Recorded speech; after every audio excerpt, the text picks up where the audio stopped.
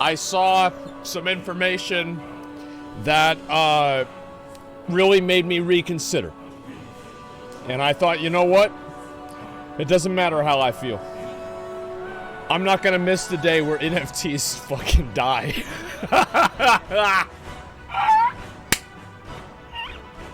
Oh my god, I can't miss this day. Oh man. Yep, that's right. I'm watching it. All those red numbers, man. Bro, I cannot miss this shit, man. Oh my god. Garo, thank y'all for the gifted subs. I fucking appreciate it, boys. Terra Luna, I saw this, boys. It's non-refundable token. Focus today on the non-refundable. Yeah, they gotta rename that shit, man. Oh my fucking god, dude. I am so ready for this shit. Say it. Sup, y'all? It's me, it's your boy Asmongold. And today, guys, listen, we got a lot to talk about. Also, I want to say that, listen, yesterday, so I went out, so as soon as I ended my motherfucking stream, Cody and Jeff showed up to the house. And I'm gonna be honest, I was already dead before they showed up. And they were like, guess what's gonna happen? And I'm like, what's gonna happen? They're like, we're gonna go party. We're going down, and we're gonna go to so basically in Austin, you've got a few different places where pretty much people go out to go anywhere, right? And so you have 6th Street, and they call it Dirty 6th, right? That's what they call it, and it's a very fair name. That's where pretty much everybody goes, college students. You don't have any fucking money, you don't have anything, you go to 6th Street. That's what it is, not 55th, but it's 6th Street, right? This is where I used to go all the fucking time back in the day, every single time, against my fucking will, because I fucking hate going there. I hate leaving my house. So anyway, then there's another place called Rainy, which is obviously a little bit farther down the east, which is a little bit more expensive, but not that much more expensive. And then there's the Domain. And the Domain is where all of the rich white people go. Cody and Jeff wanted to go to the Domain. I hate going to the Domain. I do. I hate going there. There's just a bunch of people there. It's you see all these expensive fucking cars all the time, and it just pisses me the fuck off. Everything's expensive. There's a bunch of stores there, and they've got a Gucci store and shit. And I'm like, all right, fine, we're gonna go there. And so we met up with their friend who actually ended up he played on Feralino with us. I didn't even know it. And anyway, we had pizza and shit, and so we hung out there for a while, and then we went back home. But man, I'm gonna be honest, on that car ride over, did you at least shower before you went? Fuck no, man. Absolutely not. I haven't I showered actually, when did I shower? 3 days ago. That's pretty good. That's pretty fucking good. Yeah, I'm chilling, man. And Asmongold dripped out the wazoo. Everybody always tells me they want to take me shopping and get me a bunch of expensive clothes. I'm gonna be honest, if somebody gave me a Gucci shirt, I'd wear it. Why the fuck would I not wear it? You know, Balenciaga, Gucci, whatever the fuck, I would wear it as long as it's comfortable. But the difference is that I don't really care. It could have, say, Gucci on it, it could say Balenciaga, or it could say Hanes fucking soft comfort fit from Walmart. I don't give a fuck. But whichever shirt feels the best, that it doesn't look doesn't get dirty. It could, yeah, or it could say Army on it. I don't give a fuck. Whatever it is, as long as it feels good, I'm happy, man. That's what it is. Comfort is king, yeah. So too lazy to care Victoria's Secret? Yeah, sure. I think that'd be fucking funny, right? A pink shirt with Victoria's Secret on it. Yeah, I think that'd be fucking funny to wear all that shit, man. And so yeah, obviously I wear it, but I'm not buying it. That's what it is. So yeah, we were hanging out doing that shit yesterday. We got back home. I'm gonna be honest, on that car ride over, I literally didn't even know if I could get out of the car. That's how bad I felt, man. And I was like, man, this sucks. But we got there, we were chilling, everything was good, and it was all right. And so anyway, I do that. I get back home. I got my second Berserker, boys. I got my second Berserker to tier 3. So I'm ready. We're gonna do vaulting 2 times a week, boys. Oh my god, I'm fucking ready for that. Please, can we release some real content, Lost Ark? I am sick of killing that motherfucking goat, man. Like, I am ready, man. True Berserkers? 3. We're gonna go 3 Berserkers. And after we get 3, we go 4. That V Rising game, fun fact, I had a sponsorship for that game. I didn't know if I was gonna take it. I think I declined it. But I saw Lyric played it yesterday. What did you guys think of it? If y'all like it, I might see if they're still interested. I didn't really know. Like, I was like kind of busy with some other shit, so I gotta figure, it looks fun. All right, yeah, maybe I'll take a look at it and see what happens, right? I'm just not really sure yet. Anyway, it looks fun. Yeah, I actually watched a little bit of it, but I didn't really see it. I'll have to go back watch Lyric. I'll probably watch Lyric's VOD and see how he liked it. A lot of games like that I discovered kind of through people like Lyric or Summit. You know, the original OG dons of Twitch, the variety gamer extraordinaires. Are you gonna play my game? I don't know, McConnell. I mean, there's a lot of my games that I've got to play today. I need to look at it. I'll watch the trailer for it today because I don't know what it is. McConnell's talking about the Stanley Parable. I haven't seen this game before. I don't really know what it's about, but I'll definitely look into it and see what it is. And sure, why not? Am I gonna play Destroyer? Yeah, I'm saving my Fate and Power Pass for Destroyer. Although there's a part of me that wants to level it up on my own just so I can understand how to play the character, you know? But I don't know yet. I haven't decided. I'm not sure. It just depends on what I have time for because obviously I'm kind of busy and I've got a lot of other shit that I'm doing at the same time. You got 2 power passes? Maybe I do. I know that they said that, are they giving people a Destroyer power pass now? I don't even know. I haven't kept up with that shit. I have no idea. Like, the only time that I care, no, they're not. They need to just do that. Like, why not? Like, why give people this, like, fate? Like, why? Like, it doesn't really seem like it, like, what's the point? Like, why make people level through, like, Lutera again? Like, what the fuck, right? It doesn't make any sense. And money, but they don't even make money off that. It's just stupid. Like, that's it. I don't know, man. Stanley's excellent. All right, yeah, maybe I'll look into it. I've never seen this, so we'll have to find out. Class releases are too close to each other. Yeah, that's a good thing, though. We just have to get the content out, man. Like, I want to get to the point where I think that the faster that Lost Ark gets to the place that it's in Korea, the better for the game. Because that's whenever the game was growing. That's whenever the game has hype. It's like, for example, like, imagine if people thought, like, oh, man, it's like, oh, yeah, this is a good example, right? So, like, Lost Ark right now in retail, and not retail, I'm gonna make a classic WoW example, right? So that's why I said that. Like, Lost Ark right now is like the classic WoW beta at level 30. It's cool. It's got some novelty to it, right? But, like, people are really there. Like, when did classic WoW really pop off? It popped off whenever you hit 60. And like, 60 is like the other fucking Legion raids. 60 is Vaulton. 60 is Belshazzar. And so that's the kind of shit that people want to see. So, yeah, I think the faster that we get there, the better it's gonna be, man. Lost Ark Classic is a mistake? Yeah. Lost Ark seems to be dropping off like DFO did. Try to play catch up with Korean version content. Yeah, that's what I hope they just keep catching up with that as much as they can, and it's okay. Stamina requires learning a few combos. Well, we'll see what happens. Dragon Song War video. Yeah, I might watch that. We'll see what happens.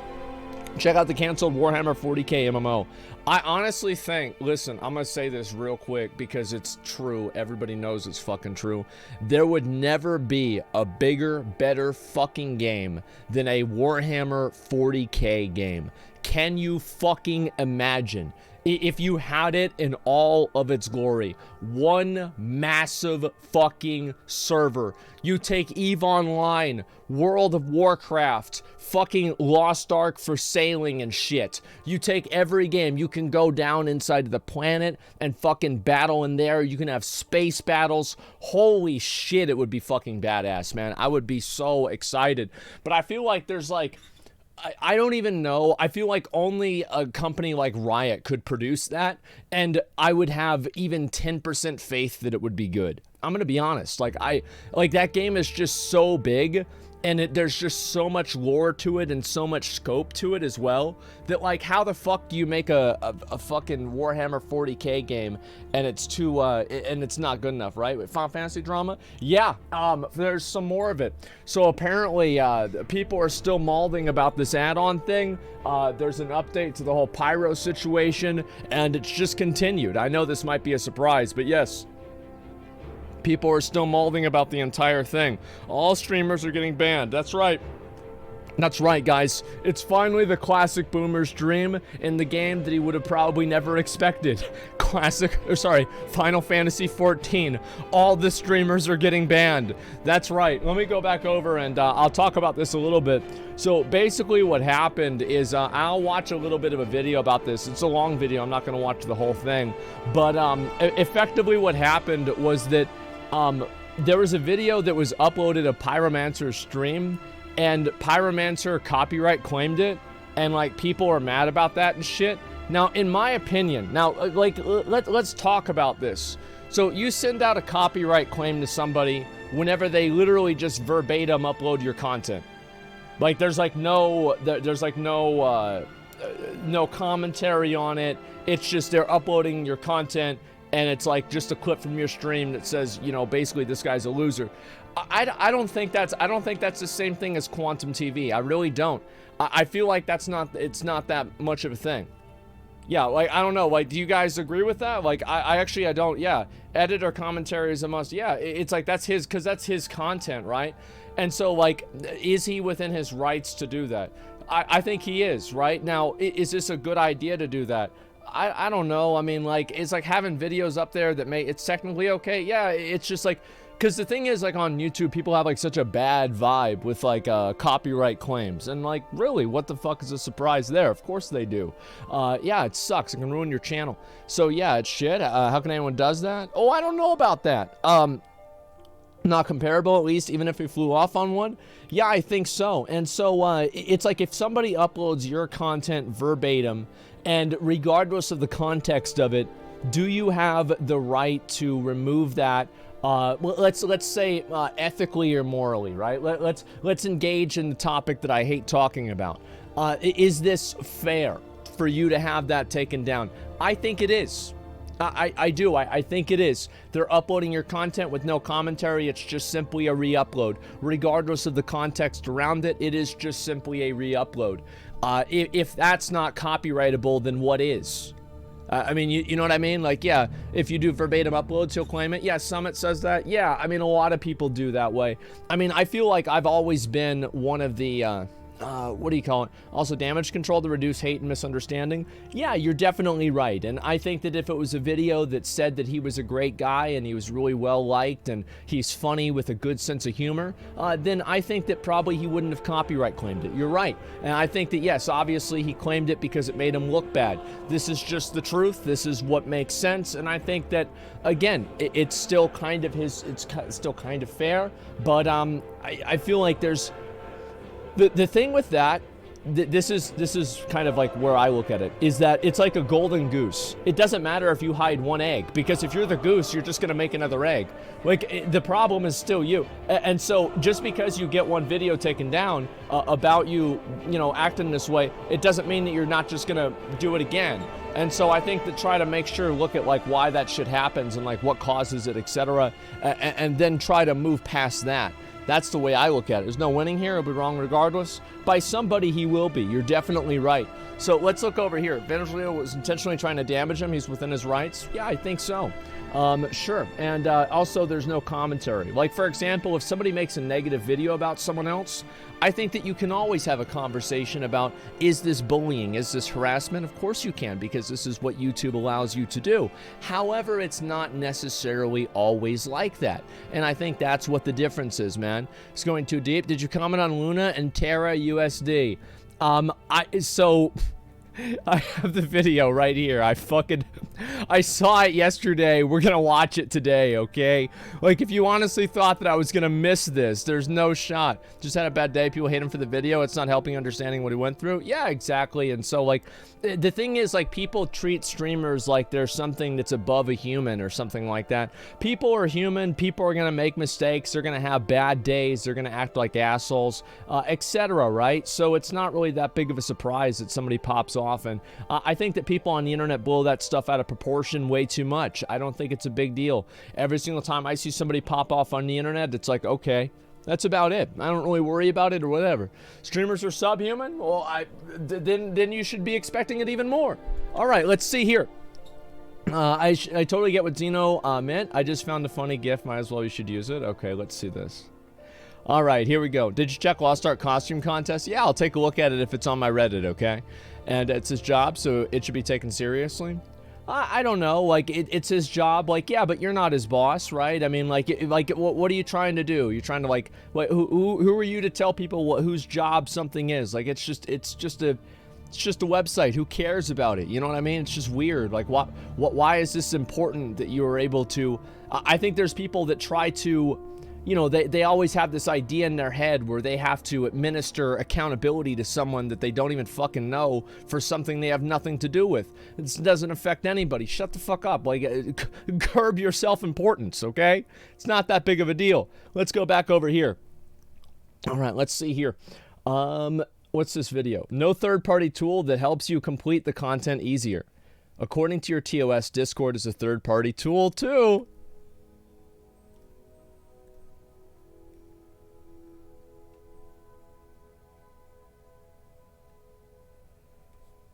Yeah. Yeah. That's just about it. Yep. That's literally just about fucking it. That's exactly how I would fucking feel listening to that shit. And I would be pretty annoyed by it as well. Disingenuous? Well, I think it's very simple, right? Is that, does the game interact? Like, I want to say it's fucking hilarious to see the streamer drama. Because you know well it's a streamer-only problem, right? You can mod your game in any way if you have 90+ IQ, and if you don't show it in your content, like, I don't know, the world fucking first race, there's no way Square Enix can see what's happening on the client side. If you're an average player, you're fine. I don't think we should cry because the special streamer treatment is over. Well, it's not special streamer treatment. I think this is just like, this is like a I hate streamers post. I find these to be so cringe because it has nothing to do with them being streamers. It has everything to do with them posting the thing. If you go and you post the content and then somebody reports you for it, you're gonna get in trouble for it too. It's nothing that is unique to streamers. It's just the fact that people are seeing their content. Yeah, it's just, I find that to be so obnoxious, man. I hate that stuff. It's not just streamers who use the plugins. Yeah, exactly, man. And I hate streamers post on Asmongold subreddit. Oh, I absolutely hate people like that. I think they're the biggest losers. Let's see here. If nothing would happen, some salty retarbs didn't mass report the streamers. Mass reporting just to cancel content creators. Honestly, some level of maidenless behavior. That the DSW kill was sus and shouldn't be normalized. I don't know why... I don't know why... This is my opinion on this whole topic, right? We've talked about this now for like 2 days. There is obviously a difference between an add-on that gives you a timer of, you know, like a debuff on a party frame. There's a difference between that and an add-on that, like, says verbally which ability is happening. Like, these are clearly different things. Like, I mean, really, there's no comparison between the two. I know that people try, well, yeah, but they're the same according to the TOS. Fuck that. Who gives a fuck about the TOS? Who gives a shit? They just write that in a... what is this, written by God? No, they could change it if they want. That's the point, yeah. So obviously everybody knows that there's a difference between the two things, and I think that some of the more helpful add-ons should be incorporated into the base game. I think that's basically what it comes down to. Countdown mechanic when it really tells you what to do without using a brain cell. Exactly, and that's the kind of stuff that that's bad. And so I think it's just very disingenuous to compare something like the equivalent of bigwigs or weak auras to a UI changer, right? Something that changes where you can move your frames or remove a mana bar for a warrior. Like, I mean, this is just simply not the same thing. So I know people get pissed off about this kind of stuff, and I know they get mad, and, you know, they try to say, oh no, it's the same because of the TOS. Yeah, well, I don't really care about the TOS. I don't care. Like, it doesn't... people, like, they treat this like it's some sort of, like, infallible word of God. No, it's really not. There's obvious differences in everything, and it's important to keep in mind. Enjoy your band? Oh, the thing is, you have to follow the TOS. It doesn't matter if you don't want to or not. You have to follow it or you get in trouble. But that doesn't mean that you have to accept that it's infallible. Can't you say that I follow the rules, but I know that they're wrong? I think that's fair enough. I think that's completely reasonable. And absolutely. TOS is the same people who say, Professor, you didn't take our homework? Yeah, exactly. People only care about TOS when it's very unfair. Yeah, it's so obvious the perspective to have, and nobody can really seem to understand that. Can't expect a company to hold themselves to their own rules. What can you expect them to do? Exactly. Yeah, it's just, come on. And so that's generally what I think, is that I think that there's very clearly a difference between mods and add-ons that augment your gameplay and give you extra levels of awareness in terms of telling you whenever mechanics are happening that you wouldn't necessarily have access to, or like they basically make mechanics that make the raid easier, right? In a way that's not just a UI feature. I think there's a big difference between that and something like G-Shade. I do. I think it's a very big difference, and one of them is okay in my mind and the other one isn't. I don't care what the TOS says, that's what I think. And so anyway, let's go back over here and we're going to see the rest of this stuff. And no one reads the TOS until this sort of stuff happens. Well, I always do, because that way I know how to break it and get away with it. And so, yeah, but that is definitely true in a lot of cases. We don't need a slidecast add-on to do the same thing by an emote. Oh, I agree. I know that you don't need to. You think you're so much better than us. WoW Andes, Final Fantasy Andes, Lost Ark Andes, and then there's the React Andy. Okay, dude. I mean, you're not wrong. Let's be fucking honest, man. Yeah, let's be fucking honest. Yes, the React Andes, this is what I've said many times, is that I think that React content is the future. I've always been a big fan of React content. I've watched React content for years, and I think that it's more interesting. Now, I think that gaming is like, I don't know, it's like sprinkles on a cupcake, you know? It's just, do you, like, are the sprinkles the best thing about the cupcake? Not really, but it you know, it adds a little bit of flavor and it makes it look good, you know? You have a little bit of games in between and you have a little bit of fun. The way I do it is like this, is like if I don't have a game that I'm really like intent on playing and people like watching, I just don't really fuck around with it, man. Like, why try to push a square peg into a circular hole? There's no reason. Just try to enjoy what you like doing and just do that. 90% of your content's React content, the other 10% is shitty transmogs. Yeah, you're actually right about that yesterday, for sure. And but if everyone reacts, who will make the content? Well, you react to other people's reactions, obviously. Watch Game Drama Investigator video about plugins. I think a lot of people don't understand what the real problem is. Maybe I'll look into that. I don't really know yet. If people post a link to it, I'll definitely take a look at it that way. Everyone knows all shapes go into square hole? Yeah, true. We're a different breed. We're here for Asmon's opinion and personality. You wait 8-hour intro for the stream to start. For us, the intro is the stream. We're not equal, fucking... Dude, this emote, I remember the Asmon's... Do you remember everybody had an Asmon CD emote? Holy shit. That's so crazy to think of. I remember I had this... And it was like 2015, no, it was not 2015. It was like 2017. It was like right after Doc kind of thing. And everybody made their own emote of like their themselves with a mustache and sunglasses on. And everybody would meme. It's like whenever you think back on it, it's really kind of fucking brutal, right? Everybody would just meme Dr. Disrespect cheating on his wife.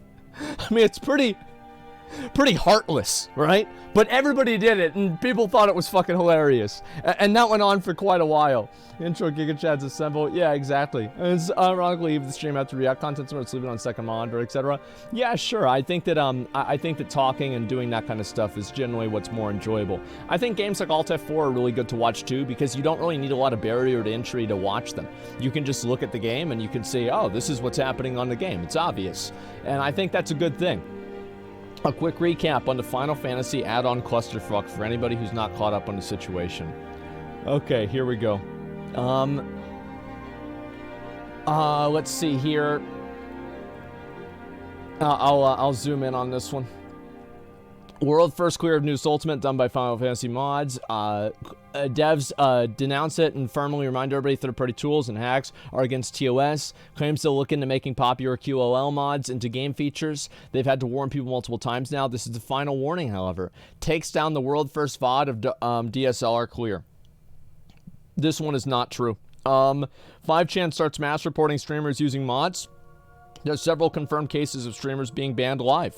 Official forums is a war zone, but most people are supporting devs. Reddit having a meltdown. Front page of several Final Fantasy subreddits are swallowed by drama.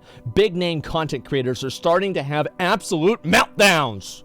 Pyromancer starts stream with mods enabled. Chat warns him he'll probably get banned. Has a meltdown. Yells at chat. In stream early. Mr. Happy hasn't said shit. Most likely because he's in the clean and he's supporting Square Enix's decisions. Arthur's is shitting himself. Mostly quiet, but showing clear fear.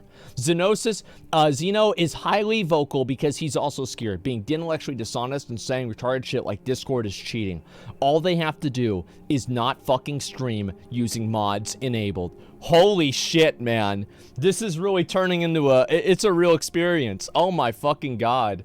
Look at this. You guys remember whenever the WoW Exodus happens, people like Limit Max started grading, modifying his whole UI, and showing ACG on stream? Well, I think the reason why people do that is because there's a culture here, like the guy that we interviewed yesterday, he was right. There's a huge culture here in North America of modding games. Like, this is just what people do. So, like, there's going to be, to a certain degree, just an honest culture clash whenever you have a group of people that say, no, you can't mod our games, and they come from a totally different culture. Like, we see this same thing happen with Nintendo very regularly, with, like, the way that they look at intellectual property and the way that they enforce their IPs here in America. I think most people would agree is reductive, and it's not good for the community, or really themselves even. But this is what happens. So you have a lot of people from the US who are used to modding Minecraft. They're used to modding Valheim, World of Warcraft, all of these games. Final Fantasy comes along, a lot of people that are from this North American region start modding the game, and Final Fantasy's not okay with it. Of course you're going to get a bit of a backlash because this is the culture here. This is what people do all over the place. And I think that's fair to say. It definitely is. And I'll be honest, I think that I think that there should be a certain degree, like, this would not be an issue in my opinion if they were faster, and I mean Blizzard and Square Enix, if they were faster about making mods actual features in the game and listening to feedback and being able to implement that feedback into in-game systems. Because that's the truth. We wouldn't really need, there would never be a distinction. You know, it's kind of like what I said yesterday, where like all mods, in my opinion, fall into two categories. Like basically a limitation on the game's engine and a limitation on like the UI that the mod is causing to solve. And I think that's the developer. That's the developer's fault. And then on the other side, you have mods that increase somebody's awareness and make somebody better at the game and basically make them a better player than they actually are. And those mods are the player's fault, and those mods are bad. So those are the mods that are bad. The mods that just change UI or give you extra usability, those are the mods that are good. I think that it's literally that simple. Chat bubble's good. Fucking like weak aura is bad. It's that simple to me. That's the way I see it. Yeah, it has no chat bubbles. Exactly. Like there are many games that have chat bubbles. I think that's totally fair. So yeah, they will never have damage on screen. Well, that's fine. But like, the thing is, I think it's within their right to say you can't have a damage meter. Sure, within their right to say anything, right? But it's also within players' right to disagree with it. It doesn't mean that it's within their right to disobey the rules. No, but I think that people can disagree with it and explain why they think it's wrong, and that's totally fair. Yeah, I think that's totally fair. Customization versus increasing accessibility and skill. Yeah, exactly, man. Just don't play. I think that's a bad way to look at it. Why would you tell people not to play a game just because they want to enjoy it a different way? I think it's important to find out why they think that way and then try to solve the problem that way instead. Well, I'll start to disagree with DPS meters. Everybody has a different perspective on it, right? I get that. Everybody has a different perspective on it. But I think that there is a difference between having DPS meters, and this is what I said with Ashes of Creation. Ashes of Creation has a actual support class system. So whenever you have DPS meters and you see a bard is doing 30% of the DPS as a War Master, well, you're going to think the bard sucks. What the fuck is he doing here? He's just playing a flute. He just playing a flute. What the fuck is he doing? Wasting our goddamn room. But yeah, that's what it is. Bard equals shit DPS. I know. You're gonna have all mods exist or no mods at all. If I had to choose between all mods or no mods, I would choose no mods. I would choose no mods. I think a uniform player experience is better for a game, and I think that it's easier to solve, and I think that also mods make it to where developers don't. This is what happens with WoW, is that I think one of the reasons why the fucking UI is still so shit is because WoW has relied on those UI developers, and because of that, they haven't updated the add-on, or sorry, the UI features itself because of the add-ons. So yeah, it actually, not only is it bad for the players, but it's also empowering the developers to be lazy as well. So yeah, I think that it comes and it affects us negatively in both ways. Square Enix want to make a showing they would have banned the whole Limit bunch for breaking the TOS then and there. The DSR race was recently, back then Limit Echo was blind. I've also heard, and this is probably the last, again, I'm talking about this again because it's a popular topic on my Reddit, but I probably want to move past this, and I can't wait to talk about the crypto stuff. I'm excited for that. And so I think what happens is, like, you have something like this where you have a lot of people, a lot of eyes on the game. And I think that it makes sense that they're going to want to ban people for it. Some people said that in Japan, there's certain laws that mean that, like, Square Enix should be more aggressive on making on basically, like, cracking down on add-ons. So if there's an actual law, like, I've heard this from, like, 5 other people, and, like, I don't think anybody here probably understands Japanese law, so it's probably, like, bullshit anyway. But I've heard this from a lot of people. And if this is true, yeah, Japan's IP laws are super strict. Yeah. So, like, if this is true, it makes perfect sense, right? And, like, is it stupid? Yeah, it's stupid, but it's understandable, and it's not really their fault. You know what I mean? Like, I don't know. They already said they won't do an anti-cheat because of it. Yeah, I mean, there you go. And, I mean, it's Japan. I mean, it's nothing I can really do about that. Last line says, how pointless the molding is. Yeah, exactly. I think so. I never downloaded a single add-on for Final Fantasy. I didn't want to try to figure it out. It seemed more complicated. And I think that I viewed it as, like, the same as a lot of people view WoW. Is that I think there's a lot of new players for WoW, and they hear, like, oh, you have to download this fucking program that downloads other programs onto your computer. Like, now you're into all these extra steps. Like, you just have a casual, like, fucking random guy. Why the fuck would he go do that if he could just go play another game where he didn't have to download a bunch of different programs? You know what I mean?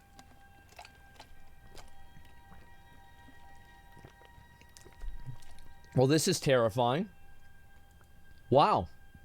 This is absolutely horrible. Oh my god, why would you do this to me? Holy shit. What is this? What is this fiendishness? I typed Asmongold World of Warcraft concept art into an AI art generator. That is disgusting. Look at my ears.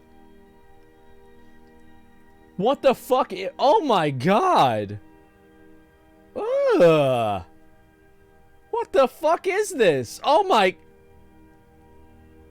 Bro, I look like a boss from Path of Exile. This is horrible. I mean, really? I look like a boss from fucking Path of Exile. Yes, exactly. Or some sort of fucking, like, I look like a Dark Souls 2 boss. Yeah, there's that too. Oh my god, this is terrifying. Look at this weird helmet and everything. It's almost kind of cool, to be fair. Yeah, holy shit, it's so lifelike. Really nailed the hair and teeth. Man, guys. Wow, thank you. Come on, you're doing them dirty. Yeah, true. Holy shit, this looks like Nurgle's cultist artwork from Warhammer. It's awesome.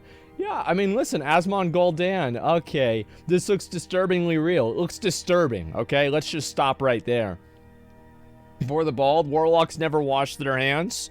Yeah, I mean, to be fair, warlock is my second favorite class, so I think that makes sense, right? You made him have an existential crisis. What's this? That's nice. Dinner's ready. We have to go. Oh, come no. On, wrap it up. Tell your internet friends we have to go.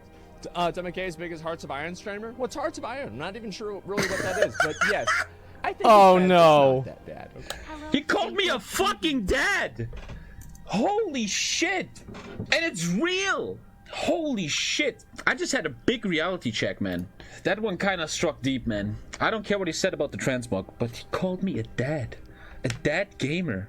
Is he wrong though? No, he's not. And that's weird. It's like I'm getting old, man. Anyway, let's go back to dad gamer content. These kids are skipping college to be TikTok famous. Bro, I should watch this video. This video seems lit. What the fuck? We should watch that.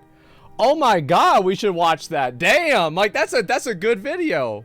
Yeah, I pull that shit up. Oh my god. Yeah, react content. Yeah, that's fucking hilarious. Please now, let's watch it. No, bro, that shit's interesting. Yeah, that shit is interesting. What's this here? Not right now, but in a little bit, right? Yeah, Elon interview. I put that on my list. What, these kids are yeah, TikTok. These kids are skipping School to be TikTok famous. Maybe I'll watch this later on, okay? Yeah, I guess it's got to be this one here. I think that's, I feel like it's so interesting, man. I fucking love it. Yeah, dad content, let's go. Well, all right, I want this guy. Like, Like, as big as Hearts of Iron streamer? let him know that I only said that because the first frame, the screen was really small, and I thought that he would stay safe based off of his perspective and his hairline, to be fair. And Stay Safe recently had a kid, and he's also a dad gamer now. So that's the only reason. I didn't mean it like that, all right? I didn't mean to I didn't mean to do you that way, okay? Throw your video on your list, in-game history? I don't think it is. I'm not sure if I've seen that one before. I don't know. Oh no, Jubilee next? I don't know what Jubilee is. Let's see this. Uber Danger continues to get abused by YouTube's awful copyright system. I saw this. He made a video about it. We're gonna watch this. You know what? I should probably pull this up right now. And let's see here. These kids have been skipping college to watch Asmongold. Smart. Hey y'all, I'm posting this to shed some light on content creator Uber Danger and heartbreaking abuse he's been receiving from YouTube. You know what I'm gonna do? I'm gonna just watch his video. Let's hear his take on it, okay? Yeah, let's hear his take on it. Excuse me. All right, here we go. And let's go ahead and pull this up. So he made a video about this and he made a tweet about it, right? So first thing, this is what he said right there. Sorry to bother, but I spent a year making a video, and now I finally fixed all the copyright matches, only for the status to change to limited ads. I requested a review, but I truly think this video fits within your guidelines. It's lighthearted fun. Oh, shit. Yeah, I mean... God damn, man. All right, let's see what he says. Well, I already hate this guy. It's like he's trying to show off how much hair he has. It is. It's like he's trying to show off. Like, just stop, man. Like, why you gotta do this? I just woke up to like a really, really shitty email. And it's like, I just need to vent my frustrations a little bit. Okay? Yeah. I just woke up. I'm not trying to be inappropriate, but look, YouTube just doubled down after a manual review on taking my Terraria video that I just worked on for a year and saying that it is like limited content from ads and from being shared, and this is because of inappropriate language and use of extreme profanity is what they call it, which is just not true, by the way. It's just not true. I was meticulous about designing this video to be inclusive, non-hurtful, lighthearted fun, right? I think a lot of times like this shit happens and it's just arbitrary. Because like YouTube doesn't have like one person that reviews shit. They've got like 10 people that review it. You know what I mean? I don't know what I have to do to succeed on this platform anymore, right? And let me just talk a little bit about it. It's insane. It's actually insane. Like, when I go to upload, there's so many steps where their system is just made for me to fail. So first of all, it tells you copyright checks, right? And your video, when you put it out a couple days after being publicized, can just get a manual claim. Yeah. Because their copyright check system doesn't show you the copyright matches that are still pending action from the claimant, right? I have had labels or publishers lie to me in the past, tell me I can use the music, tell me it's good, then they strike it after the fact, and then it's probably because like what you have to understand is like the YouTube copyright system, sometimes it strikes your content automatically. So like they could have given you permission and then the system strikes it because the audio file is in the system and it runs a match. You see what I'm saying? Like, that's how that shit can happen. Extort me to pay a lot for the license, okay? People abuse this copyright system. They do. There are people that go and strike channels and videos down that they don't own at all just to steal the ad revenue, right? But let's say magically you've sorted out every copyright issue and you have licenses for all the music in your video, and you finally upload a video and you finally are successful with the release of your video for the first time in 2 years, And the first time in, I think, 3.5 years that I'm anywhere near this successful with the release of a video. Yep. And then when the copyright claim is lifted, that somehow changes the video to limited ads and it stops getting views, and you can tell it just stops immediately getting views because now it's limited ads. And you contact YouTube, right? Contact YouTube, great stuff. It always works really great. You can complain on Twitter, you can talk to their live chat, and every time you'll get the same thing. They'll manually re-review your video and tell you, yep, it's just profane, there's extreme profanity. What do I have to do to get to upload a video? I spend so many hours. I have a shit spine, dude. I have scoliosis, and I spent so many hours in front of a computer, sitting statically in a chair, making these videos, just to get limited every fucking time. What do you have to do for YouTube to stop blacklisting your channel and to stop demonetizing everything you put out? Yeah. Do you really not want creators that spend a year on a video? Is that it? No, it sucks because, like, you put out a video and, like, if you put, this is what the problem is, right, with YouTube, and, like, this has always been an issue with YouTube, and, you know, content creators fix this more now with, like, having different types of ways that they get funded by their audience, you know, like Patreon, etc., right? Quit your bitching, get a real job? What do you mean? What do you mean? What? Listen, why are people being nasty in chat? Like, I guarantee you, man, you go to your job, and you work a long time on something and you don't get paid for that, you're gonna be crying and bitching just like this. Shut the fuck up. Quit being a nasty little bitch. Why are people in chat being nasty little bitches about this? What do you fucking think? You're better than this? Like, what do you think? You show up to work, you work and you do something for fucking, let's say, 2 months, and then you end up not getting paid for it, even though they said you was gonna get paid for it, and then somehow you're the bad guy? Man, fuck you. Yeah, they call the cops. This is so pathetic. Y'all say that shit, man. And I know it's not y'all. It's like 7 people. But go fuck yourself, man. Like, that's so, like these people probably don't even have a job to begin with. So they don't understand. That's probably what it is. Or they hate their fucking job, and they're mad that somebody who's in a position that they wish they were in is having a bad time and expressing it, and they're expressing what they have as jealousy because they see a person in a position that they wish they were in, and they're mad that this person is expressing a negative emotion because they feel like that person shouldn't be allowed to have those negative emotions because in their mind, that person should be living a perfect life. Shut the fuck up. You're 15 years old. You'll learn whenever you grow up. Stop. Different. We signed a contract, gives us our money. What contract do you sign with YouTube to guarantee income? I think that there's obviously the same thing. Like for example, let's say somebody, I'll give you another example. And this is something that everybody would get behind. Like, if somebody says that, like, you know, if you upload something, I'll probably give you money. How many times have we had content creators and artists come out that a content creator didn't pay them for their art? And then the content creator was like, well, I didn't technically say I would pay you for it. But it's obvious that they were being disingenuous. It's obvious that they were trying to fucking take their money. It was. And you know what? The entire fucking community is on their side because they know who's actually in the wrong here. You want to fucking go back and turn, oh, this is a contract. Like, it's not an expectation that you can upload a video to YouTube with the best intentions of not having it be breaking the rules, and somehow it's your fault for doing that. Get the fuck out of here. Because you sure as hell won't have them if you restrict everything they put out. I don't get to monetize my own work. Yeah.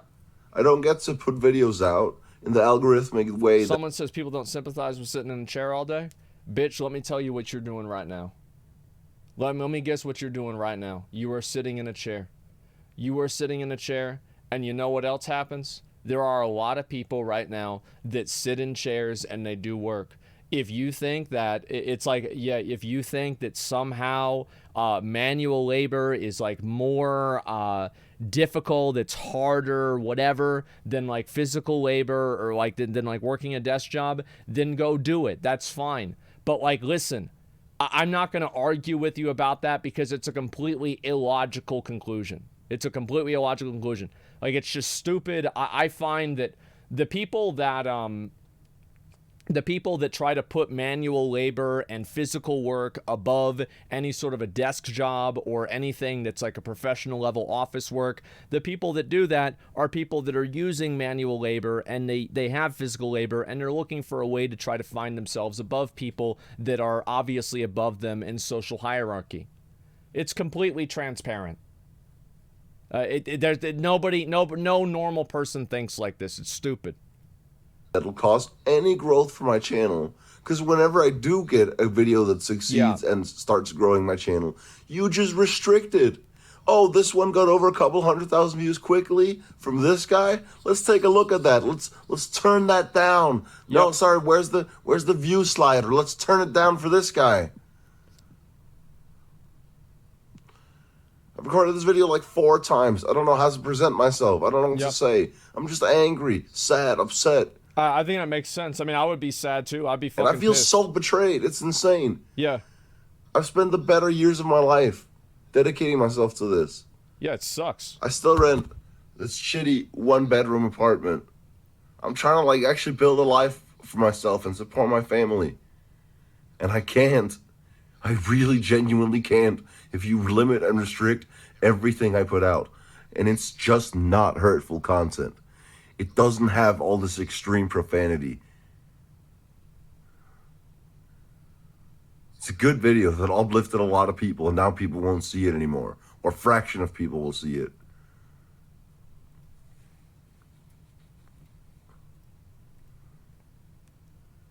Yep. Why do I do this website anymore? Why do I think you should change the way that you do videos. Like, that's my advice, is like change the way you do videos, because like you can't rely on putting out one video every few months and getting funded for it. Like, you look at the people that do that. You know, you have people like Mark Rober, for example, who puts out a video like once every month, once every other month. This guy's doing great. Why is he doing great? Number one, he's probably got like 10 people at YouTube that check it automatically because he's a very popular content creator. And as well, he also has a lot of sponsors for those videos. And it's like, if you want to go the route of like making you know, like 1 or 2 like really big videos, etc., what you have to do is you have to have those videos pay for themselves. And it's like the ad revenue, like I know what ad revenue is on YouTube, right? Like, even if you had full ad revenue, you still wouldn't get the money that you deserve for a video that took months to make. Like, it's just that's not the way YouTube works and everything like that. Like, ad revenue on YouTube is a lot better than it used to be, but it's still not going to really make the difference for like the amount of hours that you put into it, for example. So yeah, I would say do that instead. But why? Yeah.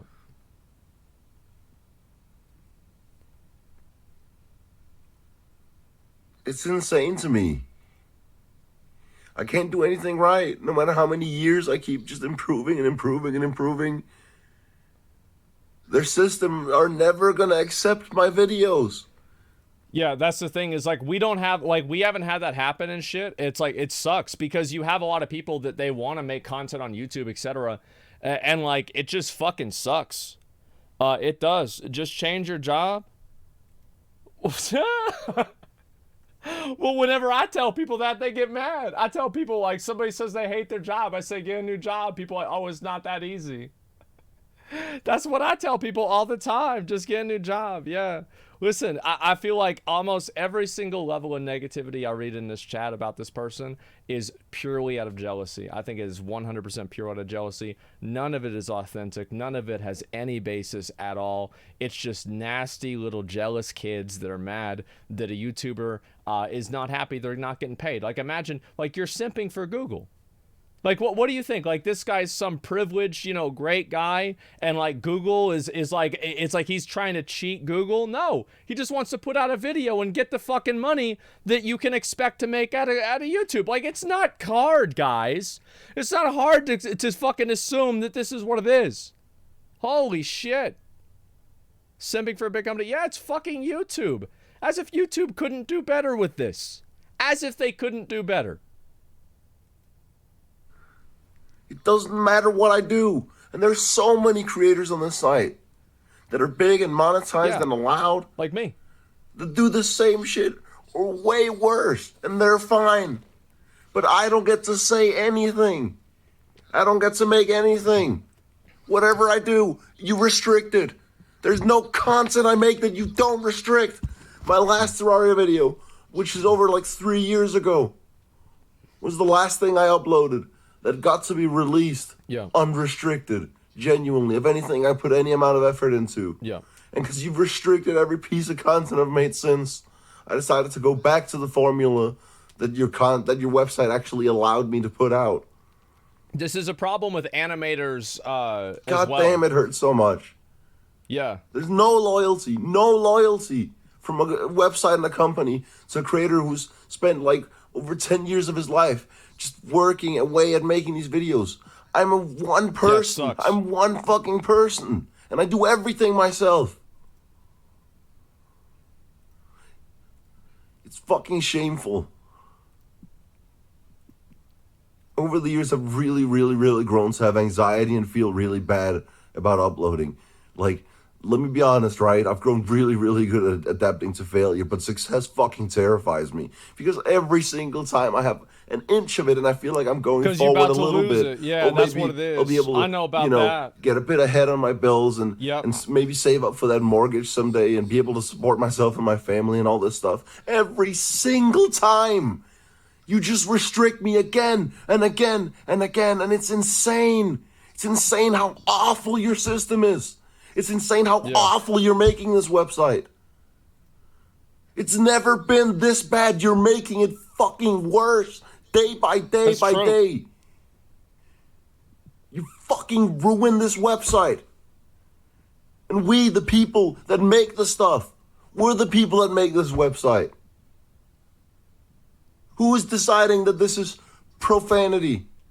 Tell me. Look at my videos. Tell me which part is extremely insane and hurtful and profanity and all these swear words, whatever. All your policies. We played a goddamn video game. Yeah, it was at one point 2 of us played without the other guy. Oh, you also have a policy on enabling dishonest behavior. Can you please fix your website so I can put out videos? You're ostracizing like people that like making things and that are passionate about creating stuff. I agree with that. We're gonna watch this one in a bit. I gotta go back. Let me ask you to put your product development. God damn! Like, what's this fucking like? Can I get this shit to work? Like, what the fuck is this? All right, there we go. So yeah, it's like here's what here's my advice to Uber Danger, right? Like I've obviously watched his videos many times. I think they're really well done. And I like them a lot, is that the videos that you put out, like you're never going to be able to make the money back on them unless you have a lot of sponsors. And I think that what you should do is do what a lot of other content creators do. And this is the problem with like animators and stuff like that, is that whenever you have this type of garbage ass chat, that chat viewers on YouTube, on fucking on the internet, just in general, get really weird whenever any content creator brings up money, because viewers have this weird expectation that content creators should never want money or anything like that. So like as soon as a content creator doesn't like they ask questions or they they don't act endlessly grateful for the position that they're in or something like that, then as soon as that happens, people in the community turn on them and they dislike them. And I think the reason for that is there's a lot of latent jealousy that happens on YouTube. It happens on Twitch. For example, do you guys know the most popular job right now in the US, the job that most kids want to be. A YouTuber or an internet influencer. That's it. That's the main job. So whenever they see somebody who is the person who they believe, Neon, thank you very much for the 10 gifted subs, I appreciate that. Who's the person who they believe is this is the epitome of who they think is, you know, like what they want, etc., right? That kind of stuff really bothers them because they're jealous and they're in a position. Have times have changed? Yeah, I know. Kids are delusional. They are. Exactly. We're in danger. Yeah, that's why things are fucked. Well, people want to have a job that they like. I think that's what it comes down to. Are things fucked because people want to be a YouTube content creator? Or are jobs fucked because nobody wants to do them? I think that there are a lot of jobs in the past that were looked on more favorably. Maybe people that are mistreated in the workforce constantly give off an impression that working in the workforce is not enjoyable. And then the people that are there try to shame the people who aren't there for trying to do something different with their life. It's embarrassing, man. Yeah, I know, it's weird. Everyone wants to get paid for what's in their eyes, minimal work. That and tech social media has warped the youth. Everybody wants to get paid for what they feel is good, right? I mean, like minimal work. What are you trying to minimize what other people do, man? Like, I mean, the thing is, here's what I say to anybody who says doing YouTube or making content or streaming or anything like that is easy. I would say that if you think that it's easy, do it. Do it. Because streamers make so much money. YouTubers make so much money. If it's easy for you, you can set up generational wealth for your family and your kids' kids. So go do it. Go do it. Go start working on it right now. Go do it. And I honestly, I'm not trying to mean this in like a condescending way or anything. I really mean this. Like, take your shot and see what you can do. Right? I mean, like, dream a little bit. Like, actually try to do something outside of the box. Live beyond the box that you were given by society and try to do something beyond that. Yeah, YouTube is oversaturated? Yeah, people say that every year. Yeah, they say that every single year. And you know what? It doesn't matter if it's oversaturated, because if you make good enough content, people are going to start watching, and it doesn't matter what it is. I understand that. There's people that always believe that. They're just looking for excuses for why they can rationalize they're not trying, because they're trying to assume that they're going to fail. Not so much about knowing, though, as personality, and the fact that most don't have the personality to do it. Well, then change your personality. Yeah, then change your personality or do something different, right? I mean, like, there are a lot of people. Like, do you think that streamers and YouTubers act the exact same in real life as they do in their videos? Of course not. Of course not. It's saturated. You have kids, like I show Speed, go from 0 to 5 mil subs in 4 months. Yeah, I know. It's not oversaturated at all, because there's more and more people every single day. You have to understand this, right? Is that more and more of the world is becoming connected to the internet. More and more of the world is becoming integrated into the internet. So if you're saying the thing is being internet is being saturated, yes, you're right. It is being saturated. But the difference is that it's also being saturated with viewers. There are, for every content creator that comes in, there's also 100 viewers that come in. So my advice to anybody who really thinks this kind of stuff, straight up, man, try to actually do it yourself. Try to do it yourself and make something happen. And don't go around and shit on people who are unhappy because they're obviously being treated bad. Like any other person in any other company, if this person was talking about how they were treated at Blizzard, if this person was talking about how they were treated working at YouTube or working at Google, everybody would have their pitchforks out and say, when do we start the riot? But for some reason, because this is a content creator, people can't seem to have the empathy because they can't see past their jealousy. It's embarrassing. Honestly, it is. I hate to see this stuff, guys. This is fucking awful what's happening to Uber Danger, and it's embarrassing for me to have people in my community that think that it's anything less than fucking manipulation. Extremely optimistic. For a market, it's probably 90% of people fail because many fuckers. 90% of people fail? What are you, 90% or are you 10%? Like, oh, I mean, there you go. Then go out and prove that you're the 10%. Go out and prove it. Go out there and try. Go out there and actually try to do something. Like, there's something, like, there's nothing, like, 1 out of 10 people was pretty fucking good. There are probably multiple things that you are better than 1 out of 100 people in the world in. Yeah, I'm saying it's easy to be successful. It's just the actual work involved. It is a lot of work. It takes a lot of time. And to have somebody have their videos demonetized, it fucking sucks. I think what Uber Danger should do is he should make content that's not as long form, and that way he doesn't have to rely on as much of the YouTube manual review for stuff. I think it just sucks, and I think for very, very large content creators, like as I said, like Mark Rober, Mr. Beast, you know, guys like that, they're able to get away with this because they have people on YouTube that they just talk to directly, and the video, like they're basically, they grease the wheels for them in every sense of the word. So what's going to happen is that if like Uber Danger's got 1 million subscribers, but Mark Rober has 20 million subscribers. Like think about how many metric levels that is. Like for me, like I have like 1 million subscribers on YouTube as well, and I have like 3 or something like that million on Twitch. So even compared to like me, right? Mark Rober is like 1 million times bigger than I am, right? Mr. Beast is 1 million times bigger than I am, and like it's hard to get your information out there. Absolutely, that's the way it goes.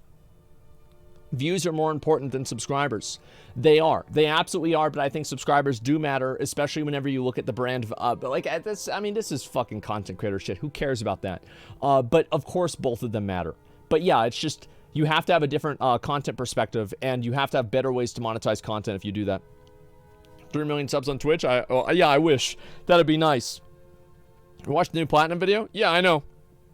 Subscribers matter to brands, nothing else. Yeah, but brands are how you make money. So they do matter. And this is what we're talking about, right? Is making money. It's easier to give up and cry about it. Giving up became an axiom that people just accept while successful ones don't. I think that there's too many people out there, too many content creators out there who coddle people, and this is what I said before, right? They coddle people, they do a disservice to their audience by just allowing them to think that the world is out to get them and that they can never be more than what they are because of, you know, society, because the world, because of capitalism, because of the government, because of, you know, other companies, because of other people, because of a political perspective, right? Something like that. And all this coddling, I think, does is make people comfortable in mediocrity. It makes people comfortable in never trying to push themselves to do something that's beyond what they could maybe normally do.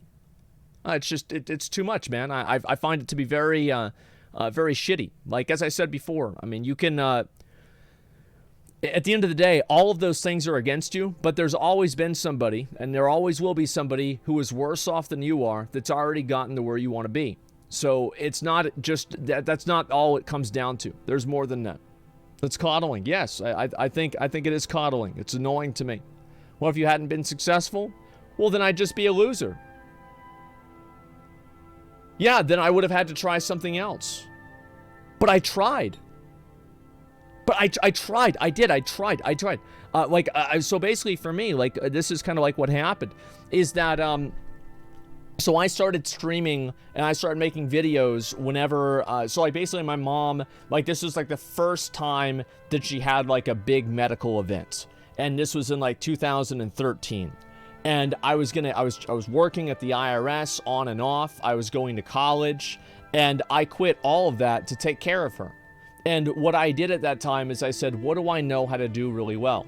I know how to play World of Warcraft really well. If you can imagine that, I used to be very good at the game. And what do I also know how to do? I know how to make videos. I've been doing it my whole life. So I said, fuck it. I'm going to try to make YouTube videos and make the best out of what I have. What I have is a terrible situation. And I started streaming whenever I started making videos in like very, very late 2013, basically 2014, whenever I started taking it really seriously. And I went to school. I was going to business school, and I was getting a degree in computer information systems. I actually had almost a 4.0 GPA, and I was doing very, very well. And my YouTube channel started doing okay. I originally just wanted to have, you know, I was taking 2 or 3 classes. I think I was taking 3 classes at the time, and doing my YouTube channel as well, and also working at the IRS simultaneously, off and on, during the tax season. And then as time went on, my YouTube channel started doing better, and I realized I didn't need to have a job. And then as my YouTube channel started doing better, I realized, you know what? Maybe I should actually really try and take a shot at this. And I did. Yeah, I did. 2.7 4.0 is a huge difference, Asmongold. It sure is. It was a 2.4 in high school. There were like, yes, I did not do anything in high school. You're very right. And so I took a shot and I tried as hard as I could. I uploaded every single day.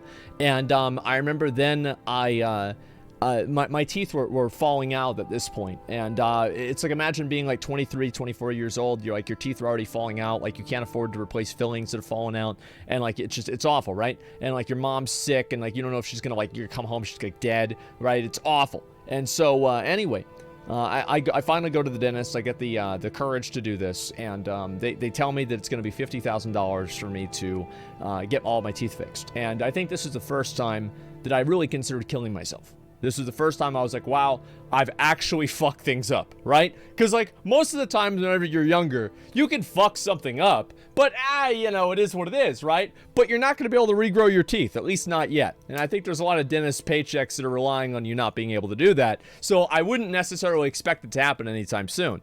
So I thought to myself, wow, I want to fucking kill myself. Like, this is awful. And I went home and I realized, like, listen, I'm doing well on YouTube, but I can't afford this. I can't do this. And I told myself I'm going to push myself harder. I'm going to start streaming. I'm going to start making other types of content. And I'm going to try to start putting out even better videos, because if I don't do that, I'm going to fail. And that's it, because I did the math on like how long it would take me to get everything fixed and everything. It was just impossible. So yeah, that's basically what it was. Killing yourself because of bad teeth? Come on. Yeah. Yeah, and it's not just that, right? I think that it's realizing that you fucked up your life irreversibly and you have no way to fix it, and it's only going to get worse. Yeah. Yeah, I think there were a lot of people that would want to kill themselves after hearing that. Absolutely. Yeah, I mean, yeah, definitely. Especially like in the context of like my mom being sick, like my life fucking sucking at the time. Oh, absolutely, that was the case. Yeah, sure. Yeah, it's a pile up, right? This was kind of like the straw that broke the camel's back. So, anyway, remember the first I streamed, I was doing a year, got lucky as fuck? No, I didn't get lucky as fuck because I cultivated the opportunity. That's not the case. People that say that you got lucky are people that don't understand what opportunity is. I cultivated that opportunity by working hard, and I also had made a YouTube channel at that point. I made good content, people liked watching it, and they stuck around. That's the way it goes. Yeah, that's the way it goes. People that say you got lucky are just looking for excuses why they're not lucky. That's it. Work so hard because you didn't want to work. Yes, that's right. I never wanted a job. Whenever I was in like 3rd grade or so, I heard and I found out that, you know, whenever you get older, like you have to like go to like a job every day, and like you have to wake up, and it's like even worse than school. You don't have recess, and it's just like all the kids around me were like, man, I don't know, what do I want to do? Like, well, maybe I want to be a firefighter. I want to be an astronaut. And I'm like, I want to, wait, can't you just like, wait, can't I just like not do anything? And the teacher's like, no, you can't do that. Like, doesn't work that way. And I'm like, well, why not? And she's like, well, because you've got to do something. I'm like, well, I'm not going to do anything. She's like, okay. And I was like, you'll fucking see. And so now I work all day, every single day, tirelessly to make sure that I never have to have a job. Yeah, I work 10 hours a day streaming. I end stream. I deal with my org stuff. I work 10 hours a day minimum, probably on things related to my online content. I do that every single day so I don't have to have a job. And if I ever forget about it, there was a day many years ago where I was actually an employee at Sam's Club, and I have my I have my name tag right here. It's right here on my light, and I keep it right up there, just to remind myself of what it used to be. So yeah, obviously people can always listen. You can always find a million excuses and a million reasons why you can't do something. Trust me, anybody can do that. But I think it's a lot harder to come up with excuses and reasons of why you can. So yeah, the one out 290. No, not that one. And I said that's what it is. Yeah, I still have it. Of course I do, man. Yeah. Do you think there's an age limit that'll factor into becoming a streamer? No, I don't think so, because the age of streamers is getting older in general, right? So like 10 years ago, could you imagine a 30-year-old boomer sitting around just watching YouTube videos talking about bullshit? Fuck no. It was all a bunch of fucking kids hopped up on Mountain Dew playing World of Warcraft, listening to rap. right? But now you've got boomers sitting here like me, and there's just a bunch of guys. So like I'm making a joke about, right? What I'm saying is that the audience for Twitch and YouTube is aging up because the people that are older, like I'm saying like 60 or 70 or 50 now, who didn't really grow up with computers in the same way that we did maybe, like they're already moving out of the market in general. And every year there's a new generation of people that is now 1 year older. And also there's a new generation of people in general that's 1 year larger that are consumers of content online. So yeah, it's just going to keep getting bigger. That's what it is. I shook up the clip Tyson Fury telling people how lucky he is. I don't know what that is. I haven't seen that. And I can't wait to be 60 listening to a 7-year-old. I think there's a lot of people that are lucky. But I think people, everybody in this chat should realize that they're lucky. You are lucky. You have an internet connection. You have access to a computer. That's already better than over 1 billion people in the world. Don't let it go to waste. You know it, I know it, everybody knows it. I think people, like, they don't realize how lucky they are because they're comparing themselves to Kim Kardashian or something like that, or Donald Trump or Elon Musk. Yeah, you're right. You're not as lucky as they are, but in the grand scheme of things, you're doing pretty fucking well. So what's this here? Where you just scratch your balls and go and sniff your hand? So I don't really do that as much as I used. I used to do that all the time, but I don't really sweat a lot, so I don't really have to smell my ball sack as much as I used to. Yeah, you know, guys, I mean, everybody used to do that a lot, right? Yeah, I'm not the only one. Okay, good. Imagine whenever we're the old ones, like 60 plus. No, it won't matter by then because we're going to have Neuralink and we can pretend like we're 15 again. It's going to be totally fine. This is how I imagine Asmongold's, what's this? Oh, it's the new ultimate. Clear would end up like. King Thordan. 30 tomes. Oh my god. It deleted his fucking token.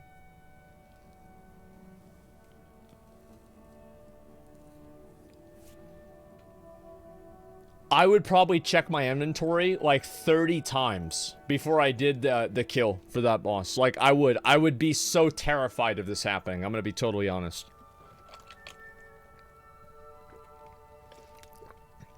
That's true. At least he did get 30 tombstones. That's pretty good, right?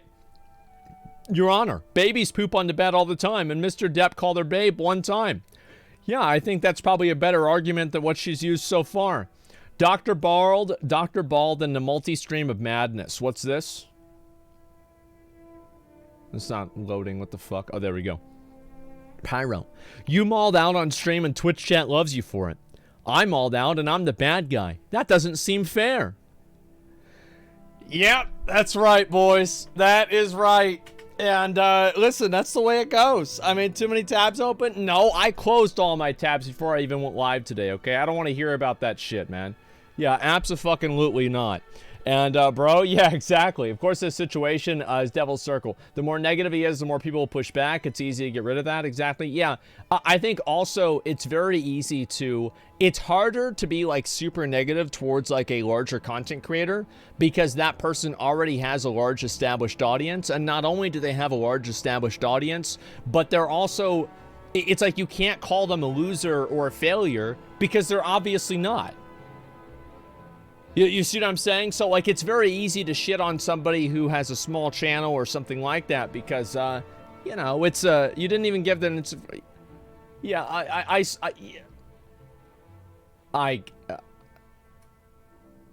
okay, all right, that's great. Yes, now I get it. All right, good, thank you. I'm so glad we forgot about that. Yeah, Owen or Asmon Maltz isn't or hissy felt like this guy. I think there's a lot of people that, it's just about likability, and that's like one of the most important things. Asmon somehow manages to snipe the dumbest idiot at 100 miles an hour for his chat. Every time, I swear the man has a talent, but in the end, it's really just the one idiot he's berating. And also, he moves on quicker. Meanwhile, Pyro goes up against a big portion of his audience. No, that's not true. I literally just did that. There were a bunch of people who were roasting Uber Danger for the video, and I immediately called them out. The difference is the reason why people are okay whenever I do it is because I'm right. I'm right, and I'll fucking prove it. And if you think I won't prove it, we've got graphs. We've got charts. We've got other ways, other screenshots. We've got everything. And I'm gonna prove it, and you're gonna know it. You're gonna know you're fucking wrong. That's it, man. And I don't care. It doesn't matter how long it takes or what it is. I will always do that. We've got plenty of fucking graphs. Watch out for the whale. What's this? Hello everyone, this is your daily dose of internet. This person got a little too close to a whale and almost got slapped. Close. Hey, pretty good. Pretty good. Actually good.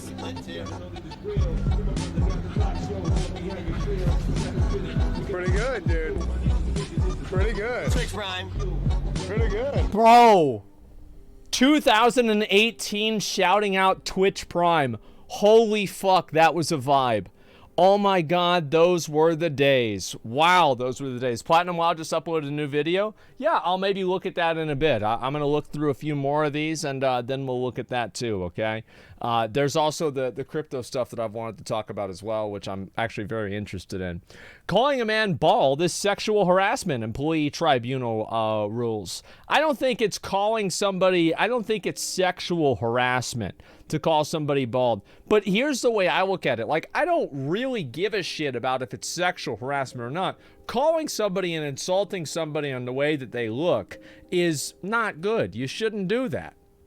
Especially at a job. Like, this is not what you're supposed to do. Harassment's okay, but sexual, what the fuck? No, but it's just, yeah, I don't know if it's it's really, I mean, just don't fucking do that.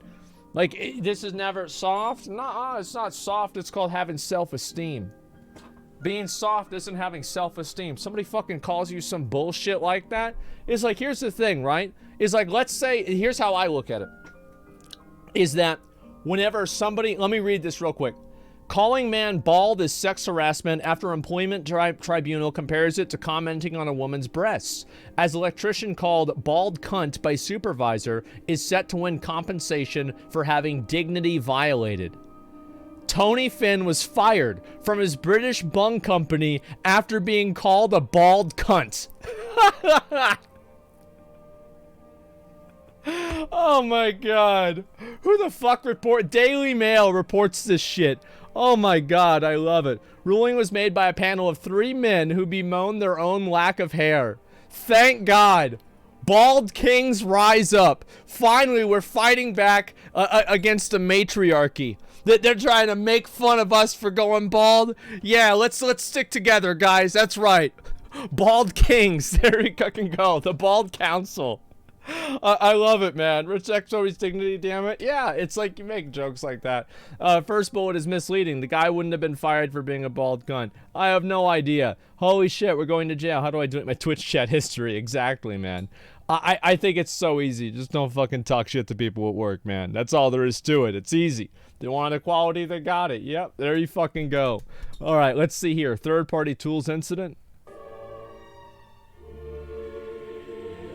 Okay, all right, we will watch this.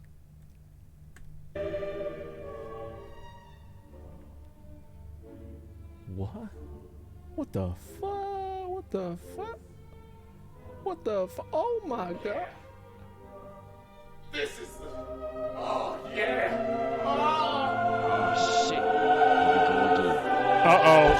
Uh-oh. Whoop. Whoop. Guys, come on. It's cheating! It's cheating! Would you look at that? Hey, yo, what the fuck? Oh!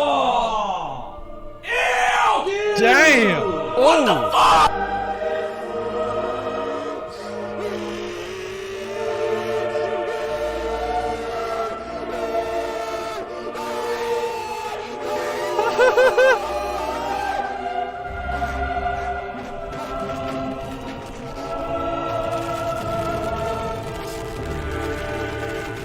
Jesus Christ! That's him typing up the report.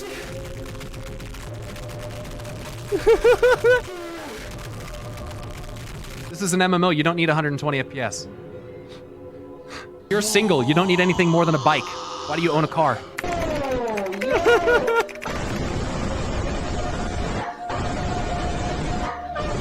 Oh my god, this is great. Oh my god, who is that?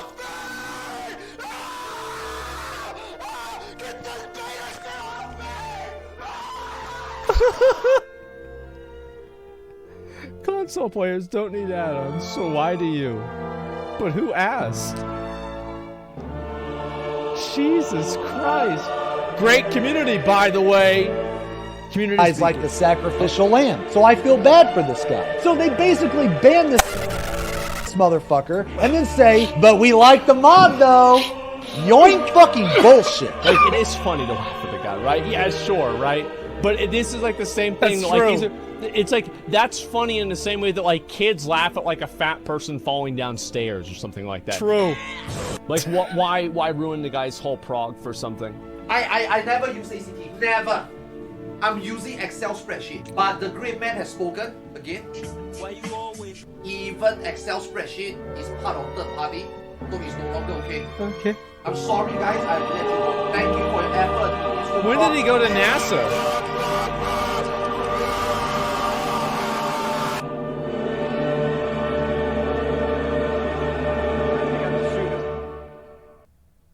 Oh my fucking god, man.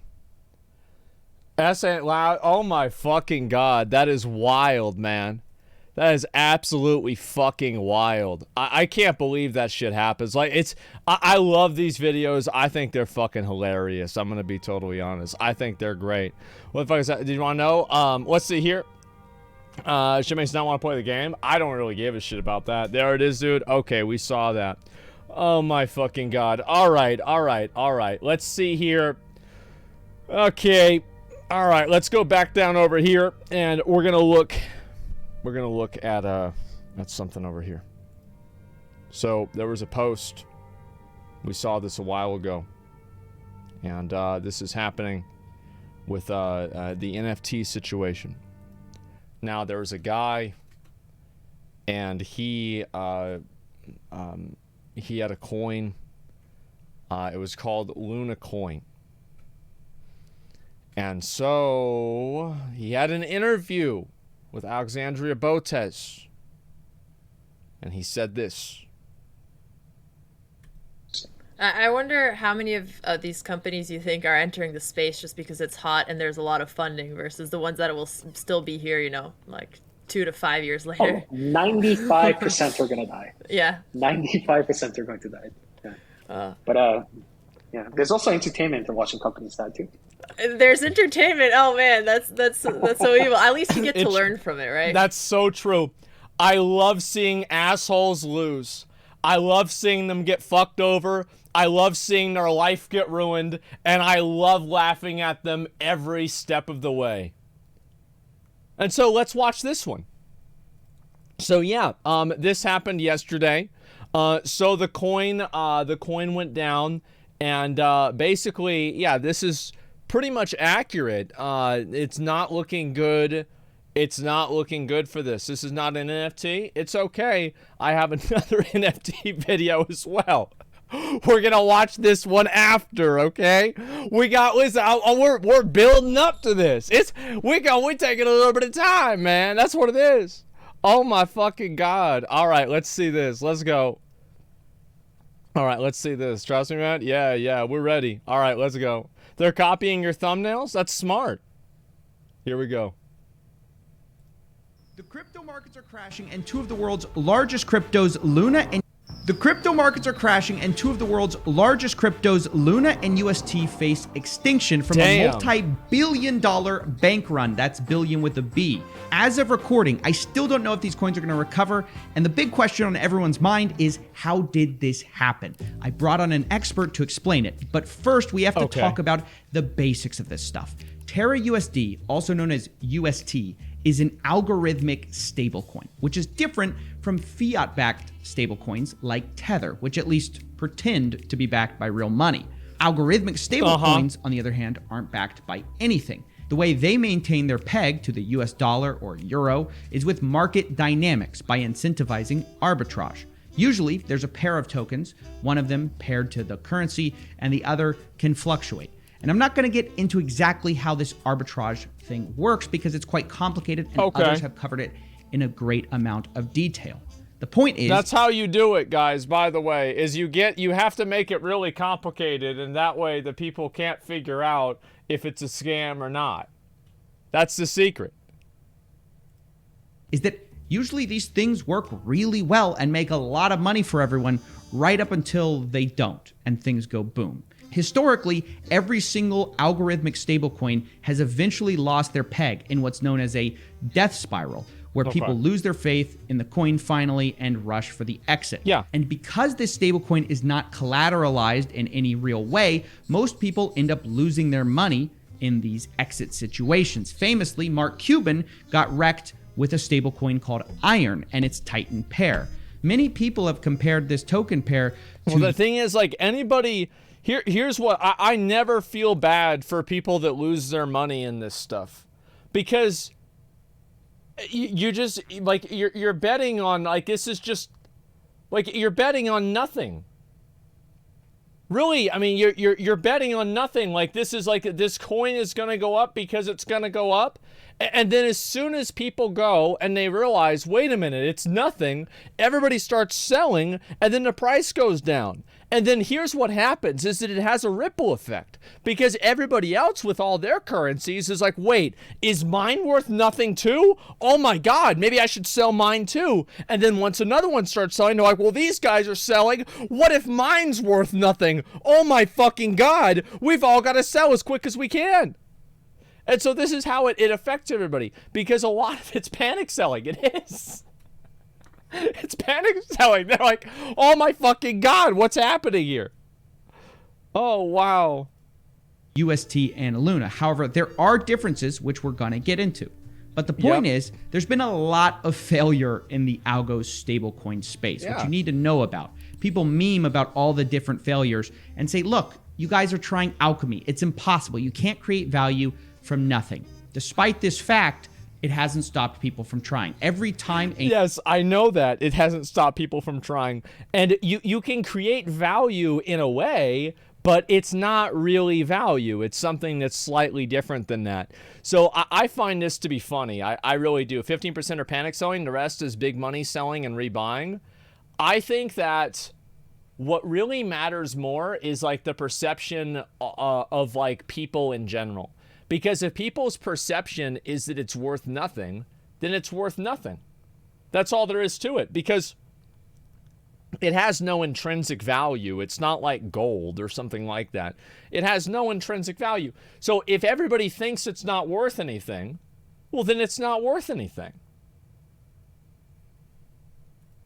New algorithmic stablecoin fails, two more crop up with new strategies about how they're going to finally defeat this death spiral. And the most popular and successful attempt at this has come from Terra Labs, a company which created Luna and UST. These two... Gold doesn't have intrinsic value either.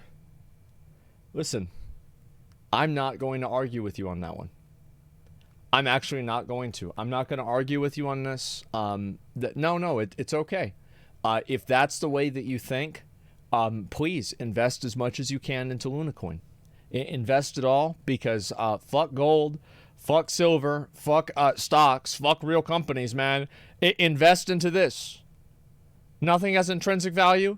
No, intrinsic value is derived from the uses that it can be, like the ways that you can use something. Like, who said that? I'll tell him to gift me all. Yeah, who said that? Tell him to gift me all of his gold. Exactly.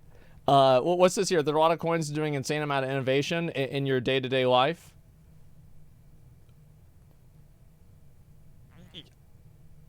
Like what? Like what? Like what? What is the innovation here? What is it gonna? Is it gonna make it easier for me to like buy and sell something at McDonald's, like, or buy something at McDonald's? Like, what do you think? It's like the only one that I've ever heard for like these NFT things having any value is a concert ticket. And as if this is some massive fucking problem that is going to change the world to solve. Guys, come on. Coins are extremely popular and in the top 10 of all cryptocurrencies. So the project is massive. And if these coins were to go bust, billions of dollars would vanish. Yep. One reason the people have invested so much into UST and Luna is because of a savings protocol called Anchor, which promises people a stable return of around 20%, which is obviously insane, especially given how stable coins are supposed to be. As a reminder, Bernie Madoff only promised a stable return of 10% a year. Yeah. And the Anchor protocol is nearly doubling that. leading many people to accuse it of being a Ponzi scheme. However, Luna investors, who often call themselves lunatics, say everyone... I think that... Yeah. I think that's pretty fair. You know, I mean, that's...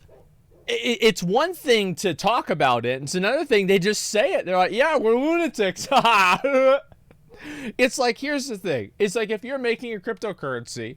You obviously want to call it and give it some sort of protection. It's a stable coin. Why would you call it not a stable coin? It's just so crazy. Like, I've thought about investing in the cryptocurrency just because I think it's funny, right? Just expecting to lose the money and like maybe I'll win, right? But I would look at it in the same perspective as gambling. It's gambling. Let's be honest. Like, sure, yeah, you can invest in something like Bitcoin or Ethereum, and maybe you've got a little bit of, you know, there's a little bit of authenticity to this. But you're talking about this other bullshit? Oh, my God.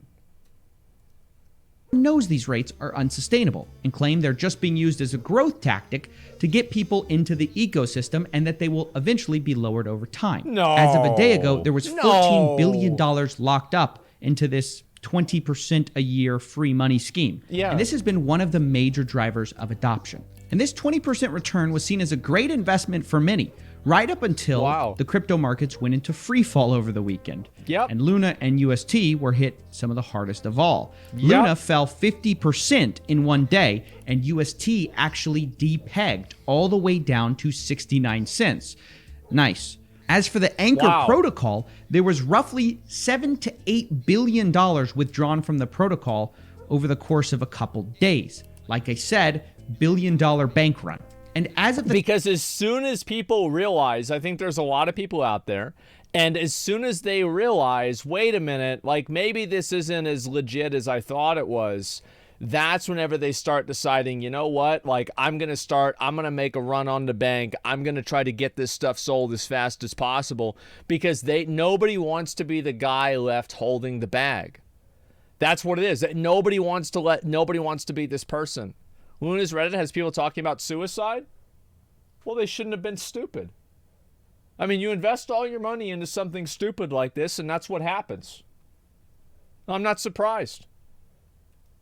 Time of writing, I really do have no idea if UST is going to recover at all. And that's why I brought on my guest today, Bennett Tomlin. He's something of a stablecoin specialist, and you may recognize him from my Tether video. And I couldn't think of a better person to talk to really get to the bottom of this.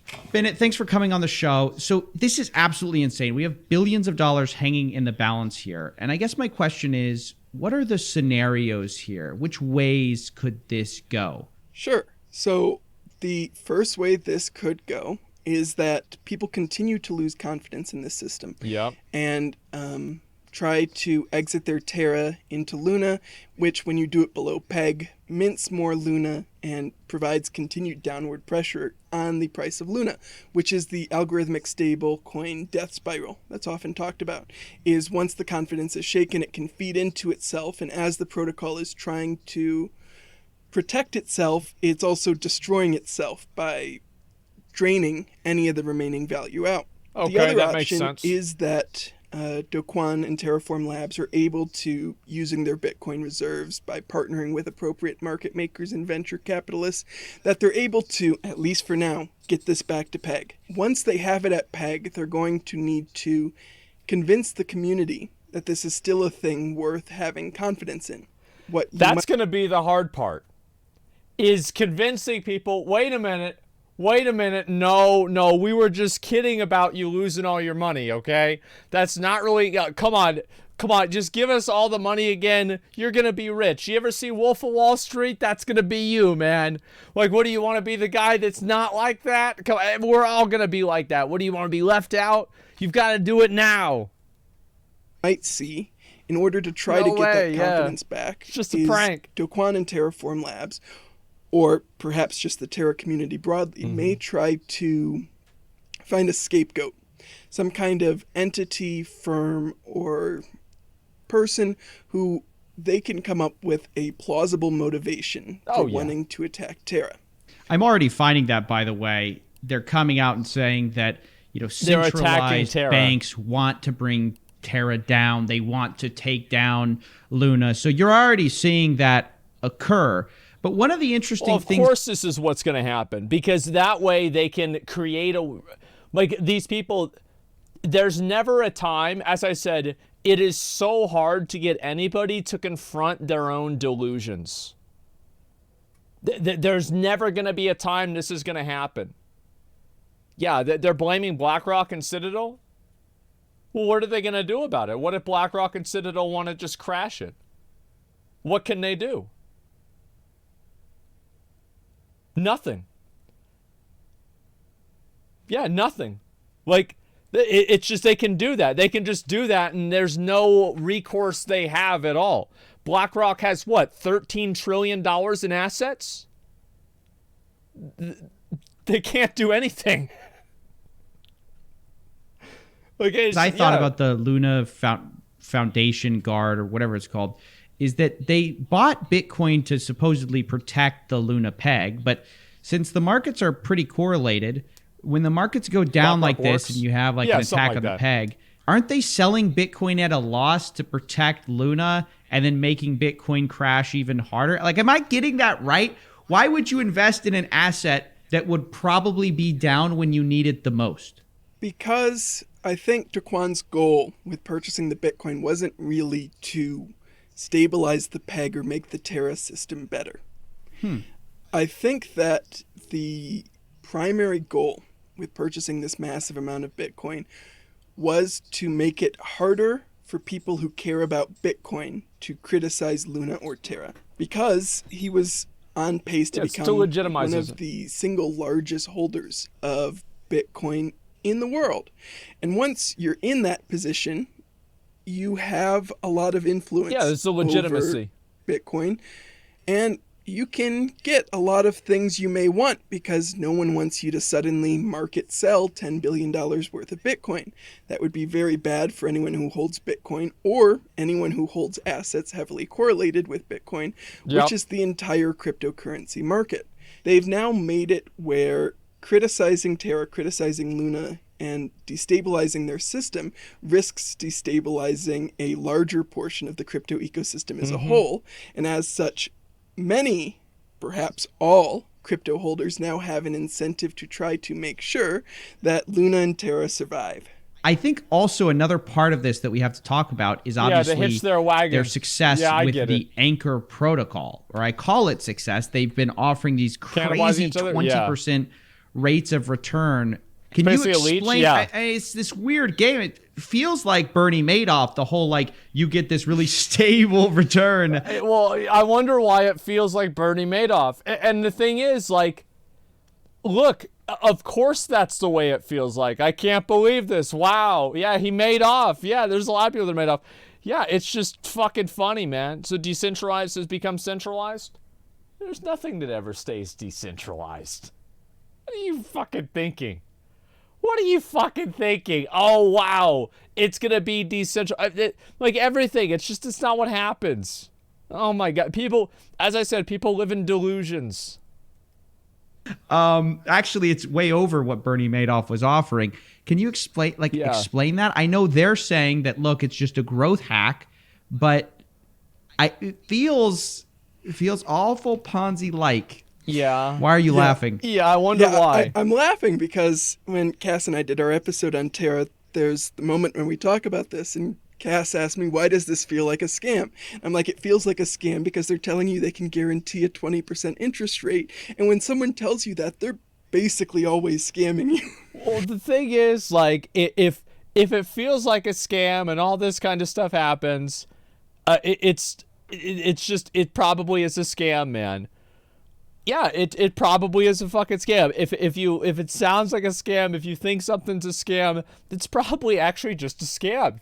Maybe it's just a duck, you know? That's not a real thing that generally happens. And so for a long time, Terraform Labs was providing funds. Well, they're still providing funds. Terraform Labs is providing funds to the Anchor protocol so that you can get a rate higher than the market can support for lending out your Terra. It did used to be this like guaranteed stable 20% or so, 19 whatever. Yeah, sure. Percent yield. They recently did make it so it starts to float a little bit, but it's still subsidized so that you get more for lending it than you pay to borrow it. Crazy idea. And only in crypto, by the way. Only in crypto.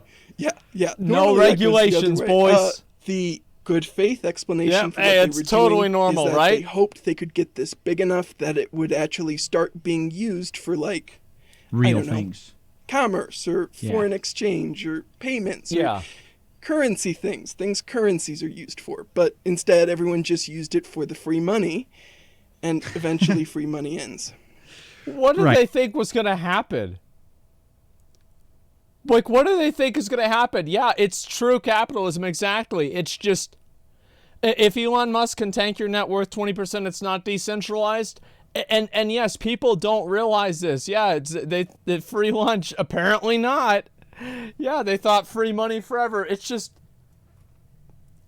it's so astounding to me that so many people would just completely decide to just like fucking throw aside. And this is what people do, right? Is because they hear something that's so promising and they're like, wow, this is something I really want to be true. I want it to be true so much that in my mind now it's true. And guess what happens? It's still not true. And it's like that we did. There was the power of friendship and the power of belief that lasted, and it held this thing up for a while. And then as time goes on, there's just one person that asks the question. They do the same with banks, and then banks liquidate. Yeah, listen, if we're going to do the thing where people are going to tell me the US dollar is the same as a cryptocurrency, I'm not going to debate with you about this, because you're already... your train has left the station. I'm not going to try to reason you down to existence here. I'm not going to try to explain this to you. Keep being a lunatic. Yep, go ahead. People are just stupid. Yeah, it's just, that's all there is to it, just stupid. Right. Well, it seems like every time a stablecoin fails, an algo stablecoin fails, it just seems like somebody has a new idea for, I know what they did wrong. I'll fix it this time. This is going to be the one true... See, I wish they had new ideas. That would be... You don't think they do? This, like, Terra is not very meaningfully different from, like, the economic concepts behind Dan Larimer's New Bits from, like, 2015 or not, New Bits, BitShares from, like, 2015. Or it's not super meaningfully different from the Titan and Iron Finance one, which famously broke and lost Mark Cuban a bunch This of one money. just feels very well funded. Yes. And it feels like... This one's big. I think what makes Terra so interesting is none of the other algorithmic stablecoins... This is probably a really good idea for people with a lot of money, is they can like have a front man basically put out like this cryptocurrency, and then they can have a huge stake in it and rug pull it, and then just keep doing that over and over and over. And just basically, it's like a reverse Robin Hood situation where like there's one guy with $10 million and he puts in 5, and then the community puts in 5, and then he takes out 8, and then the community gets 2 back, and then next time he puts in 8 and the community puts in 8, and then he takes out 15, and then next time he puts in 15, and then the community puts in 15, and then, you know, next time he puts in 25, and then, you know, you see what I'm saying, right? It just keeps going up and up and up. This is a great idea. Grown to $18 billion. Do Kwon and Terraform Labs were way more effective at marketing and growth than any of the previous algorithmic stablecoin teams.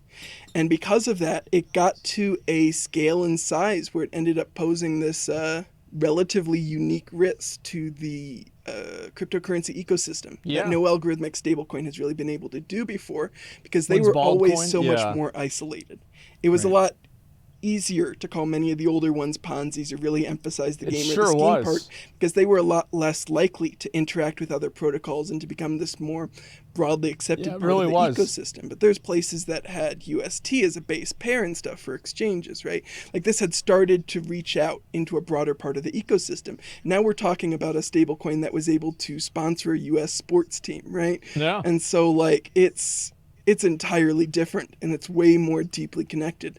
And so seeing it play out in this way has been a bit of a contrast to past algorithmic stablecoin blowouts, and might perhaps give us some idea of what might happen if, say, a stablecoin about 4.5 times the size of Terra were to suddenly become much less valuable. Frightening, and I hope that doesn't happen anytime soon.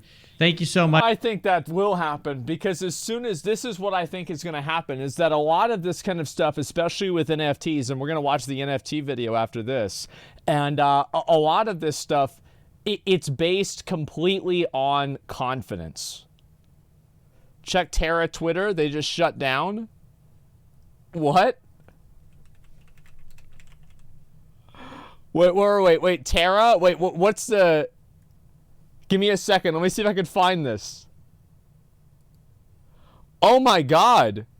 They actually did. Let me go ahead and pull up the... Let me pull this up first, okay? Let me finish this. Yes, they pulled the ripcord. All right. They literally just did. Look at this. Here we go. Much Bennett for coming on and explaining all this stuff to us. Guys, Bennett and his co-host Cass have a podcast that I want you guys all to go listen to. You want to shout it out real quick? Yeah, sure. Cass, Piancy, and I are the co-hosts of Crypto Critics Corner. You can find it on YouTube or anywhere else you listen to podcasts. Great podcast. I listened to it myself. Thank you so much for jumping on and explaining what's happening. Crazy times. Stay safe out there. We'll see you. Holy fuck. We're gonna watch this one too, but not right now. God damn, bro. Like, this shit is so fucking crazy. Oh, just a second. Ah, god damn it. Alright, let's see if I can fix this real quick. Well, I'll link this video. This is a CoffeeZilla video. As you guys know, I fucking love watching these. I think they're fucking hilarious. And yeah, this is the guy that made the first video, the WoW secret video. He made a new one, and we're going to watch this in just a bit, okay?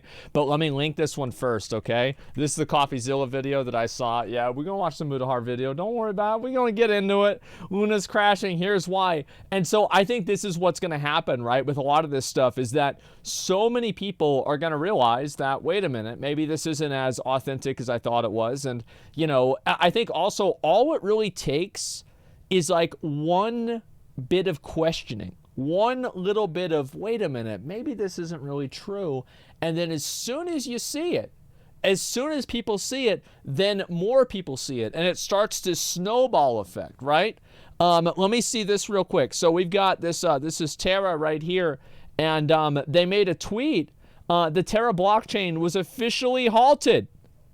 Terra validators have decided to halt Terra chain to prevent governance attacks from following severe Luna inflation and a significantly reduced cost of attack.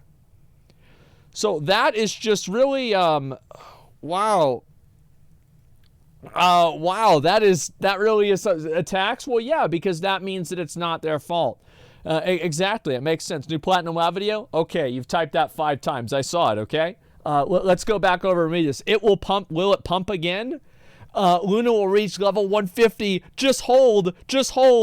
Crypto to the moon. Crypto, come on, please keep holding. What happens to our Lunas that are in our wallets? They'll make excellent NFTs. It will go on at some point because I haven't sold my Luna yet. 116 wasn't enough to sell. Really seems too late at this point. This means we should buy Luna? Just abandon it. $1 incoming. My penis is hard because of this much decentralization. I lost all my savings. Please make Luna great again. Now I just have the debts. I just want to die. Oh my god, how can you be so fucking stupid? I'm sorry, maybe this makes me a terrible person, but I literally don't fucking care. I don't fucking care. I think these people are just morons. You know, I heard one quote, and it's somebody said that, have you ever thought that the purpose of your life is to serve only as a warning to others? And I think about that whenever I see these clowns. I do. It's a stupid tax, and the dumber you are, the more you pay. That's all there is to it. Oh my god, time to buy, boys. Time to buy. It's a UST. Oh my fucking god. I love this, man. Wow. This is the time to buy. We've got to buy it now. What does this mean? Oh my god. What if I say yes to that question? Yeah, I don't know. Play stupid games, win stupid prizes. Lunatics is the perfect name.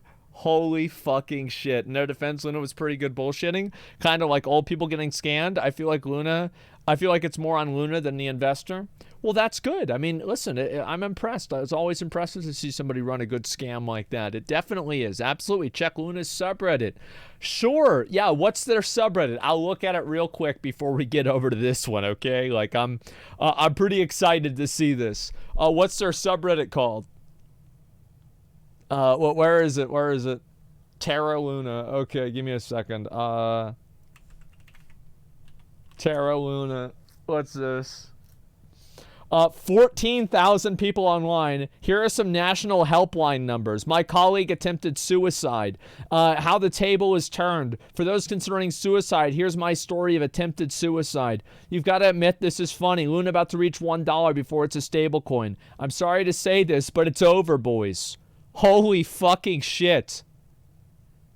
God damn. These people are so fucking stupid, man. I can't believe this. Yeah, it's nuts. Depressing? Well, it's depressing, but they're a victim of their own stupidity. And the thing is, like, whenever you invest your money into something stupid, the world doesn't always have guardrails on it. Sometimes people do stupid things, and it ruins their life. That's what happens. Like heroin? Like buying a currency that loses 99% of its value? And that's what happens. Yeah, drinking soda? Yep. Smoking cigarettes? Absolutely. That's exactly what happened. Yeah, you smoke cigarettes, you can fucking die. Some dude lost $450K? Yeah, well, we shouldn't have put the money in there. It's a stupid tax. The dumber you are, the more you pay. That's all there is to it. I bet they won't buy another one. Yep, there we go. Drinking soda is the worst. Drinking soda is not good for you. I'll definitely say that. And every time that I have something bad happen with my teeth, I know that it's my fault. Yeah, it's not regulated. The government's not bad at all, guys. Yeah, it's one thing to invest. It's another thing to put that much in. Exactly. They were victims of their own greed. Exactly, yeah. They're victims of their own greed. You don't put all your eggs in one basket. Talking shit about the same money in the stock. Is that a stupid tax too? No, because a stock is based off of a real company that produces a product. This doesn't produce a product. There's no intrinsic or inherent value to it. Like, I mean, I'm sorry, but like, if you think stocks are the same thing as like one of these bullshit things, then keep investing. Keep being a lunatic. Here we go. It's a speculative asset. And I want to ask you a simple question. Is land finite? Hello, gamers. Me, Mutahar. And I want to ask you a simple question. Is land finite, meaning that God ain't making new land, right? And before you what go, about the but moon? Muta, what about tectonic plates? Don't you dare! Don't you dare get off! Don't do it! No, ladies and gentlemen, there is no I love new how he land stopped being him right made, there. okay? Whatever we have on Earth is what we got, and if you own an inch of it, a mile of it, or a whole country, if you will, then you own something that, frankly, is more worth than anything on the planet right now. You own land. You own actual, tangible goods that no one can take away from you, okay? Well, Unless, they you certainly go up against can. a warlord or something, but that's a whole different story. You know what? What is something that, isn't rare? Virtual land, okay? Anything that's in the internet is not rare. It's rare by design, but it shouldn't have to be. Yes, ladies and gentlemen. Yes, it's rare by design, but it shouldn't have to be. That is exactly fucking right. Yes, it shouldn't have to be. Oh my God, tell it to foreclosure victims? Public domain much? You don't own anything. Like, I don't really believe, private property is a construct of society. And society deconstructs that construct in many ways. Through garnishing your wages, through eminent domain, through foreclosure on your house. And it's always important to understand that the only thing that you really own is what you can protect. Gentlemen, we looked at a while back Earth 2.0, and remember when we laughed at that nonsense and we said, who's buying JPEGs on Google Maps? Come on. There's too many people. Like, what do you mean who's doing it? Like, there's a lot of people. Don't you see them on Twitter? They're the ones that are going to make it. We're not gonna make it, man. Like we're still on Earth 1, man. It's like, imagine playing Super Mario Brothers 1 when Super Mario Brothers 2 was out. It's like, what are you doing, man? Like, you can't even fly around in this one. This is a loser shit. Now, since Earth 2.0 dropped, okay, ladies and gentlemen, I made those videos and I looked at it, and frankly, not much has ever changed, okay? Yeah. We haven't really changed from these 2 testicles and a scrotum. I will not stop seeing that. What I actually have decided to do is I went into the news here, right? Yeah. They've got active player essence rewards. Where's the gameplay? Where's any of that? Where's the Earth 2 gameplay? Because all I'm seeing is Google Earth, baby. In fact, let's go back here. They've got some development for Earth 2 building tech. Let's see that real quick. Let's check it out. They got a whole vlog? Wow. Man, open that up. Let me see this. Let me see that blog. Wow. Oh, dude, look at that. Oh, man. 3D rendering right there? Shit. Bro, I think I saw this. This was on a, I remember this was in a cinematic in a game on PlayStation 1. Remember that? I think this came out in 1999. Bro, it's lit. It's lit. Totally never done that in any other PS2? open world No, game PS2 is before. better. Christ. Damn, shoddy. Look at that Unity render right there. Wow. God damn. It's like, I mean, it looks better than Space Engine. Where do and I Star sign Citizen. up? But you know what? Star Citizen's more of a completed project of this, and that's saying something. It sure is. High performance proprietary render pipeline equal Unity. In short, you made a game in Unity. Thank you. Yeah, of course. Thank you. Now, of course, this is not the only piece of land on the market. Frankly, there's even more land floating around. Now, for those of you who don't know, Bored Apes Yacht Club is a pretty popular NFT series. I've heard about them. Those are the ones that are really going to make it. You thought that Earth 2 was going to make it. The Bored Apes, oh my god. Like, do y'all remember whenever Train bought one of those things? Like, I will give Train a pass on it because he has, like, it's like at least he's not gambling the money away, right? I mean, like, fine. You know, I mean, actually, wait a minute. Well, you know, it's my friend, right? So we gotta support Train, right? He's a friend of the stream. But, like, you know, everybody else doing it, like, I know he's got the money to fucking waste on that shit. There are other people that don't. They don't have the money to waste on that shit, and they're doing it anyway. They recently released Other Deeds for Other Side, their new upcoming MMO. Now, I want to really reiterate and look into, like, what's actually been going on the other side. There's actually a few videos here as well that one can tap into. Let's actually check those out. Okay. Look at this one, boys. We got the Bored Apes drinking the chug jug. He's looking out. The other side is finally loading up. All right, here we go. We got other characters. We got a... Oh my god. Oh my god. Wait a second. Wow. There it is, boys. There it fucking is. Holy shit. Other characters. We got our Bored Apes flying around what appears to be the metaverse. And the metaverse is definitely, yeah, there it is. There it is. That's somebody's land. That's your land. You got the CryptoPunks. You got the Froggies. You've got the mutants and, like, all the other characters. Jesus Christ. What a carefully constructed piece of... This just, you know what that reminds me of? It reminds me of, like, a really shitty, like, Nickelodeon and, like, Cartoon Network crossover episode. It's like they have, you know, Ed, Edd n Eddy hanging out with Doug. Or something like that. You know, you've got Hey Arthur, and he's chilling with Dexter in his laboratory. Like, it's just, yeah, Jimmy Neutron. Yeah, exactly. Holy fuck. Yeah, yeah. You combine Crazy Frog and the Gorillas, and you've got an NFT fucking promotionals theme. Yeah, exactly. Yeah, I've seen enough E3 presentations to know never be excited. Now, of course, if you ever want to see what a deed looks like, well, you can buy land. Like, for instance, look at this one right here. Look at this weird crack in the ancient city from FF7, okay? How much is this? Can't convince me otherwise. $8,200, okay? So, what? I don't know what this... why that entails that much, but hey, hold on a second. You can get this crack den...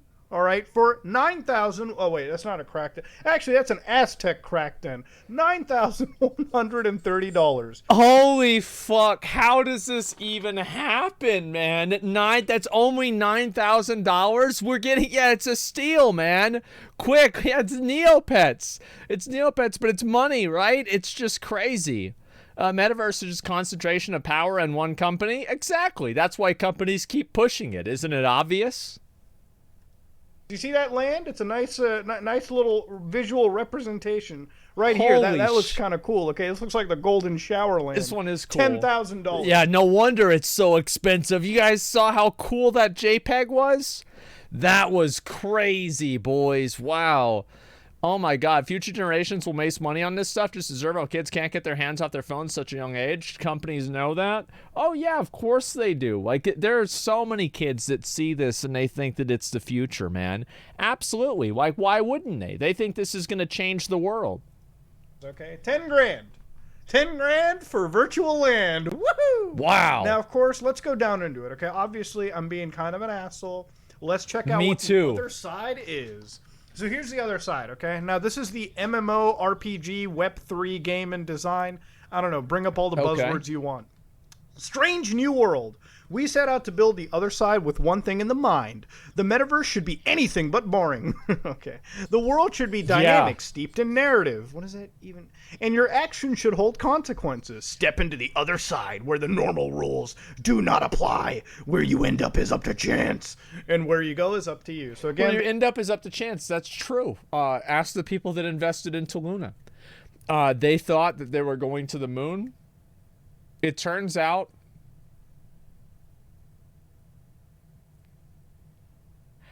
I was gonna make the joke about the fucking the spaceship that crashed, but I think we'll skip that one. I think we'll skip that one. They got it like the Pokemon starters, like you got the grass, the fire, and the water. Yeah. The other side is part galaxy and part archipelago, with islands extending from the biogenic swamp to the center and rolling outwards to the infinite expanse. So again, you've got like multiple tiers. Like, this is like a poor man's infinite, like this is like the poor man's, like, you know, swamp. This is like, wait, so literally the poor people have to live in the swamp? Wow, so they are trying to make this realistic. You know what? That actually might go somewhere. Because the thing is with any of this kind of stuff is you have to find a way for rich people to remind poor people that they're poor. And if you can't do that, then rich people aren't going to show up there. You know what I mean? Like, why would they have Florida Simulator? Exactly. Like, why would they ever do this? Like, you have to have people that are you have to get people that are very status conscious and status obsessed, or you're not going to go anywhere with it. Yeah, like WoW mounts. Exactly. Sounds pathetic? Dream. Yeah, you know, welcome to real life. 1,000 Acre Woods territory. This is not any place you want to be after, like, you know, 7 o'clock, sundown.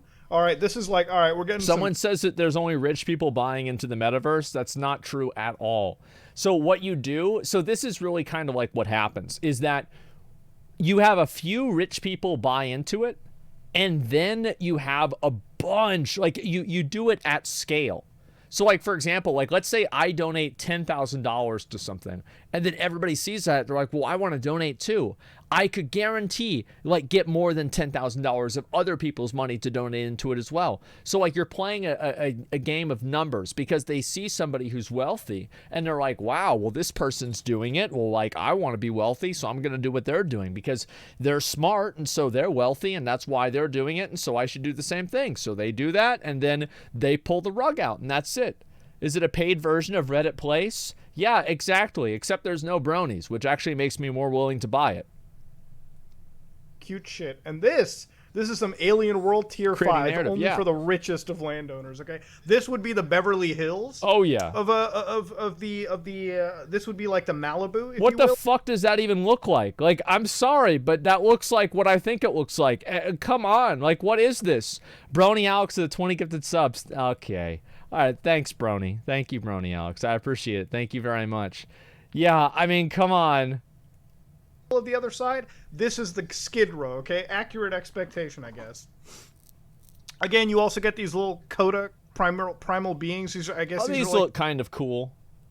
These are the people that live on the islands. These are the weird characters. Yeah. And then you've got natural materials. Yes. Oh no. I've been here before. I know where this goes. Yeah, I've already seen this. Oh shit. Basically, Neopets? Yeah, it's Neopets except for you lose your entire savings on it. So you remember how, like, you'd spend, like, you know, a $10 gift card at Neopets and your parents would get mad at you? Well, now you spend a $10,000 savings account and your wife divorces you. So it's the same thing, it's just a different game, that's all. So you've got anima, ore, shard, and root, which are the raw materials that you can use to shape this world. I swear to God, I'm gonna bet $1 million on this. They're gonna have an OPEC cartel, okay? They're literally gonna have an OPEC just for the ore or any material. They're gonna make, well, of course they are, because that's what people would do. The reason why a lot of the like, you've got to understand. So, like, for example, there was a time that you could just print out as many stocks as you wanted. There was, like, no regulation on how many stocks you could print out. And what people did is they just straight good pause. Okay, give me a minute. All right, there, that's better.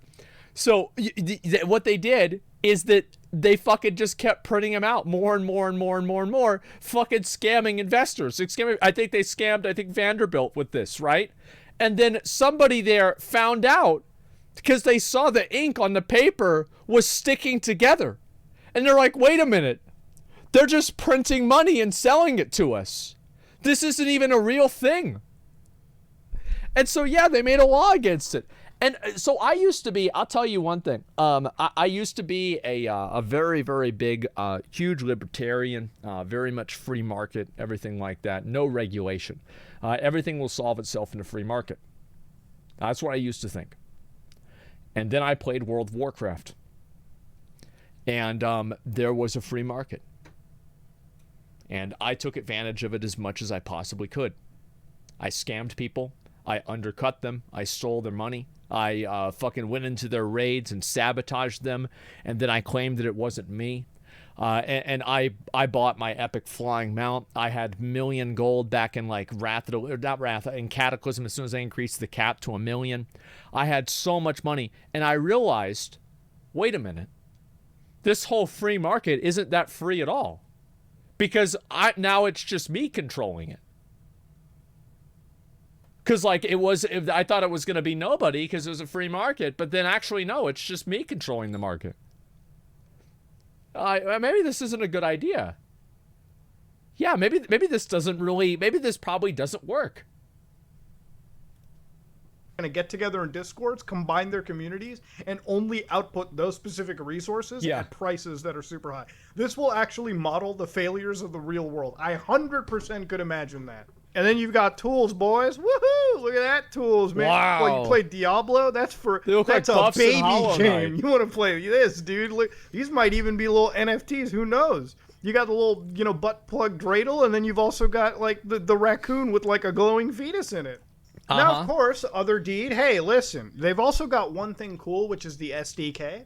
And the reason why this is cool, and this is the only real positive that I'm going to give them, they're the only metaverse people that have thought of this, okay? If you're going to make a metaverse where all these NFTs connect, you need to make sure the developers of those NFTs can build 3D models for your environment. The stupidest thing the NFT bros always say about, hey guys, if you have an NFT skin in Rainbow Six, you might be able to play it in Fortnite or Counter-Strike. That's exactly, like, that's the dumbest fucking thing. It's like, some people tell me this all the time. Like, this is a common refutation or argument that NFT Andes use against me.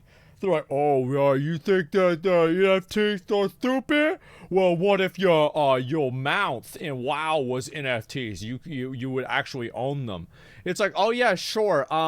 Imagine me playing Counter-Strike, and I'm like, all right, guys, I think I'm gonna go with the op, and also, wait a second, let me get on Invincible. I'm gonna get on Invincible. I'm gonna stand on the horse and shoot over the fucking wall. Yeah, let me just put Invincible and Counter-Strike here. Just real quick. Some stupid shit like that. Without realizing, 3D models don't rig just between game engines, differing game engines. Doesn't work that way. Doesn't happen that way. No, it doesn't. Now, of course, when they've got an SDK, it allows them to have a similar framework, one engine that you can develop all your characters into. This is the smart thinking, okay? Doesn't mean that I'll play the other side metaverse, but I just want to see what the gameplay offers, okay? We heard about the lore, we heard about anything, but is there any actual game? Is there a roadmap? Let's check out the FAQ. When mint, the mint will begin. at 9 p.m. Eastern. Okay, when is the mint price? 305 ape coin per other deed. How does the mint work? I want to identify where the word... Is ape coin what I think it is? I must have missed this one. Is ape coin what I think it is? Yeah. Ain't that a shame? You know what I feel like? Whenever I see stuff like this, I feel like L. Ron Hubbard. The guy's a science fiction writer. And he literally said, you know, if you want to make money, start a religion. And he did.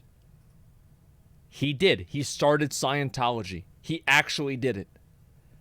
And it's like, I'm like, man, maybe I should do this. Like, is it really just this easy? Is it actually just this easy? Yeah, people, the Titans, Dianetics. You've got to read it. Okay, like, yeah, that's what it is. Come on, it's a community token. Yeah, there's audio of him saying that.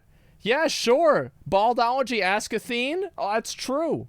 Well, you can't win them all, right? I mean, you've got to, like, I mean, Athene wasn't as, I mean, listen. Like, Athene's not a science fiction writer. L. Ron Hubbard had better lore. I mean, he was out of his league. That's the thing. Gameplay is written, okay? Huh, KYC, when is the reveal? You'll be able to see your other deed and explore the other side map within 24 hours. Oh, that's If convenient. that just means I looked at JPEGs, shame on you. That's disgusting. But where's the gameplay? Hold on, let's Control F. Let's find where that juicy gameplay is. Wait a minute. It's red. For a goddamn MMORPG, Web3, Metaverse, there certainly isn't a lot of gameplay here. To be fair, there's not a lot of gameplay in most MMORPGs. Okay, unless it's doing the same thing over and over and over, but you can pay $5 to skip it. Hold on, release. Oh, there's not even a release. Okay, hold on. Wait a minute. Roadmap. Damn, dude, all those words just be missing. Release, Christ, roadmap, like and gameplay. Not there. What a surprise. And who knows if the actual project comes out? I mean, we've seen it with Earth 2, Cryptoland, all these projects. Yeah. Who knows? Who knows when the project comes out? I mean, fuck if we care. We just told you how much land? Nearly $500 million worth. Because yes, the overall pricing for this ended up going to $530 million for Yuga Lab. So solid payday for the $530 million.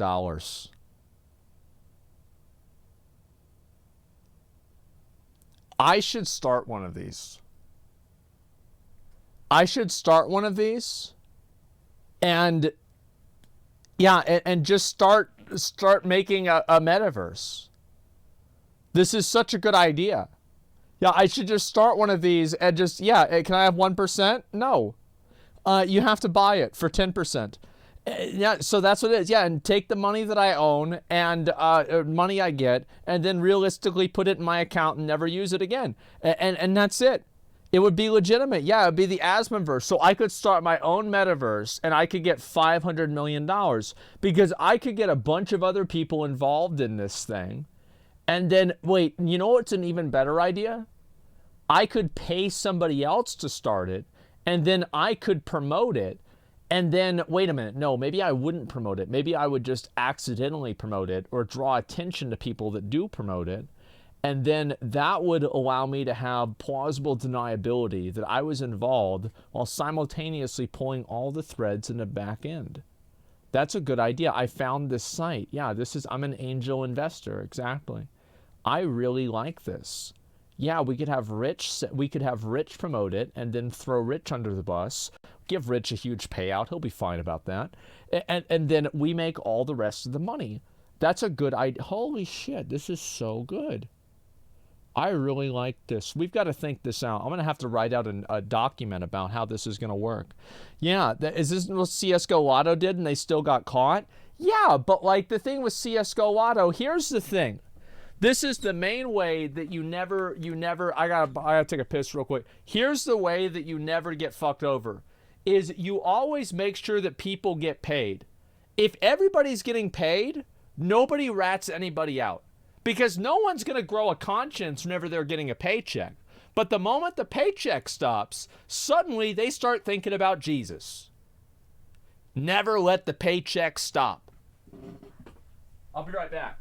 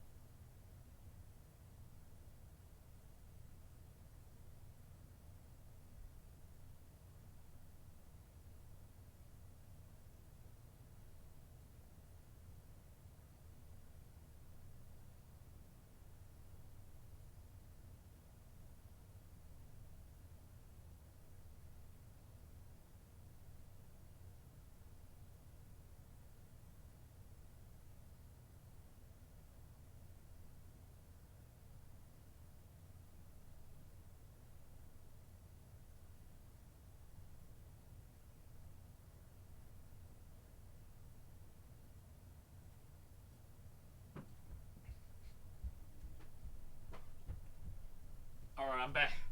Sorry about that. All right. We good. We good. You were too fast? You clean your hand? No, why I wash my hands, dude? I never wash my motherfucking hands, dude. No shot. Why not make the OTK verse and make a religion for it? Yeah, exactly. You joke, but it's the same as saying make your own game. Legit scam or not? People are waiting for streamers like Summit to make their own games. People want to see it. I think that, like, I would rather be the puppet master than the person who's doing it. I would rather try to pull the strings in the background. Yeah, that's what I would do, right? And fund it. And then I would be the puppet master. I would tell people what to do. On that one. Full respect on that. 100% Yeah, creative director. Flex. Of course, even in their other side NFT listing, they've given you assumptions of risks. Who knows, all right? Who knows about you want to acknowledge the risk, okay, right? You want to make sure that any access rights, lack of access rights, as may be the case from time to time. Yeah. Lack of access rights is very interesting. Other deeds are digital assets recording and transferable on the Ethereum blockchain, basically to make you understand that there is some risk. You're taking it. Now, of course, there's also the exploration aspect of it. So this is I guess you could say the Milky Rectum is what this universe is called. And of course, hey, let's click on the crack dens out there. I want to go to the crack den out here. Yeah, so these are all like finite plots of land. So let's see what's happening in like the two islands over here. Yeah, you've got the Molten Tier 2 there. Awesome. Okay. And then you've got, what is this? Tier 1 Swamp. That's incredible. Wow. Place to be in. Of course, this is the universe, and I'm sure it will constantly expand. This is where everyone wants to be, like the hopefully the richest parts of the area. Oh yeah, but of in course, the middle. This is for the people that are spending way more than $10,000. This is for the poor, several $1,000 spenders up there. Yeah, those are for the Oilers. So again, that's as close as you're getting to the overall gameplay aspect of it. Okay, it pretty much is what it is. Now, NFTs are in an interesting spot. Okay, recently there's whole articles about, hey, the space is kind of dying. And while it may look like activity's slowing up a little bit, NFTs are actually consolidating, okay? They know that there's tons of projects that come up and fail. And so really, most of the volume, most of the money is really centered around the big projects like Bored Apes Yacht Club, Mutant Ape Yachts, CryptoPunks. The super high-profile blue-chip NFT stuff out there, the really expensive shit. So again, the NFT market is basically priced out of the average person, all right? And the future of gaming, if companies are successful with NFTs, could see something pretty similar in regards to pricing the average player out. This is truly a market for those. Oh, this is what's going to happen, and that's why it's being promoted by a bunch of rich people, is that a lot of times, like, people feel like what was the thing about how American people have been convinced that they're temporarily embarrassed millionaires, and so they think that they're on the same page as these guys? Yeah, that's what it is. I think it's fucking funny, man. It's great. Rich people pay for exclusivity? Yep, that's what it is. That's why it'll happen. None are fighting it.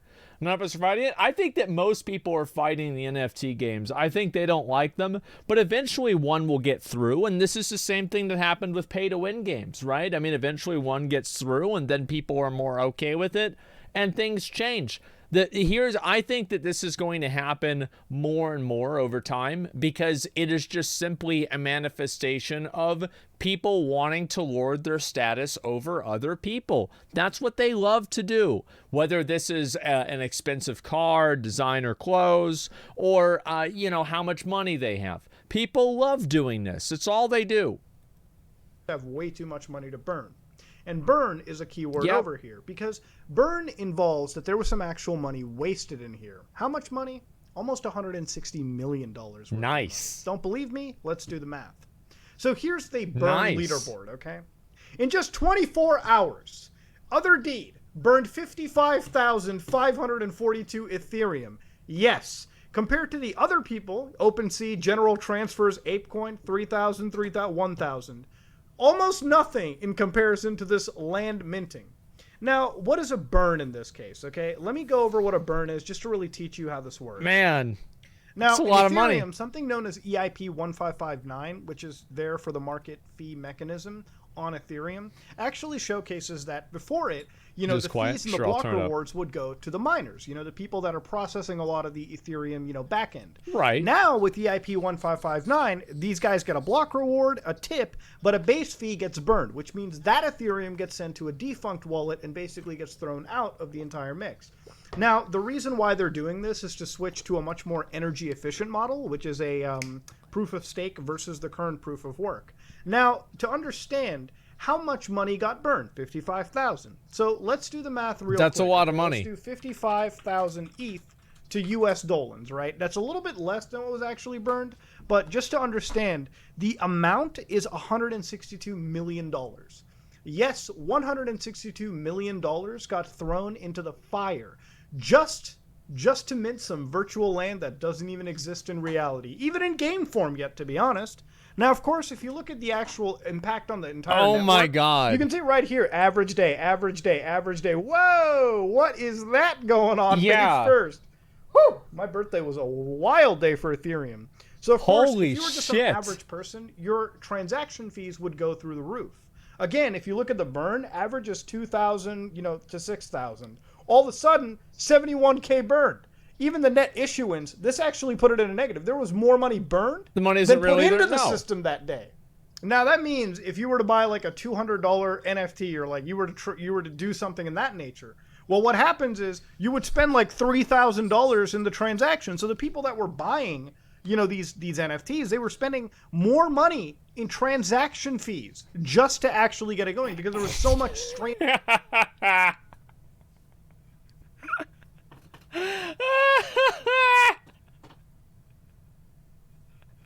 Oh my God, that's so fucking funny, man. Oh my God, I love this. They're buying Fions. Yeah, oh my God, I can't. Oh, wow. Who would do this? Who does this? Like, I honestly, and I know who does it. It's people in my chat. It's these people, and they think that, like, they're convinced that they know what's going to happen in the future. They know that this is going to be the next big thing. I am just so, like, I am so shocked to see this, man. I'm going to be totally honest. I really am. And it's Lost Ark in real life. Yeah, it's just any Fion enjoyers. It's just a gamble. The thing is, like, I feel like these people are not good gamblers. See, in order to be a gambler, you have to be a nihilist. Anybody who's not a nihilist and is a gambler is a man that will lose every dollar they have. You have to be completely fucking pessimistic. You have to be a complete nihilist. You have to not give a shit about it. And you have to not care about, like, what is the ideal behind this. You have to just look at the money. You can never get emotionally connected to it, ever. And these people, they feel like they're really doing something. On the network that it almost crashed. It like basically needs put to be it detached, at risk. yeah. And it really shows that if these guys want to achieve, any form of minting in the future for this virtual land, they gotta have their own blockchain, man, because they're screwing up Ethereum for everyone. Now, even a company like Yuga Labs, which is arguably the largest in the space, would probably have decided some actual, like, optimizations. One really good thread by a dude known as Will Papper actually said that nearly 100 million was burned on the gas for the base C in just an hour, right? So again, that's how much got burned. And the contract Bored Ape Yacht Club, by the way, had 0 gas optimizations. My personal favorite out of this is how bad this one was. So implementing these optimizations would be as simple as changing the word from ERC 721 enumerable to ERC 721, importing ERC 721A, and then literally changing the word from safe mint to just mint. That could have saved $80 million according to this guy. Boy, that's a mistake. $160 million. That's a little bit of a mistake over virtual fucking land. How is this a sustainable practice? How is this a sustainable market? I have no idea. I have no capacity for it. Maybe it's not. Maybe it's actually just not. Have you ever thought of that? Yeah, it just give me the money, what the fuck? Yeah, exactly. Maybe it's just not. It can't be, what the fuck? It's the Wild West. I know, man. Like, as I said, as soon as this stuff started taking off in like 2011, I was really interested. I was, because I could see that you could make a lot of money on this. And that's why I wanted to, like, I was planning on going... I was planning on going so far I'd be in jail right now if I still did it, right? That's what I was all about. And it was a scammer's paradise? Yeah, exactly. It's a great speculation tool? Yeah, fuck yeah, dude. But I think what's really wild for me is the implication, right? A lot of people think that NFTs in video games are failing, but I think this is a good example of why some of these big developers and publishers want to chase NFTs. Look, of course, making one video game, you know, is probably going to make you operate on just like... It's the transaction fees that they're going to be able to make money on, I'm pretty sure. Because once you have everybody doing that, like a lot of these banks, like they make a tremendous amount of money on just transaction fees. That's probably the main thing. Like they're making a lot of money out of that. Yeah, traffic is money, exactly. I want to say, like, you're not going to make close to anything if you're just making AAA gaming experiences, unfortunately. Even with microtransactions and the battle pass models that we have, unless you're someone like Activision with Call of Duty Warzone, one of the most played battle royales, or Rockstar with GTA 5, how much money you can make is really up to how big that brand is. For the average publisher who's making like God knows how many IPs like Ubisoft and whatnot, they don't have that brand. They don't have that ability to push those levels of microtransactions. So when you look at something like NFTs, they could imagine that, hey, if the game is moderately successful and people really get into the idea of buying and trading, not only do we own the whole house, but because this is a player-driven market based on artificial rarity, all of a sudden these prices jump from like, you know, a couple, they could literally sell you something for $100, and then these prices are being sold around for thousands upon thousands of dollars, all within blockchains they will probably make. And when those things are getting traded for that volume, the actual winners in this capacity are the actual gaming companies. If they could create these pieces of land, mint them, you want to be the people that, like, you want to be the one that owns the like, you're basically God, you know? Like, that's effectively what this is. Square Enix wants to milk their fans. Exactly, yeah. And run them around, they could make way more money making one game with a successful NFT model than fucking 50 AAA titles. Yep. That's unfortunately the world that this can That's where we're going. Now, do I think this is going to go anywhere? Honestly, given the fact that I've been following these metaverses for months at this point, over a year, 2 years almost, I don't see this succeeding, okay? We've only seen CGI footage out of it, and the other projects in this vein have not even materialized whatsoever. I wonder why. Bored Apes Yacht Club, way more money into it. They've got like VC funding and everything. Oh, Maybe you might actually get a game. But is it really going to be that different than World of Warcraft or anything? Look, the idea... Yeah, it is, because at least in WoW, you can actually have gameplay, right? You can go around and have gameplay. With this, you're not even going to have the gameplay. That's the difference.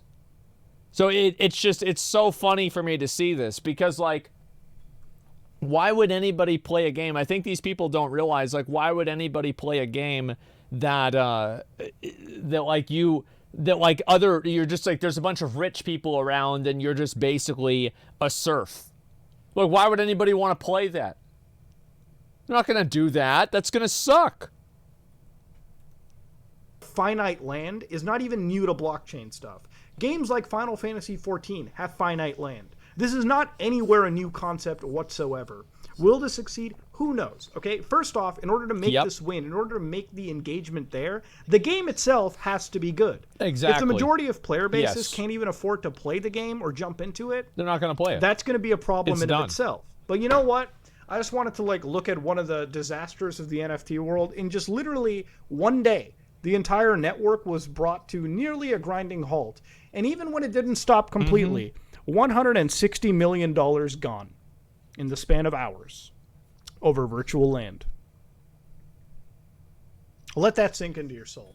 This is me, Mutahar, and if you like what you saw, please like, comment, and subscribe. Dislike it if you dislike it. I am out.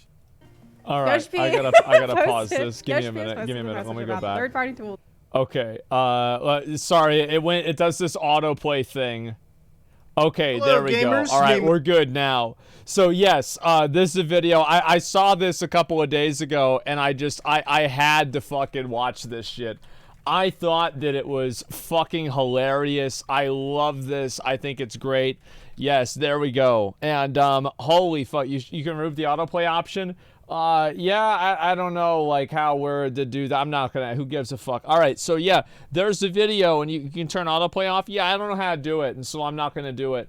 I don't know where to do it. And it's not for playlists. I have no idea. It's downright. I don't see it. Okay, anyway. So yeah, it's not a surprise to see this happen. NFTs are like Ubisoft games. No one really gets excited for them or wants them, but someone out there keeps buying them all. You cannot convince me that NFT bros aren't just depressed all the time. Imagine a business where people hand you money and you hand them back actually nothing. Now that's the American dream. Yep, there you go. It's hilarious how quickly the NFT bubble is bursting. I think it's funny. As I said, I am an absolute fucking asshole. I think that this stuff is so fucking funny, man. And it's just, I am so sadistic with this. I will be honest. It's just hilarious. Heard something about play to earn? Yeah, I don't know, man. I'm pretty sure it's not going to happen.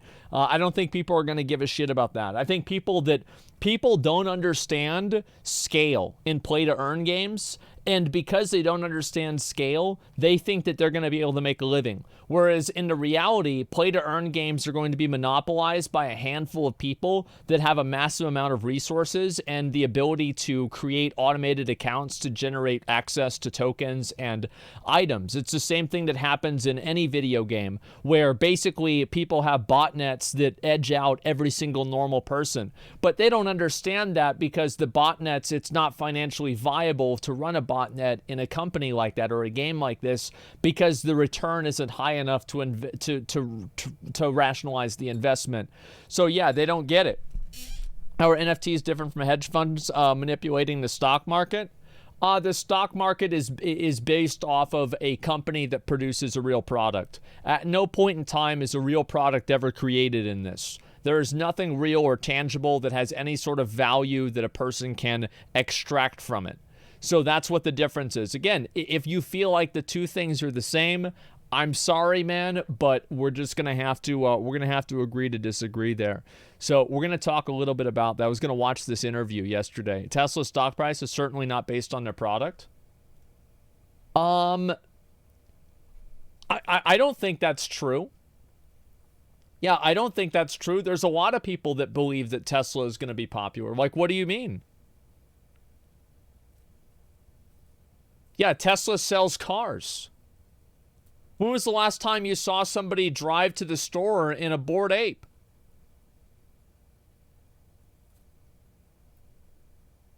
When did this happen? When did this happen? Who else drove to the... Did anybody drive to the store on an NFT today? It's coming, dude. Yeah, I bet it is. All right, we're going to look a little bit through this. I'm not really sure exactly how good this is going to be, but I watched part of it yesterday and I missed the rest of it. Yeah, Tesla should sell for $4 million to justify their stock. He's right. Yeah, I think that a lot of people, like, there are stocks that are overvalued, absolutely. But what I'm saying is that the stock has value, period. These other things have no value, period. They're talking about how a stock price is calculated. I don't really care about that. Who gives a shit about that? I think you can make many arguments that some things in the stock market are arbitrary or speculative. Yeah, sure. That doesn't take away from what I'm saying at all. What is it And what do you think it can be in 10 years' time?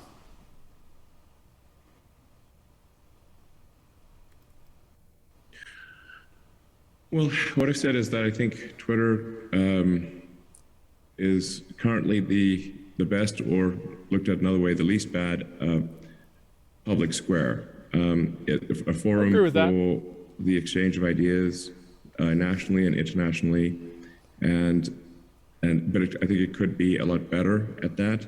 In order to be better at that, it needs to really get rid of the bots and the scams and spammers and basically and anyone trying to create sort of fake influence on the site by where it's one person or one entity operating 100,000 accounts. Yeah, it's basically view botting on Twitter. People do this all the time. Obviously, this is what happens. Yeah, like bots on Twitter. The reason why bots on Twitter are so prevalent is that whenever people see a tweet that has a lot of likes, people have a predisposition to assume that it's true.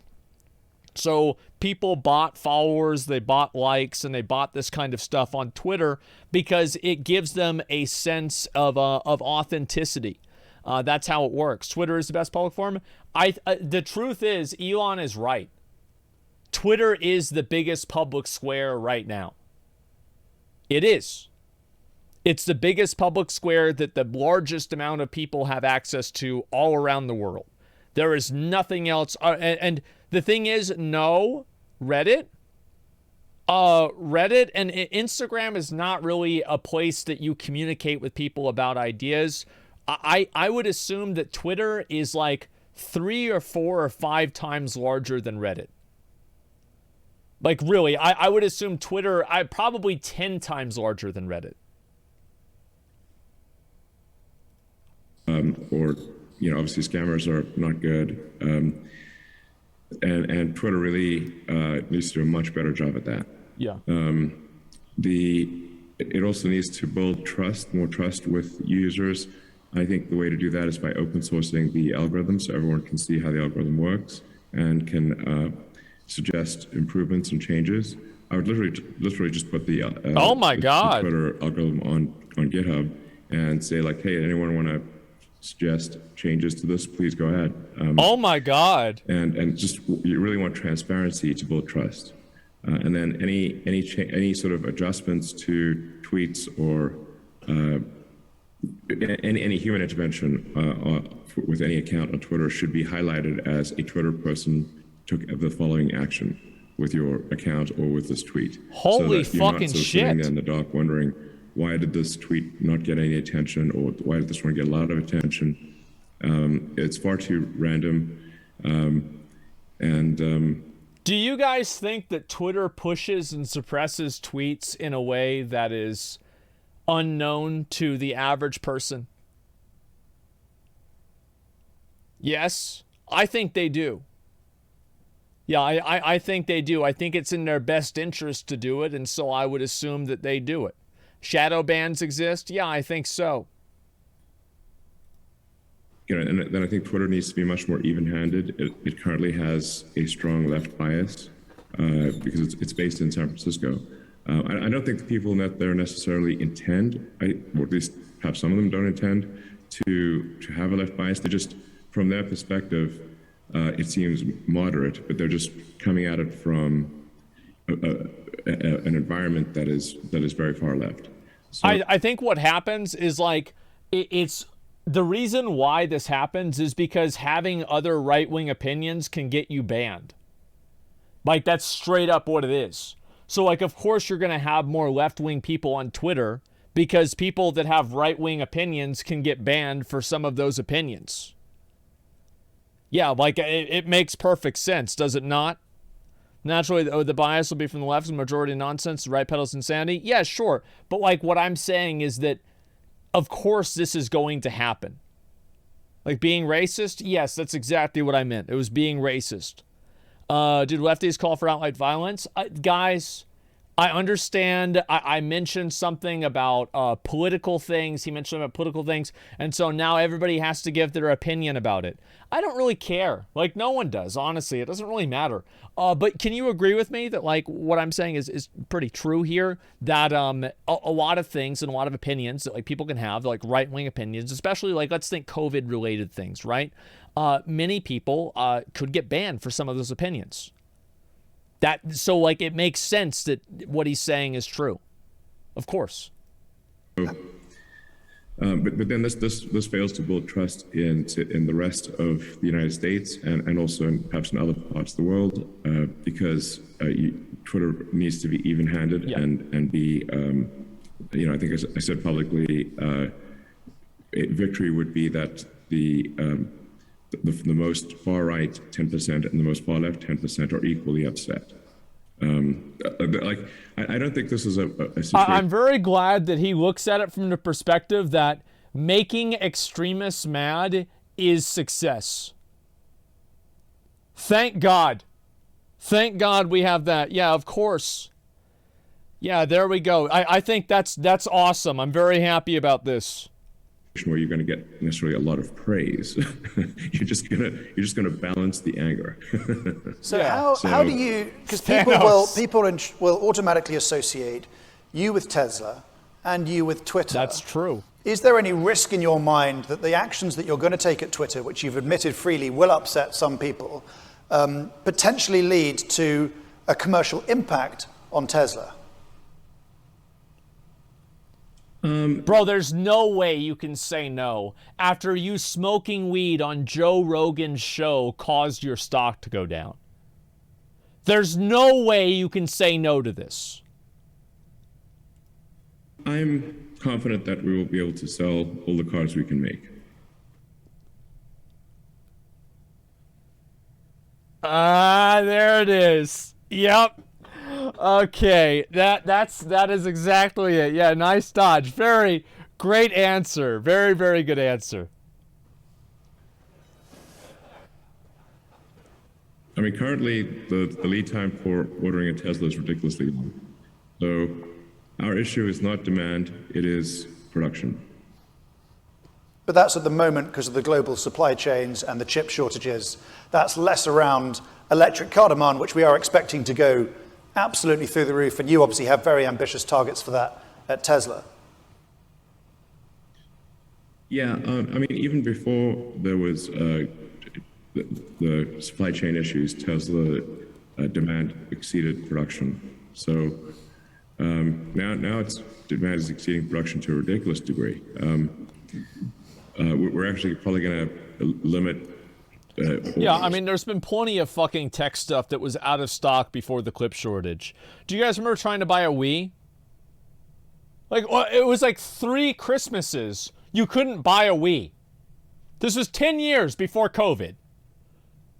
A PS5. Well, a PS5 was nowadays, right? So it was a little bit different. Yeah, but PS5, yeah, it's like, it was crazy, man. Like, yeah, this has happened many times before. Just stop taking orders for anything beyond a certain period of time because George's PS3 some of the timing is like a year away. Anyway, the frustration that we're seeing from customers is being unable to get them a car, not are they willing or interested in buying a car. Plus UK, thanks for 10 subs. Thank you. Basically, I think zero about demand generation and a lot about production and engineering and supply chain. I have 2 more questions on Twitter, if I may, before we turn for the rest of the session to Tesla. How confident are you the deal will happen? And is there a risk, this is all one question, and is there a risk, because you're putting a lot of your personal stake up for this to fund it, is there a risk that if it all goes south, you're imperiling your stake in Tesla, potentially hurting Tesla financially and maybe even SpaceX if it all goes to pot? I feel like this guy, I feel like he definitely has a perspective on this. You know what I mean? Like, it's obvious that he has a perspective on it. And it's like, it's a leading question. It's a hard, I feel like it's obvious that I think that he has a perspective on it. But I don't think that what he's saying is like, I think he's asking questions that are not bad questions, even though it seems like he does have a bias. You know, like I think it's okay to ask that question. That's the technical term. Yeah, sure. So, I mean, I think there's still a lot of things that need to get done before this deal concludes. Obviously, there's not yet even been a shareholder vote. And Twitter has not yet filed the proxy for a shareholder vote. So there are still, you know, some outstanding questions that need to be resolved. So it is certainly not a done deal. Just objectively, it is not a done deal. I think that he'll probably get Twitter. I do think so. It seems very likely. He's backing out. No, they voted now to accept it. Yeah, they voted yes. Okay. Yeah, exactly. Elon isn't finished. Exactly. Yeah. So I think it will probably happen. There's a chance that he doesn't get it, but the fact is that a lot of people, I think a lot of Twitter users like want him to buy Twitter, to be honest. Might be asking about the questions intended to Elon answer as well, therefore disproving the bias. That's a good way to look at it too, sure. I think that's a good perspective to have as well. So yeah, I think there's a lot of people who just generally, this is what I said, right, whenever we watch the one clip from this, is that people have a general distrust of social media in general. Whether it's Facebook, Twitter, or any of this kind of stuff. They generally just don't trust it. And people, for better or for worse, whether you agree with it or not, trust Elon Musk more than they trust the overlords of Twitter. That's basically it. And I think the reason for that, I think people, whenever Jack Dorsey was in charge of Twitter, I think a lot of them were more trusting in Twitter. And do you know why? Because it's just Jack there. And he will sometimes go on some fucking tirade and explain some bullshit on Twitter. And it's like, okay, yeah, whatever. But it's like a real person. You see what I mean? It's a real person. Whereas like right now, we don't really know who's controlling everything on Twitter. Recently, they had that other guy that's in charge. But, you know, for the most part, nobody really knows what's happening. And so it's the invisible curtain. Whenever you have Elon there, it's like, okay, it's this guy that's doing it. You know, the best case scenario is that this would be, you know, I think perhaps done in 2 or 3 months. Yeah. And the final question, and this is really the two-paid elephant in the room. Are you planning to let Donald Trump back on? Yeah, we saw this. I'm going to skip past this part. Egged on the crowd who went to the U.S. Capitol. Yeah, he said yes, basically. Some of them carrying news. And that he will only be on Truth Social. Sure. Plants, footprints, models. 30 to make 20 million cars. Okay, this is more about Tesla. We don't need to see too much about Tesla stuff, etc. But I think it's not really a surprise that you know, a lot of people want to see that happen. I mean, they definitely do.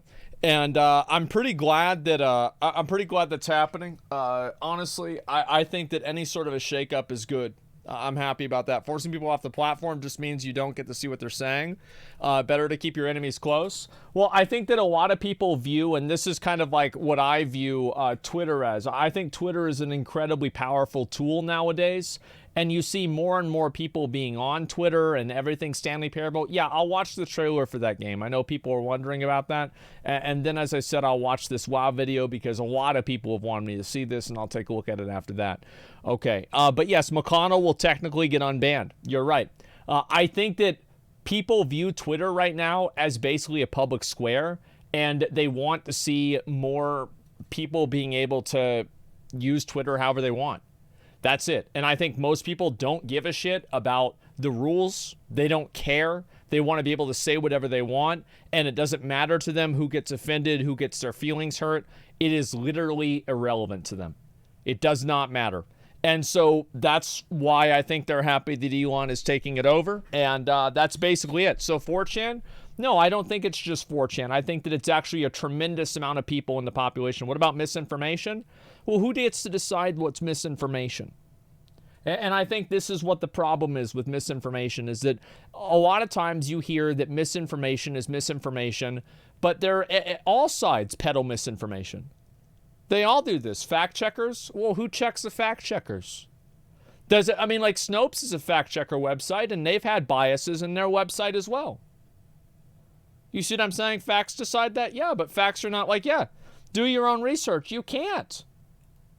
You can't, man. Peer review? Yeah, what's this here? What about the people saying COVID is fake? I don't think you should get banned if you say COVID is fake. That's crazy. Like, that's insane. No, you should not get banned off of Twitter for saying COVID is fake. Like, yeah, there's people that think the moon landing is fake. People that think everything is fake. Yeah, it's not a big deal. Like, I really don't think so. There are people that are going to think stupid shit, and I don't think that it's a good idea to tell people that they can't, they should not be allowed to think stupid things. Because where does that stop? Yeah, where does that stop? You can't censor stupid. Yeah, you can't do it. Absolutely not. What about harmful misinformation? Is drinking bleach as a COVID cure? Well, I would argue that that could be potentially illegal. And so I think that's very different than doing something like saying something's fake. Yeah, it's very different. Man, anyone disagrees with me? And then also, like, another thing is nobody can really agree on what's real or what's true at all anyway. So it's very hard to have a conversation about this in general because people don't really think that happens. Of course, somehow deplatforming works. Oh, it does. It does work to a large extent, but once you deplatform enough people, then the platform doesn't matter as much. And that's the way it goes. I disagree. Social media has given a voice to too many individuals that should not have one. I agree with you, right? But is it better to have a voice for too many individuals or not enough individuals? It's hard to say. I think they would probably be better that more people can talk and say what they want rather than just having a select few amount of people be able to just spread whatever propaganda they believe in. Yeah, I think so. Don't you ban chatters? Of course I do. Yeah, it's my own personal thing. This isn't a public square. It's just my stream. Let me see what this is. Stanley Parable. Is this what it is? Okay. Where do you draw the line between medical advice from randoms and saying COVID's fake? I don't know. I think it's a hard line to draw, and I think not banning anybody, I'm fine with that. I don't really give a fuck, honestly. Like, I think that whoever is in charge of making the rules will always twist the rules to benefit themselves. And this is just what's going to happen. Yeah, it's just going to happen. People will twist and change the rules to be beneficial towards themselves. So in a way, the only way to make it fair is to say nothing can happen. That's all it comes down to. Let me see this. So it's over there? Not always. I don't know. Let's see. Which is a good video for this? Yeah, what's a good video for this? Elon will twist it to benefit himself. I think there's going to be a lot of people looking for that. The trailer? Okay. Which one is the trailer? Okay, let me look it up, trailer. Okay. Stanley Parable launch trailer. This was 8 years ago. Wait, what the fuck? Oh, this is the new one. All right, let's watch it. Here we go.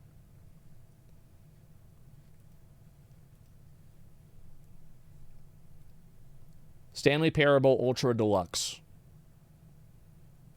Don't watch trailer?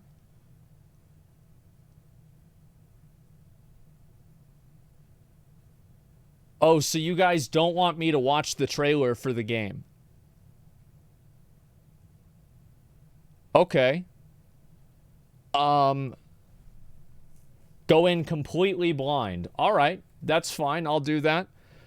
Well, how am I supposed to know if it will be a game that I like or not then? I'm confused now. Yeah, like how am I supposed to know? You'll like it? Yeah, people said that about other games that I didn't like. I don't know. I'm a bit nervous writing a blank check. Yeah, I have no idea. The context is better if you go in blind. You need to trust your chat. Okay, all right. I'll give it some consideration. I'm gonna watch this, and then we're gonna watch a couple other things too, because I do want to watch this this WoW video too, because people have really wanted me to. There's also a Platinum WoW video. We'll probably take a look at that at some point too. Don't look at it. Stanley Parable is not a bad game. I feel like what's really crazy about this is almost nobody is telling me that it's bad. Like, usually whenever I start talking about a new game or something like that, everybody's like, oh, this is a bad game, it's a bad game. But the truth is, a lot of people are being really positive about this, which is kind of surprising. All right, here we go. Beginner's Guide to Gamer Girls. More pickup lines for gamer girl. More pickup lines for gamer girls. How do you pick up a gamer girl? Okay, I like to consider myself a bit of a gamer. You know, I've played Tetris. I've played Pong. I've input the cheat code to get all the money at The Sims. Let me explain how you pick up a gamer girl. First of all, it's very important to understand that girls, they don't play real games. No, they play like Animal Crossing. You know, girls play The Sims. Yeah, yeah. They play Nintendogs. True. Play Dark Souls 2. Oh Not my games God. that we would consider. Those are the ones that like watching 50 Shades of Grey. Holy shit, that's brutal. Very true. Games. You know, they play Global Thermonuclear Warfare. They play the SpongeBob game. Ugh. They play the Simpsons Hit and Run. Oh, that was a good only game. Emulated, so you don't get all the sound. The fuck? That's what they play. Okay. They play The Sims 2. They play. I mean, that's all girls do. Play sim, eat hot chip, and lie. That's the gamer girl. So when my have God. you ever actually seen a girl? Tell me right now. Have you ever actually seen a girl? No. Sitting there with a controller in her hand playing a game? No, you haven't. You've only seen pictures or videos where that is a situation that starts the whole scenario, and I guarantee if you look at the detail in that video, good point. the controller Very good point. isn't even turned on. Bro, I remember there was this one picture of this girl and they had her playing a video game just like 10 years ago, and it obviously the controller wasn't even plugged in, and it became a meme for like 3 years. Do you guys remember that shit? Holy fuck, man, that was good. The TV isn't turned on, it's not plugged in. It's not even a video game console. It's an upside down air fryer. That's what it is. Yep. Okay, let me explain to you how you pick up a gamer girl. Okay. It depends on what the girl is playing. I mean, basically what gamer girls love is they love having their knowledge tested on whatever they're playing, because that lets them prove that they're a real fan. I guarantee this works. So like, if you see a girl playing Mario, you've got to walk over and say, what's Mario's last name? Yeah. Oh, name all the Mario games. And you know what? They fucking love it. Because then they get to... It's a bonding experience, right? And that's what you have to do. Yeah, you have to ask them as soon as you figure out, they tell you that they have a favorite game or whatever, ask them a bunch of questions about that game. And if they get any part of it wrong, then they're not a real gamer girl. Show you their true knowledge, and you are actually doing a service to gaming kind. That's true. Because if they turn around and go, keep out imposters. I don't actually know any Mario game, they immediately, legally, have to put the controller down and leave. They're exposed. Exactly. It's like if you see anyone wearing a band t-shirt, you're allowed to walk up to them and go, oh, you know, what's your favorite album? When was the last time you saw them? Exactly, yeah. Like, who's the lead singer's name? Who's their bassist name? Exactly. That's what you do. And who was the third drummer? Who did the bassist date 3 years ago? That's what you need to know. Because if they don't know, they don't truly love the game. So basically what it is if you see a girl playing a game, walk over, ask them about the game. Walk over, ask them about all of that.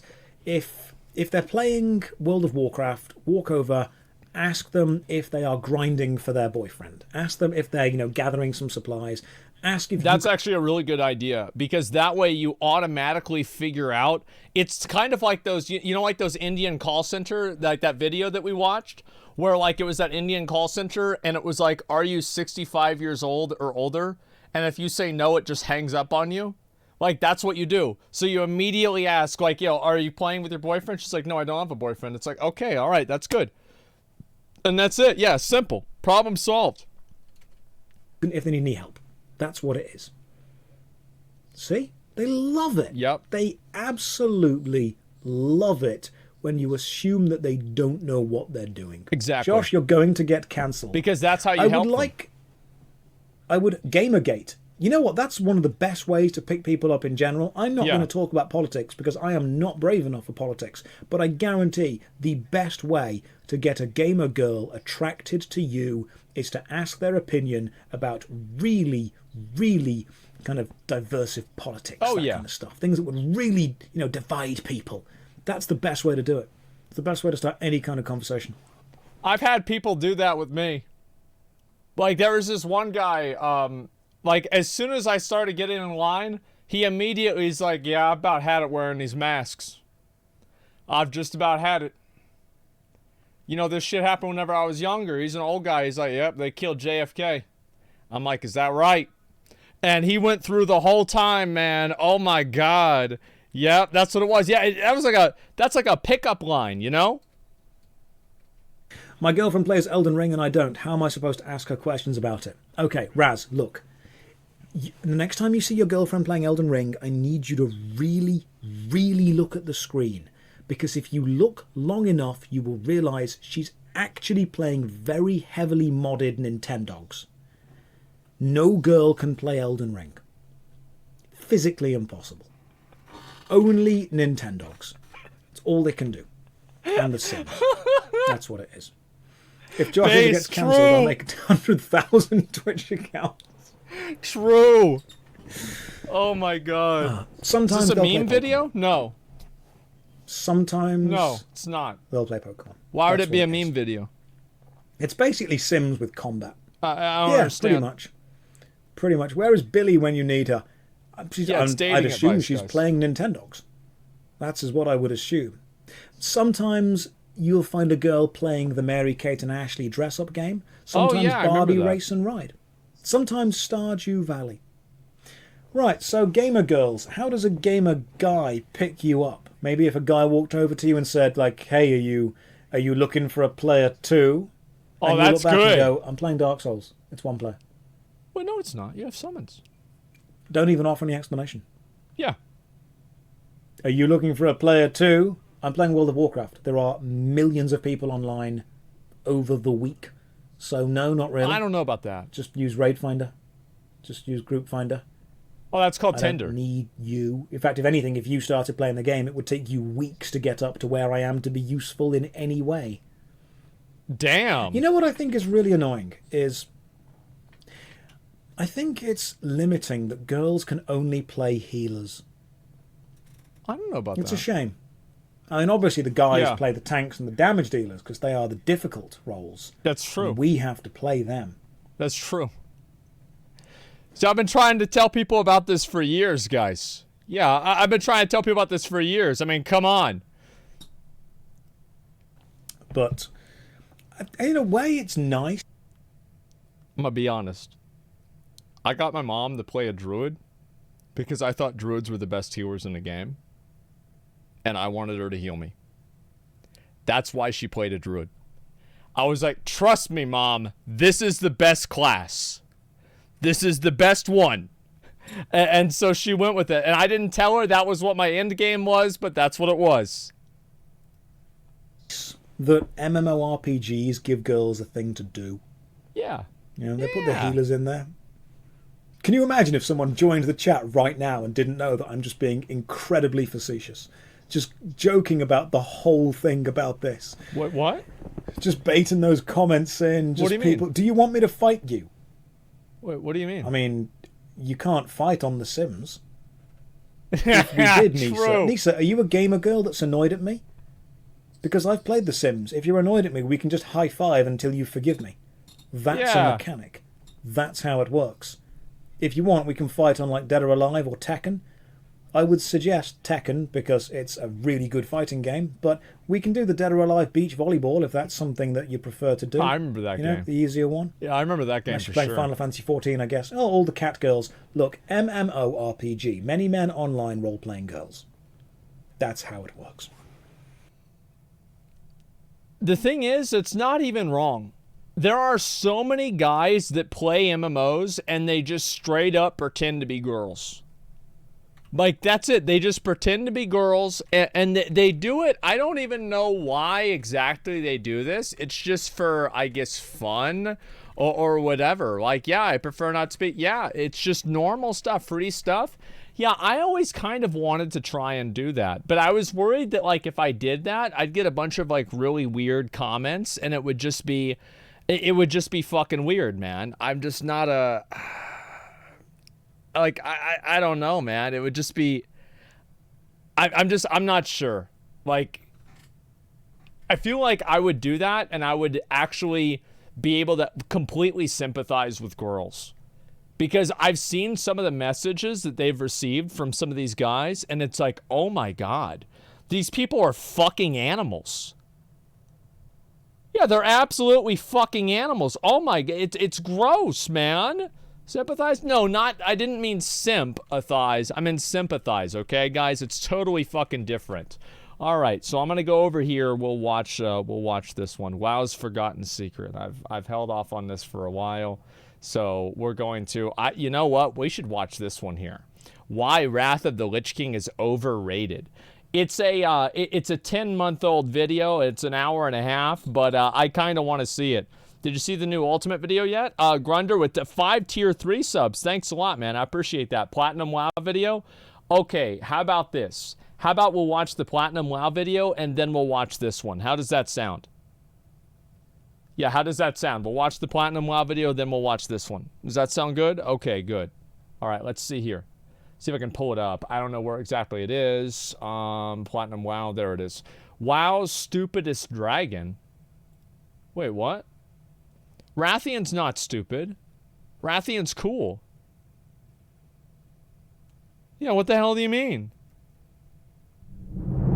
With the new Dragonflight expansion coming out, we know that there are going to be multiple returning characters whose stories will continue in this expansion. Yeah. One of these characters is named Rathian, Yeah. one of the more interesting and complex characters in the game's history.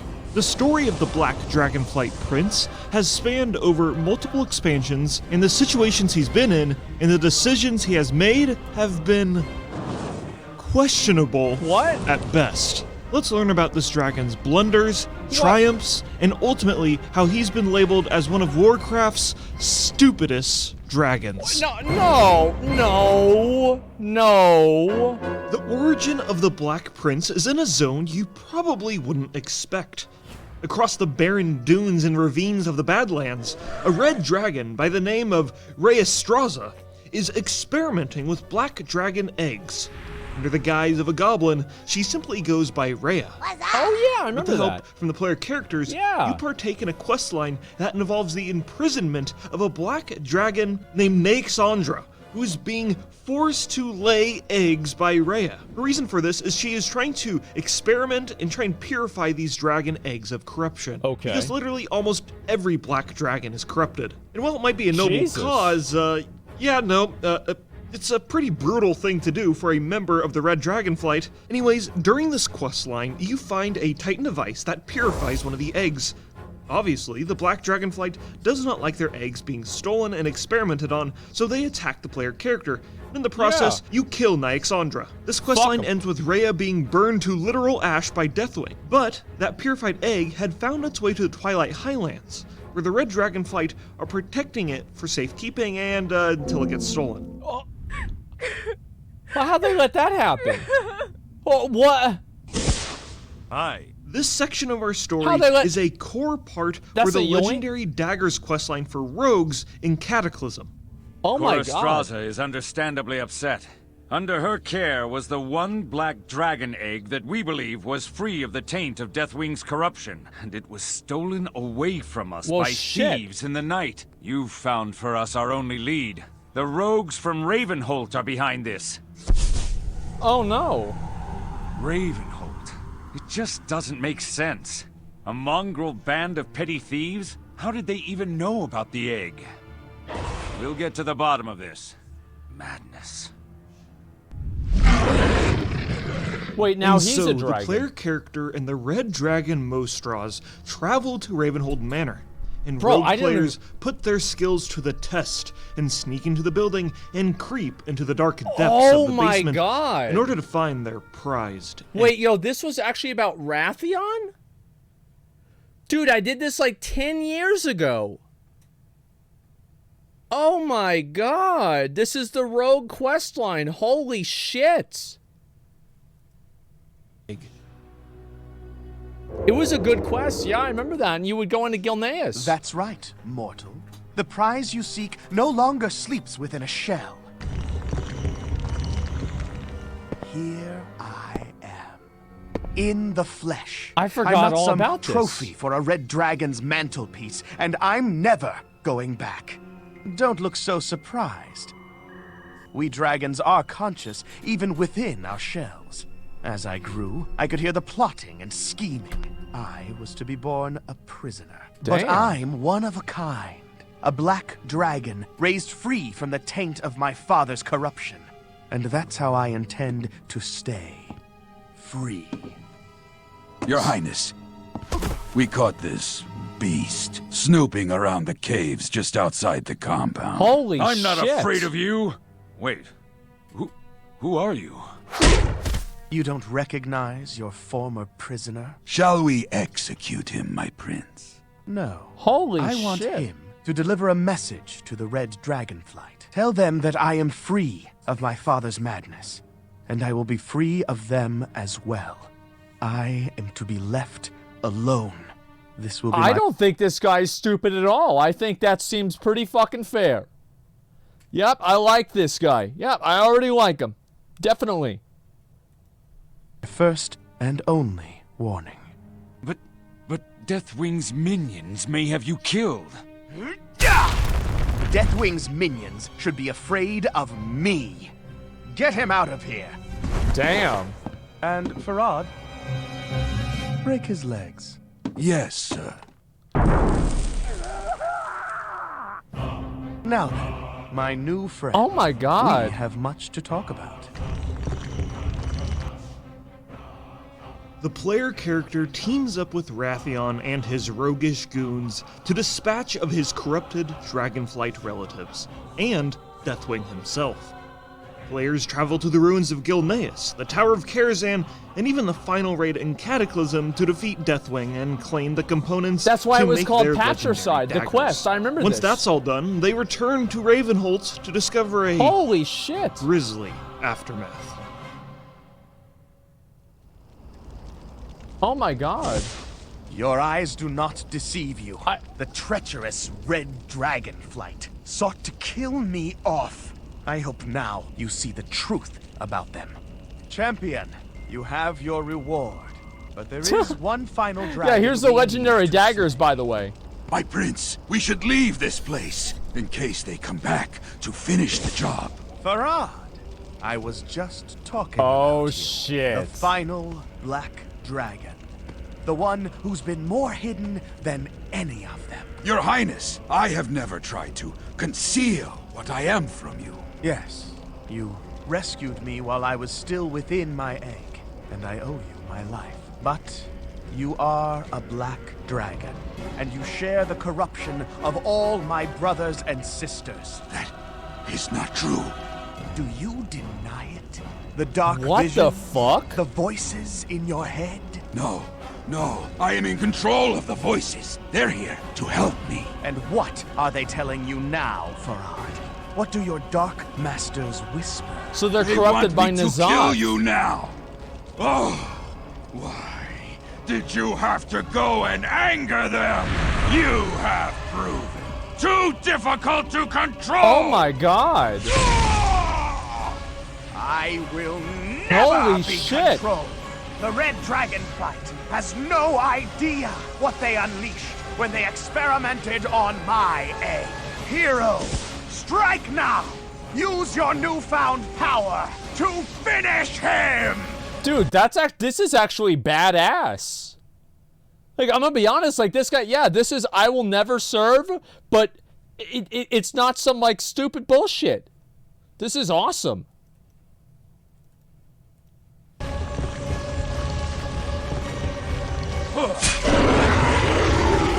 Yeah. It doesn't take that many hits. It is done, friend. To my knowledge, I am the only black dragon who remains. A new age for mortals has dawned, and heroes like you are among the vanguard. I must go now. Disappear. Perhaps we will meet again. I hope we find ourselves on the same side. We did, because you gave me the thing. The legendary thing. Till we meet again. You know, in the beta for Legion, Rathian was actually in High Mountain. I think it was actually the alpha. He was in High Mountain after the Neltharion quest, and I ended up taking him out. Yeah, he turned into a little whelpling.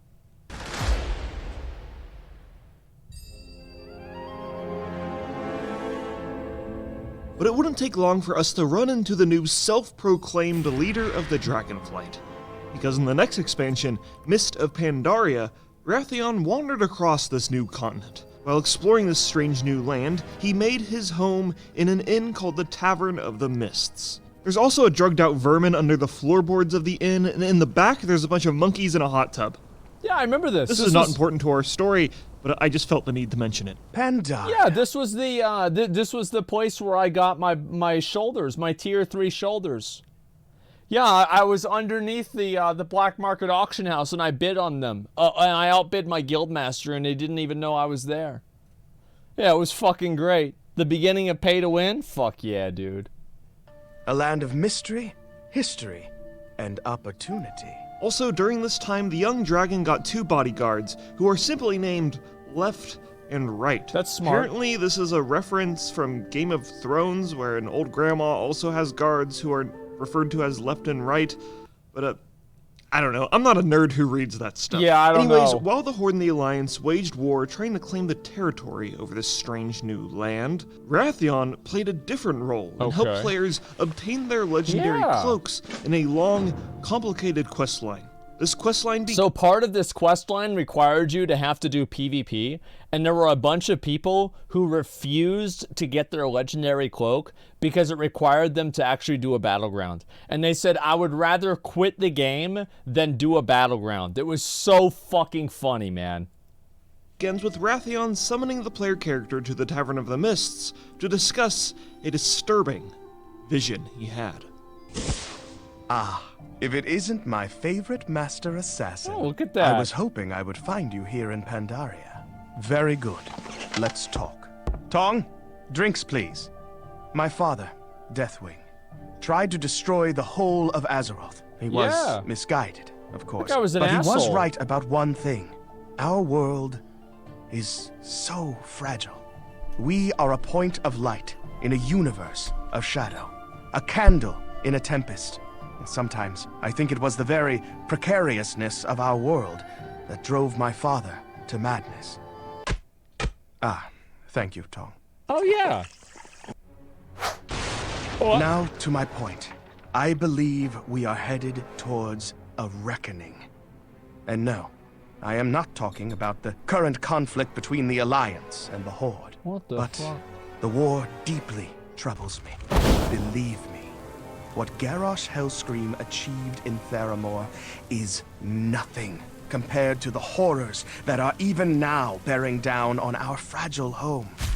Garrosh was right to blow up Theramore. He wasn't wrong. Theramore was encroaching on Durotar. It was a military establishment.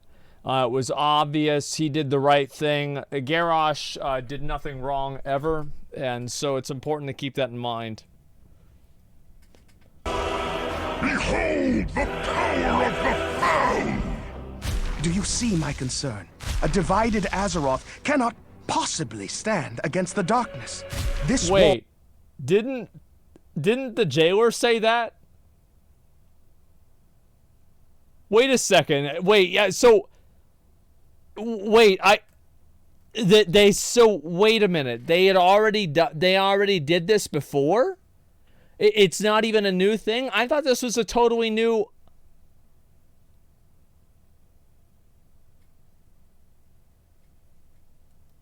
War has to end soon, before it consumes our strength. I want you to know that your alliance has my full and unwavering support in this campaign. How do we bring a swift and decisive end to the conflict?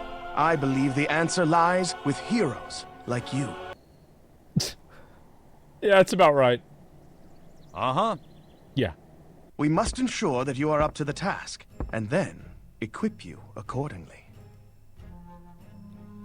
So during Mist of Pandaria, Wrathion had a vision of the Legion invading, an event that would eventually happen 2 expansions from now. Since Wrathion is the new leader of the Black Dragonflight, he had the full responsibility of defending Azeroth, and he would stop at nothing to make sure the people of his world were prepared.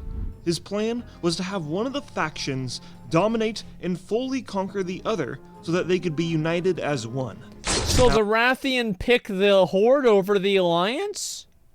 Wait, that's so dumb. He was... What the fuck?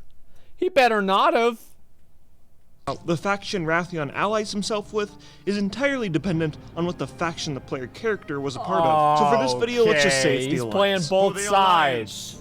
Now, most of the legendary quest line is not that remarkable, and is mainly just Wrathion sending players to go do chores and gameplay-related stuff. But meanwhile, Garrosh Hellscream, War Chief of the Horde, is running around warmongering around Pandaria. Yeah, it was a good During time. this time, he bumps into Prince Anduin of the Alliance, who is protecting an ancient Mogu artifact called the Divine Bell. This is also one of the funniest cinematics in Warcraft history, because Anduin just spouts a whole bunch of expository dialogue, and Garrosh ignores literally all of it. The Mogu made the Divine Bell to create chaos, but the Pandaren created a special mallet to turn the echoes of that chaos into perfect harmony. That mallet was hidden for thousands of years, until now. Die, whelp!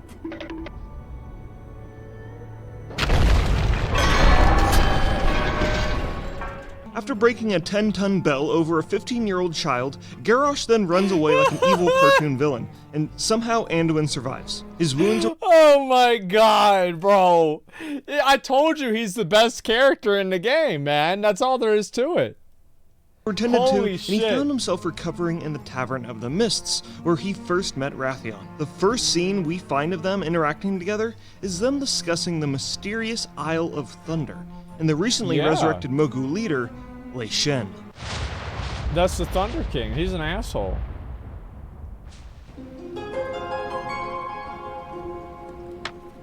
Why did you play that piece just now? It's a Pandaren board game. The object is for both players to win. That's ridiculous. Yeah, true. The Thunder King. What a magnificent individual. True. Could you imagine what his empire would be like today if it had not been overthrown and hidden by the Pandaren? I couldn't imagine a crueler tyrant. He enslaved this entire continent.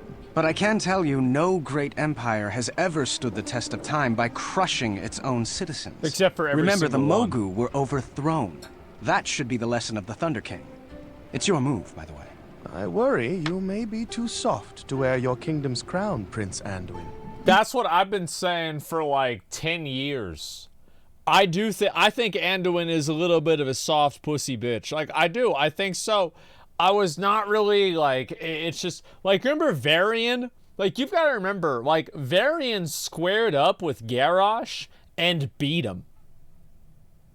Like, straight up. Varian used to be a gladiator. He beat Garrosh. And Anduin, like, when did Anduin ever win a fight against anybody? Like, Anduin's just a kid, man. Nah, bro. Like, like, when's he ever win a fight against anybody, man? Yeah, like, what is this? You would do well to learn some of your father's hardness. Are you lecturing me? Yeah. You're what, 2 years old? 2 in dragon years. It is your move. Champion, return now to the Isle of the Thunder King. I will meet you at the Forge, where together we will create an instrument of legendary power. The Pandaria To what Thunderforge end? is really cool. What are you two working towards? World peace. Using a Mogu weapon forge whose powers you barely understand. My dear Prince, you and I share the same goals. We only differ in our level of commitment. Come dude, here. Rathian's Let awesome. us shape a new Azeroth together. I love Rathian. My friend, if you blindly trust a black dragon in the search for greater power, are you any better than Garrosh Hellscream? Why's he gotta be black, number one? Number two, like, it's like, how are you gonna use him being a black dragon against him if they already, man, Anduin, like, damn, bro, like, what do you mean by that bullshit? Like, he's the one that's not corrupted. God damn, Anduin, what the fuck, bro? Please, just be careful. Mask off, huh? Look, Anduin, I'm gonna be perfectly blunt with you. He's talking about loot. Yeah. And that's all I care about. Yep. He's over there. The player character and Rathian then travel to the Isle of Thunder Yeah. and use an ancient Mogu forge to create a legendary gem. This chapter ends with the player character killing Lei Shen, pulling the heart out of the Mogu demigod, and then Rathian eats said heart and trips balls. Oh, I see them. A million worlds glittering. Wait, we stole Lei Shen's heart? And Rathian ate Lei Shen's heart.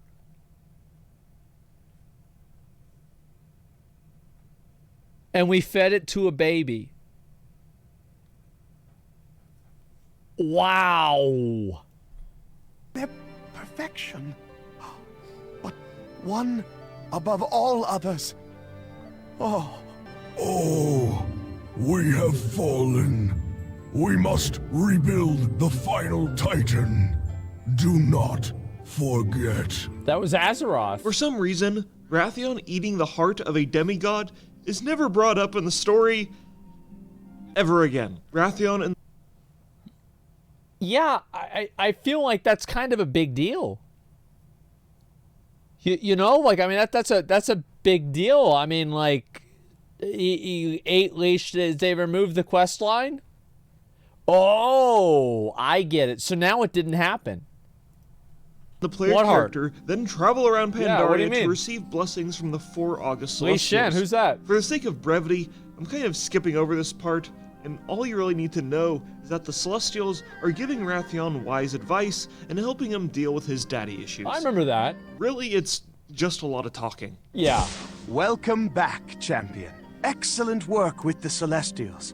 Can you believe how chatty they were? I just wanted them to hand us our reward, but they would just talk. I'm sorry. This guy should not play Final Fantasy.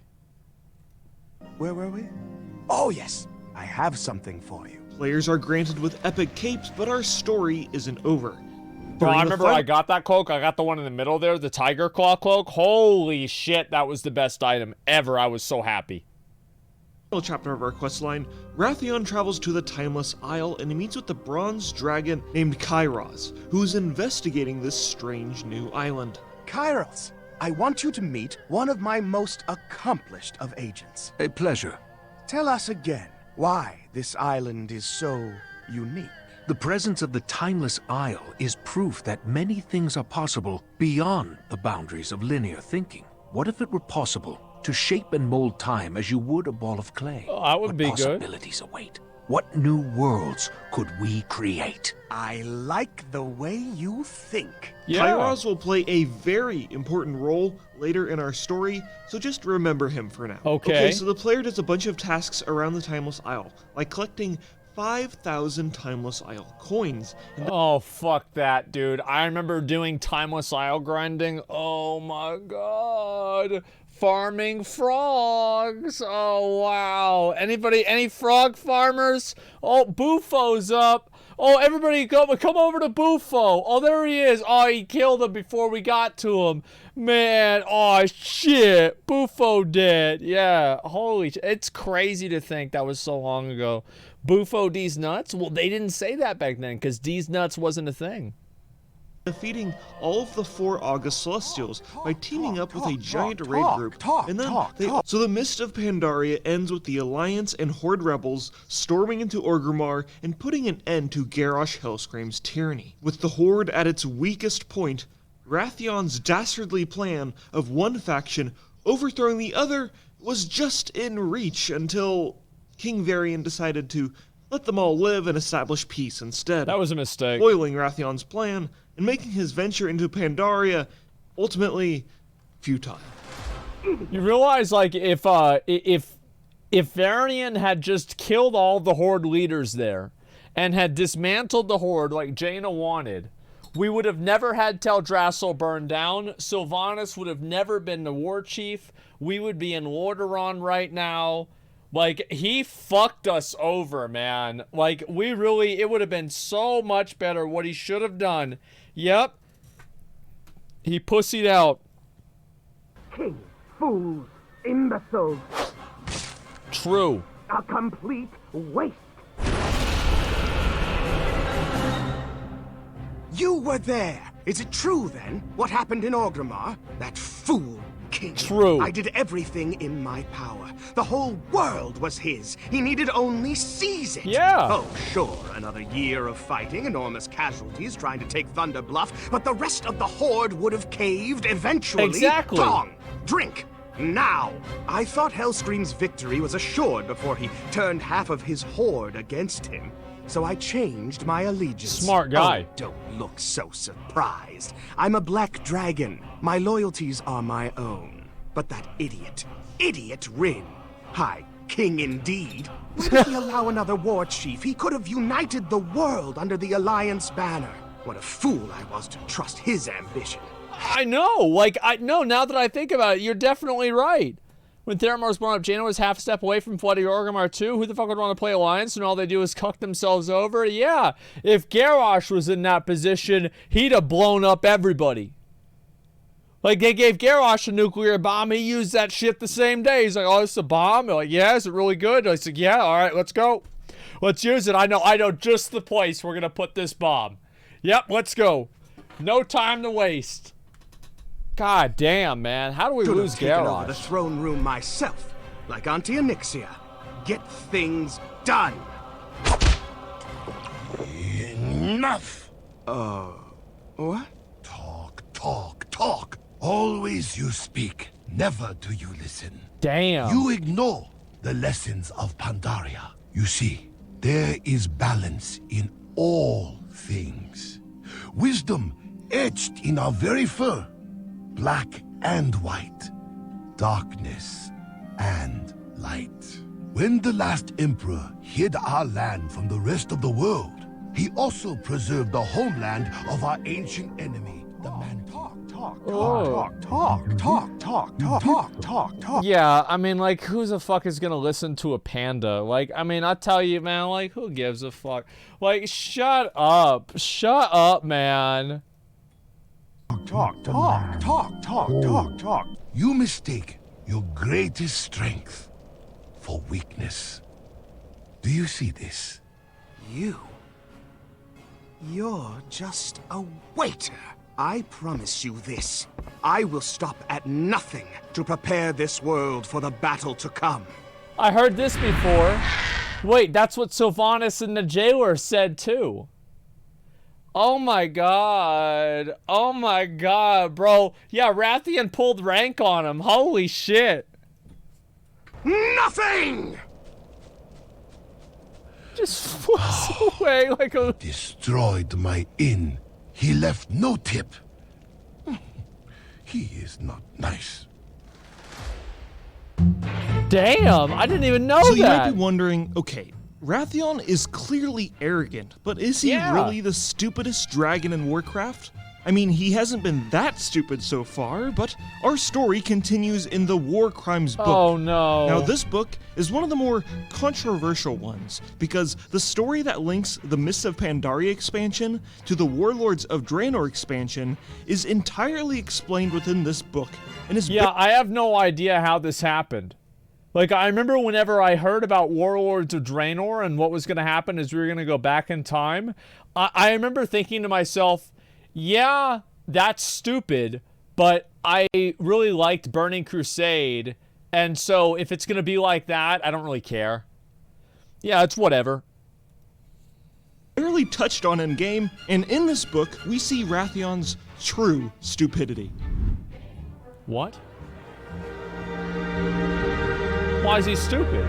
So in the book, the Horde and the Yeah. Alliance are all at the Temple of the White Tiger, Yeah. and Garrosh Hellscream is on trial for all of his heinous crimes. Okay. During Garrosh's trial, Terran Zu reads his list of crimes, and I will now quote the book directly.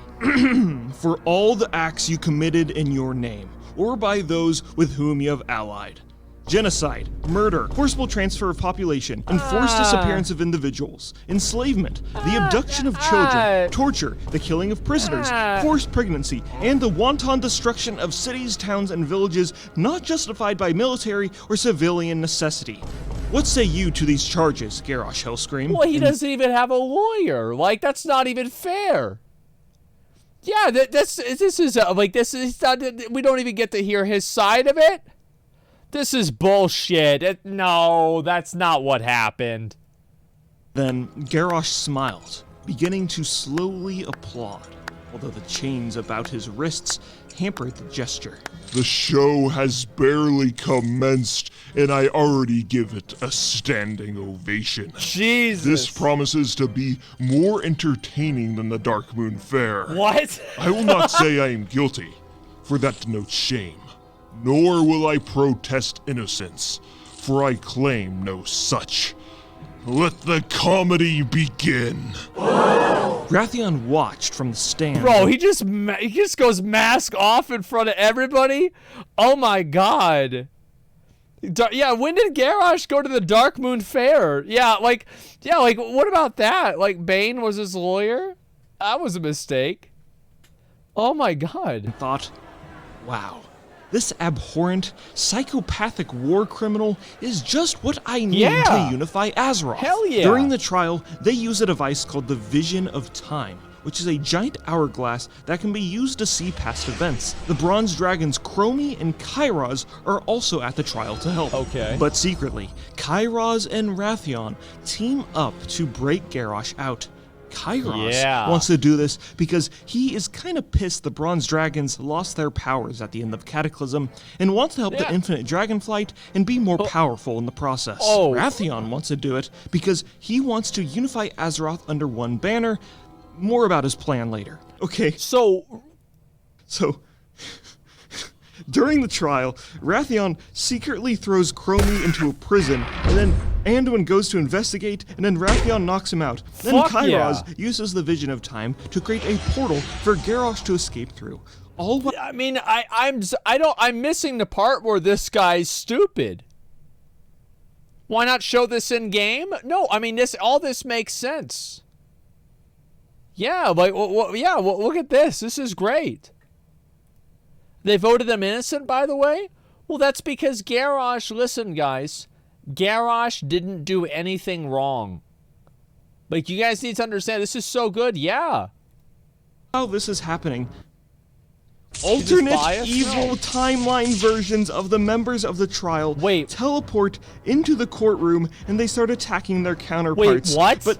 But then the August Celestials are like, no, guys, don't fight. Don't you understand? What? You too could become Garrosh. So they don't fight their evil counterparts, and they just talk about their feelings. But then there's also the Dragon Maw orcs, and they come in, they start fighting, and oh my god, you what? Look, that is a really abridged version, but you get the idea. Okay, so Rathion's plan, what is it? Okay, here's what it is. Have Garrosh come to... No, I know what the plan is. You have Garrosh, and he's going to go back to Draenor. He's going to round up all the boys, and they come through Azeroth again. They kill everyone, and then everybody's on the same side because Garrosh killed everybody that wasn't, and that pretty much settles it. And then they fight the bad guys. I think this... I mean, it's pretty self-explanatory, isn't it? Yeah, it's that simple. Yeah. Come on. I'll be right back.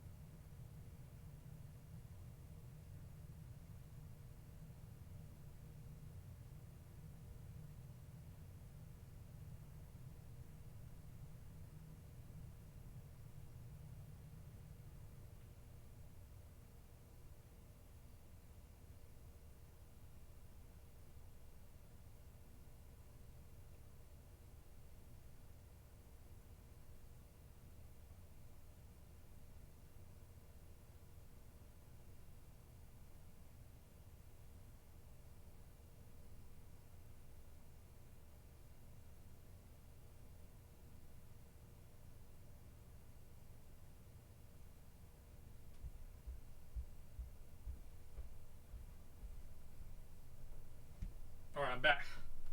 Sorry about that. Give me a sec. Okay. We good.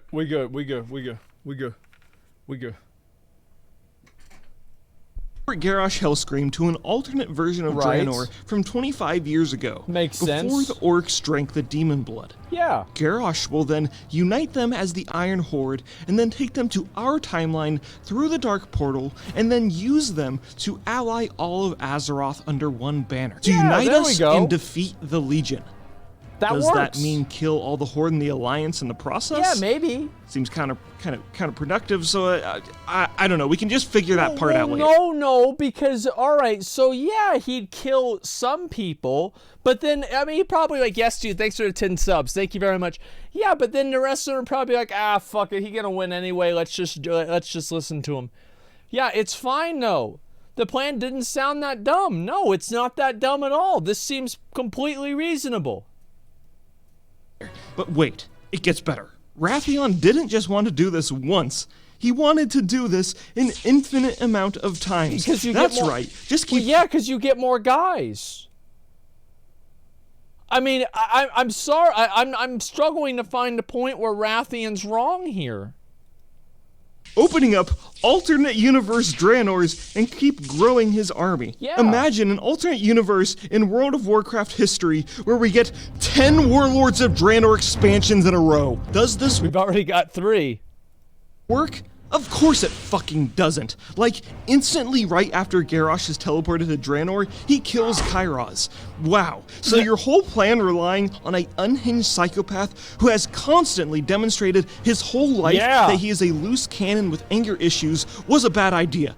What? Who would have guessed? Garrosh then goes to Great Iron Horde and uses the Dark Portal to invade Azeroth. But the offensive push is instantly defeated, and we go to alternate Draenor. Garrosh dies in a 1v1, and we destroy the Iron Horde. But, whoops! Since we made an alternate Draenor, we also made an alternate Gul'dan, who at the end of Warlords of Draenor is teleported to our world and kicks off the Legion invasion in the Legion expansion. So Wrathion plays a huge role in the Legion invading Azeroth again. The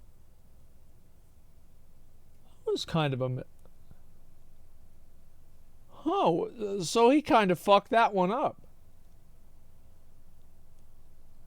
Wow, that was a mistake. Wow, that really...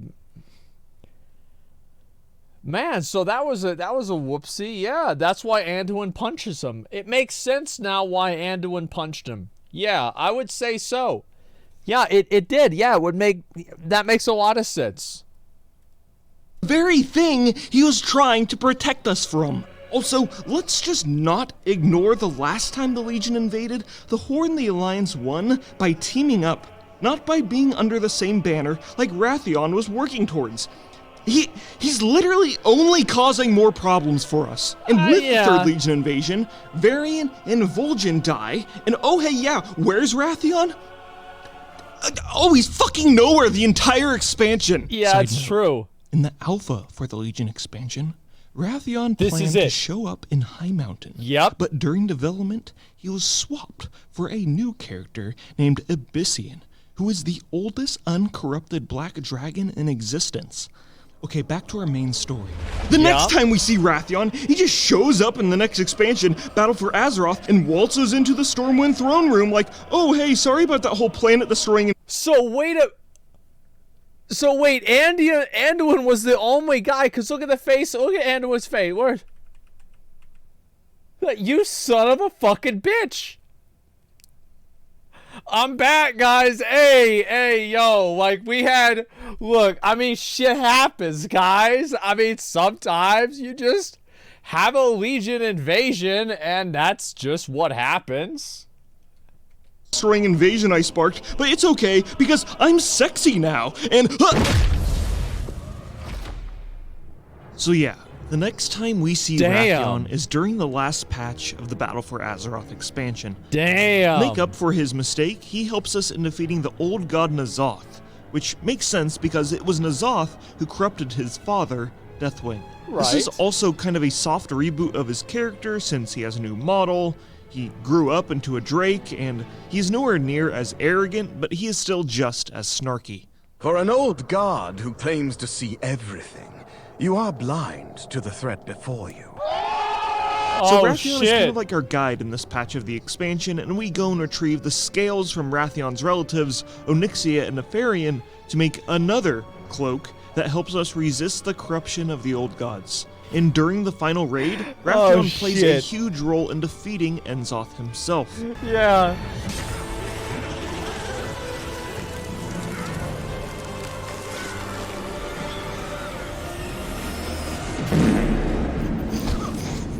And that is where our story ends for now.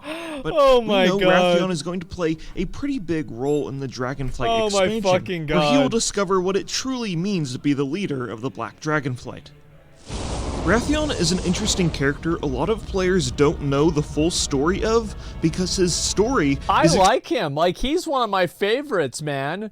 Because, like, the thing is, he was doing, like, I like Wrathion. I like characters that are willing to do anything to get what they want. He's willing to get people killed. He's willing to start wars. It's interesting.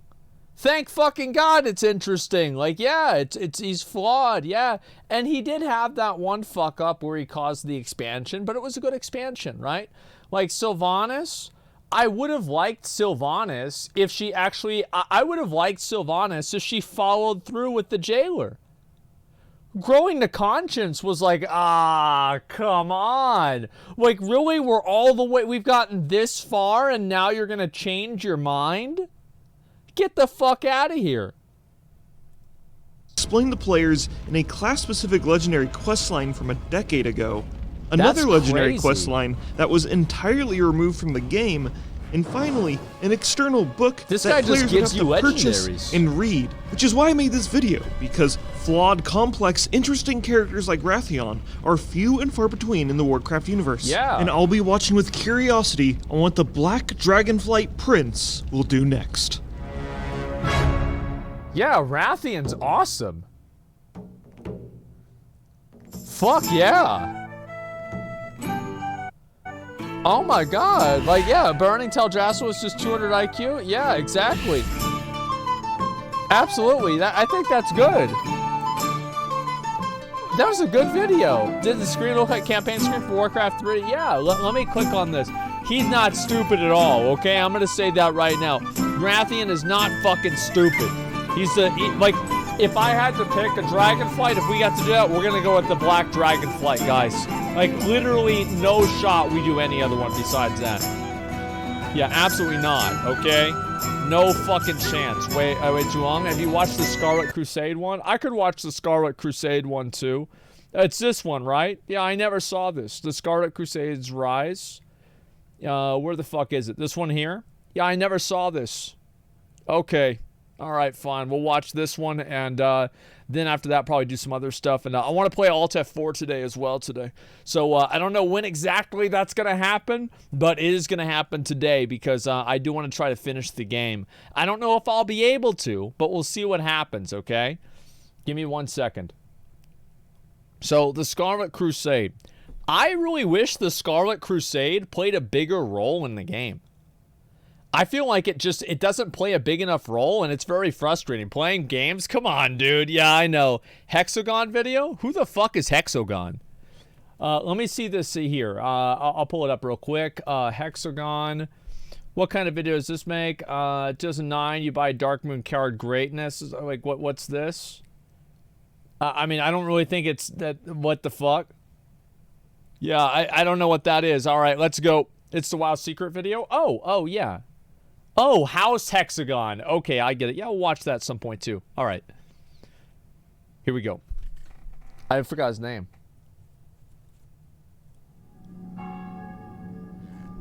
I love the Scarlet Crusade. That's like, you know, quintessential WoW. Can you not WoW. see it? Brothers and sisters, there is but one way to wipe the scourge from the face of Azeroth. What's that? The Scarlet Crusade offers you the protection that you so desperately desire. And if you pledge yourselves to us, surely we will reach our ultimate goal. Who will match me? Who will match me? I'm donating $10. Who will match me? Oh my god, that's the first thing I think of. Defy us, and you will be dispatched in a blaze of golden light, unlike any you have ever witnessed. What, they're gonna kill this guy just because he's in a black metal band? That seems a little bit unfair. Wow.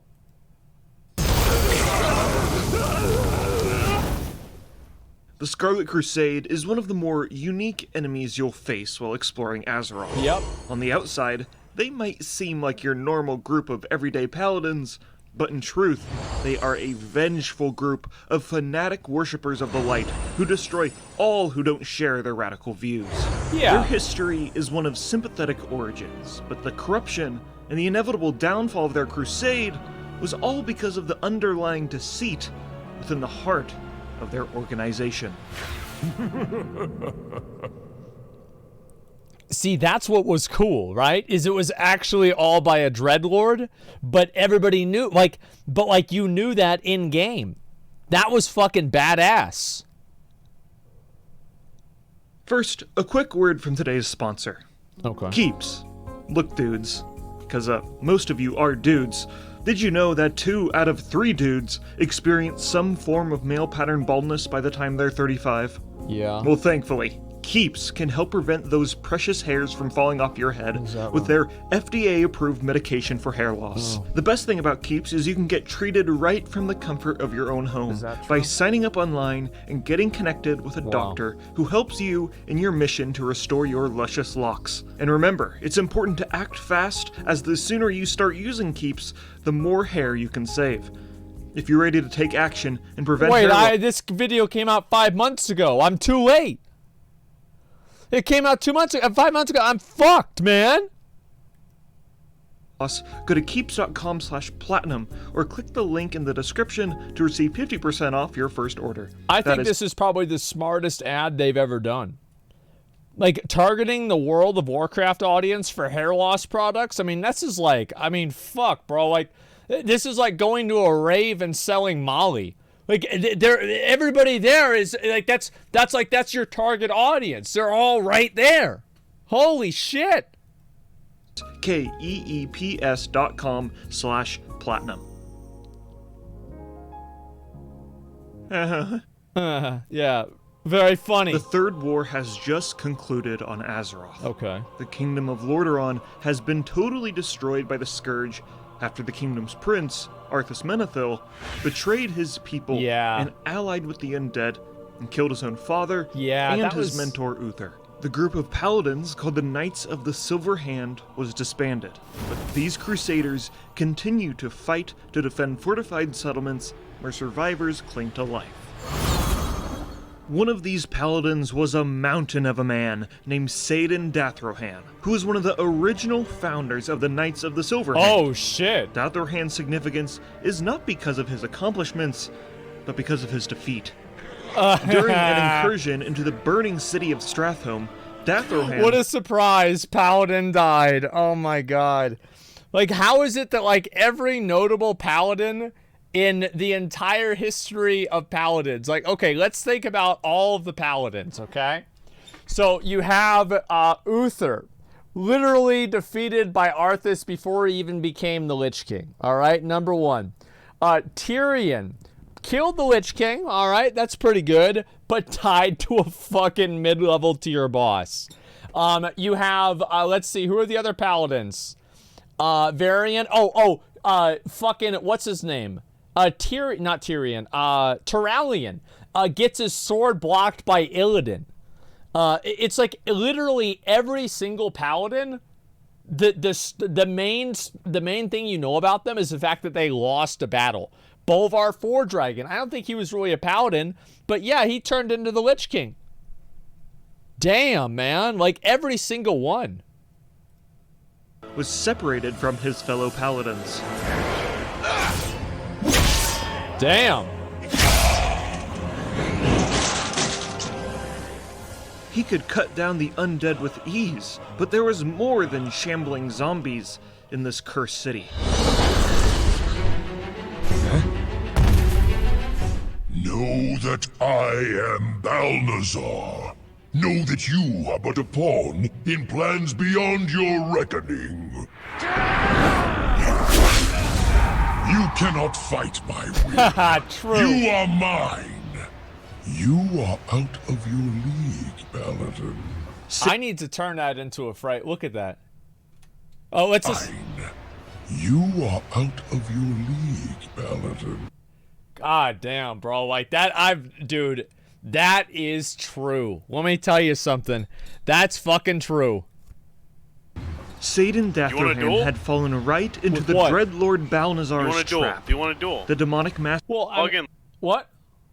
Log in. Let's duel. Well, you have better gear than I do right now. No, I don't. It's not that much better. Log yeah, in. It is. Oh no, it fucking is better. Log in. And Okay. let's duel. All right. Here. Give me an example of a paladin whose main plot. You're such a coward. Give me an example. You will gladly sit up here in front of all these thousands of people talking all this shit, but you won't duel me. That's because you're a pussy. Because you're a coward. Yeah, I'm not. I'm Point a warrior. proven, I'm a bitch. warrior. No, let's. Yeah, and warriors are literally stupid and idiotic. Warriors graduate to paladins. Do you understand that? No. Like, you have to graduate to be a paladin. That's not true at all. Anybody, literally anybody, can pick up a fucking stick and swing it around. Oh, Blazestorm, Blazestorm. Not everybody can be a paladin. Okay, paladin requires. They don't want to be. No, it's because they can't. Because being a paladin requires, okay. What does it require? Some sacrifice, okay. Not on the level of demon hunters, okay? Yeah, well, they've sacrificed them all the times. That's why every paladin dies. Buddy, I literally have a blessing called Blessing of Sacrifice, okay? Yeah, it makes you take damage. Yes. Yeah, you used to have Divine Intervention, too. What did that do? It literally saved the life of an ally. It literally kills your character. That's what paladins do. It's built into the. It's literally coded into the game that paladins kill themselves. Yeah, it's a balancing act. You die, but you save your friends. Maybe you know what? Trust me, buddy. Go ahead. Sacrificing something for your friends is not something you will ever understand, bitch. Okay, all right. So let's talk about this. Sacrifices. Uther died to Arthas of no consequence. Tyrion died to Croesus of no consequence. Turalyon got his sword blocked by Illidan, and it was of absolutely no consequence. Like, I feel like after that cinematic came out, people probably stopped making paladins. Like, that was it. Like, nobody, like, all right, they saw what that has to offer. Well, fuck that. Jesus. Mastermind's ultimate plan was to possess his body and infiltrate the Order of Paladins and pull the strings behind the scenes. Because the Paladins wouldn't know the difference because they're stupid. And destroy them from within. I've been waiting for you, Paladin. Know that I will rip the soul from your flesh and make your body my own.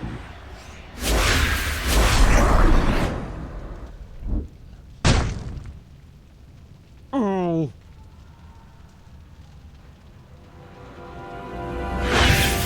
Uh-oh.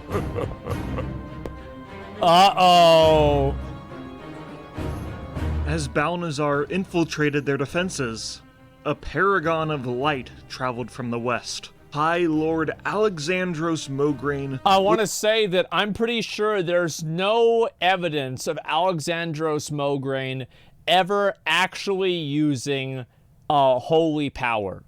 It was only the sword that had holy damage in it.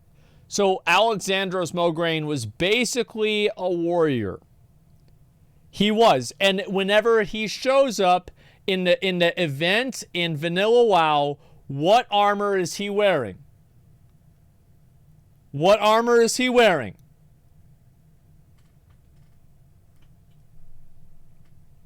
Full Dreadnought. The Warrior Tier 3 armor.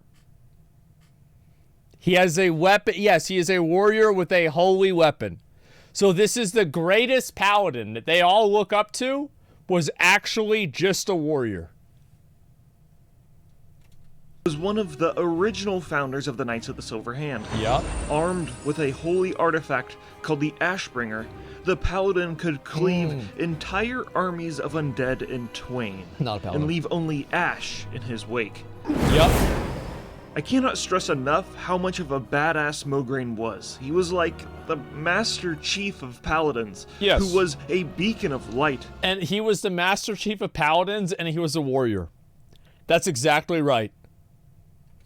For the downtrodden people of Lordaeron. He became such a legend that he was simply referred to as... You actually are coping. You are actually coping if you think that. You're actually coping. Okay. That unironically, like, if they could put the copium emote in chat, they would do that right now, because that's what this is. Then explain to me why he was wearing the Warrior Tier 3 armor. Because, I don't know, the devs are fucking stupid. But that doesn't mean... I can go to the fucking auction... I can go to the black market auction house right now and buy it and wear it. Yeah, but that was before that patch came out. Okay, so now you're using in-game mechanics to explain why you think he's a warrior instead of a paladin. Even though it was not. It was an in-game decision. He was clearly a warrior. That's why he was wearing Warrior Tier 3 gear. Dude, Paladins are literally upgraded warriors. He had a sword. It's like whenever it's like you're trolling me. It's like an Elden Ring. Whenever I had the fucking polearm, and it had holy damage. Am I being trolled? That's like the Ashbringer. I think I wasn't casting any spells. I wasn't a paladin. I didn't have any points in faith. Well, actually, I put 3. But that was... No, you're not serious. You're not serious. You are not a serious person. If you think Alexandros Mograine was a warrior and not a paladin, even though he was one of the people that founded the fucking thing, the Knights of the Silver Hand, and you think he's a warrior? Where's him ever using a paladin spell? Oh my god. Like, what do you want him to do? Something. What is it? Anything. He literally torches undead into ashes. That's right, with his warrior abilities. What is Wake of Ashes? It's a cleave. Warriors cleave. Really? Paladins had no AoE abilities. They didn't get AoE abilities for 3D expansions. Can you do, on your warrior in-game, can you do Wake of Ashes? Well, no, because I don't have the Ashbringer. Okay, so you admit then... Because I can do it. I just because you have the Ashbringer. Yeah, I just pressed it. You know why? You know why I was able to use that ability? Because I'm a fucking paladin. No, it's because you have the Ashbringer. It's not because you're paladin. Anybody could use that. It's because I'm a paladin, and so was Alexandros Mograine. You fucking clown. What do you guys think? Am I right about this? The paladin with the paladin with warrior gear that never casts paladin spells. Like, McConnell's right. No, you're definitely wrong. No, I'm not. See? No, I'm not. See, dumbass, everybody disagrees with you. He was a warrior, guys. Like, and also, like, look at him in Maldraxxus. You see him casting... Go look up his Wapedia page. Go look it up. That could be wrong. Like, that could be wrong. But, like... Oh, my God. Just ignore every piece of any lore that's given to you and just only accept what you believe is true. And how are you any different than a fucking SJW again? All right. Let's see. We've got a poll here. No, I mean, guy. Look at the poll. Look at the poll. Oh my god, this is a fake poll. Like no, man. Like no, it's not 71% think he's a paladin. He's not a paladin, man. He's not a fucking paladin. Like, are you kidding me? God damn it! All right, I'll get back to the video. This. Go party. Fuck! The Ashbringer. The Ashbringer also had 2 sons. One was named Darian, who has the most anime haircut in all of Warcraft, but more on him later. The other son was named Renault. That was the dumb guy. Taught the ways of the Paladin under Satan Dathrohan. Oh. Over time, Satan Dathrohan, aka Balnazar, manipulated Renault. He preyed on his insecurities, knowing that he would always live in the shadow of his father. True. Renault is, and always will be, a lowly foot soldier. Yep. A simple follower, and not a leader like his father. But Satan offered him a proposition. If Renault was to kill his own father, he would be promoted to be a commanding officer in his Order of Paladins, and be granted the glory he justly deserved. Hey, I think you should kill your dad. Okay. Oh, God damn, that was easy. Holy shit. So that's all it took? You got fooled. That was surprisingly easy. Renault then lied to his father, telling him that his brother Darian was trapped within Stratholme and needed to be rescued. What? Alexandros Mograine and his advisor Fairbanks traveled to the that's burning Fairbanks? city, only to be overwhelmed by Scourge forces. Oh my god, I didn't even know that.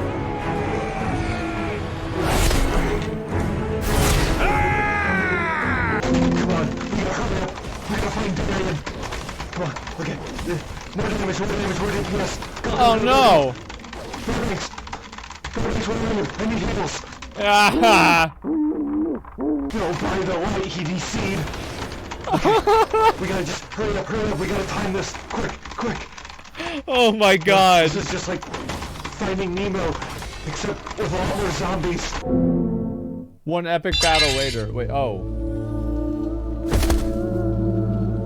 The High Lord fell to the ground, exhausted after obliterating every vile creature that stood in his wake. But it was at this moment that the High Lord's son delivered the ultimate betrayal. Wow! This act of pure evil and resentment corrupted the Ashbringer, turning it into a weapon of hatred instead of retribution. Renault fled, returning to the town of Hearthglen to tell everyone of the death of the Ashbringer. Holy shit, I did not know. Like, I thought that he got... Definitely a paladin, a warrior would have succeeded. Yeah, wait, why didn't he take... Yeah, he should have taken the sword, man. Damn. Dreadnought armor was originally Mogaine's personal suit of paladin armor. Warriors modeled their armor after his death? No, that's not true. That sounds like bullshit to me. No, nope.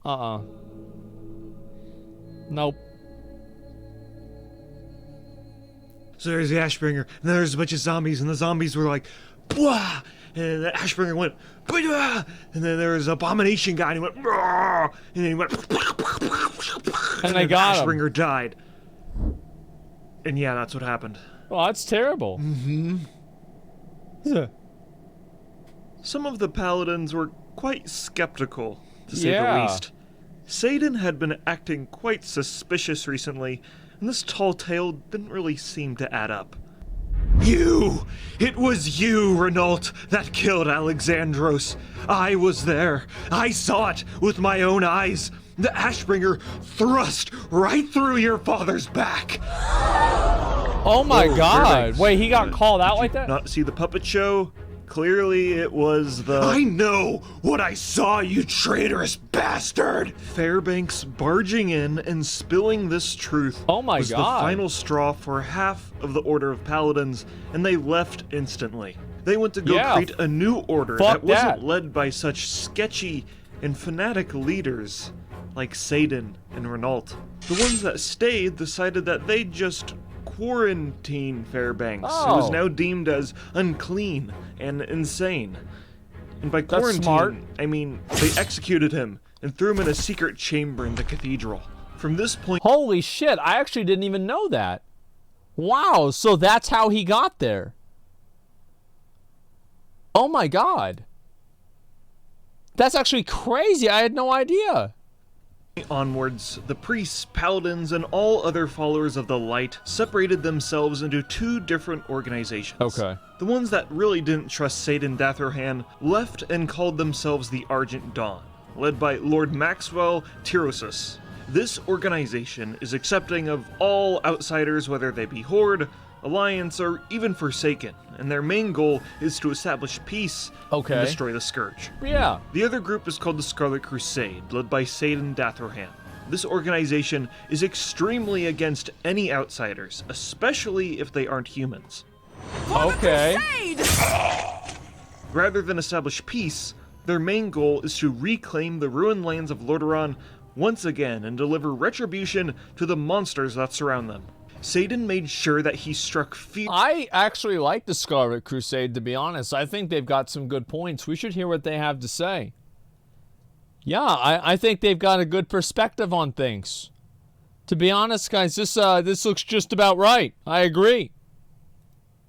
Fear and paranoia into his followers, warning them that any outsiders could be unclean and could be secretly carrying the Plague of Undeath. Showing mercy to them would only pull them further away from their goal of eradicating all evil from Lordaeron. So they're killing gnomes too. That's great. Yeah, this is crazy. Oh.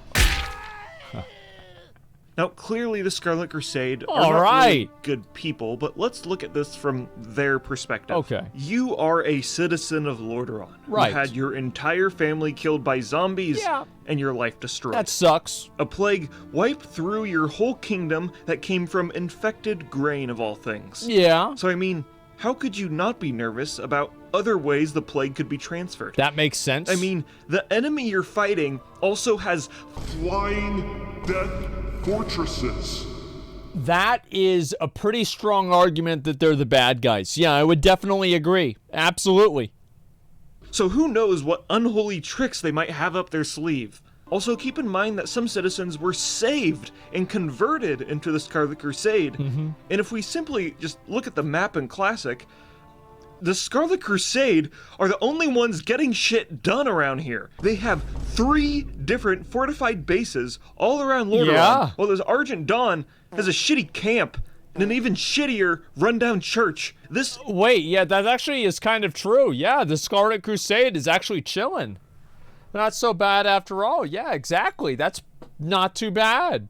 Isn't about being morally good for some members of the Scarlet Crusade. This is about survival. Also, their beloved capital city that was a deeply religious and known place of worship of the light was taken over by zombies that look exactly like the ones that destroyed it in the first place. As a living human, how can you be okay with that? But also— I wasn't, and I thought that we should have fucking attacked Lordaeron a long time ago and gotten Sylvanas out of there. This was our fucking city. This was our shit. This was our fucking city, and then I don't know what happened, but we just decided to just pussy out and never do that. That's the Forsaken half of them. Like, fuck them, kill them, get them out of here. Make them go somewhere else.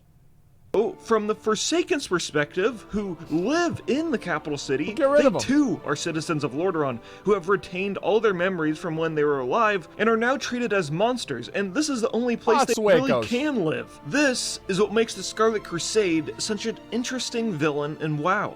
They are a group of people who, from their perspective, have pretty reasonable motivations to avenge their kingdom, but have been pushed and manipulated into paranoia and desperation that made them lose grasp of reality and turned into the villains on Azeroth.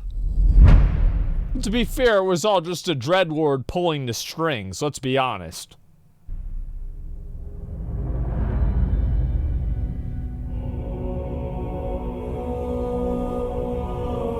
Oh, shit.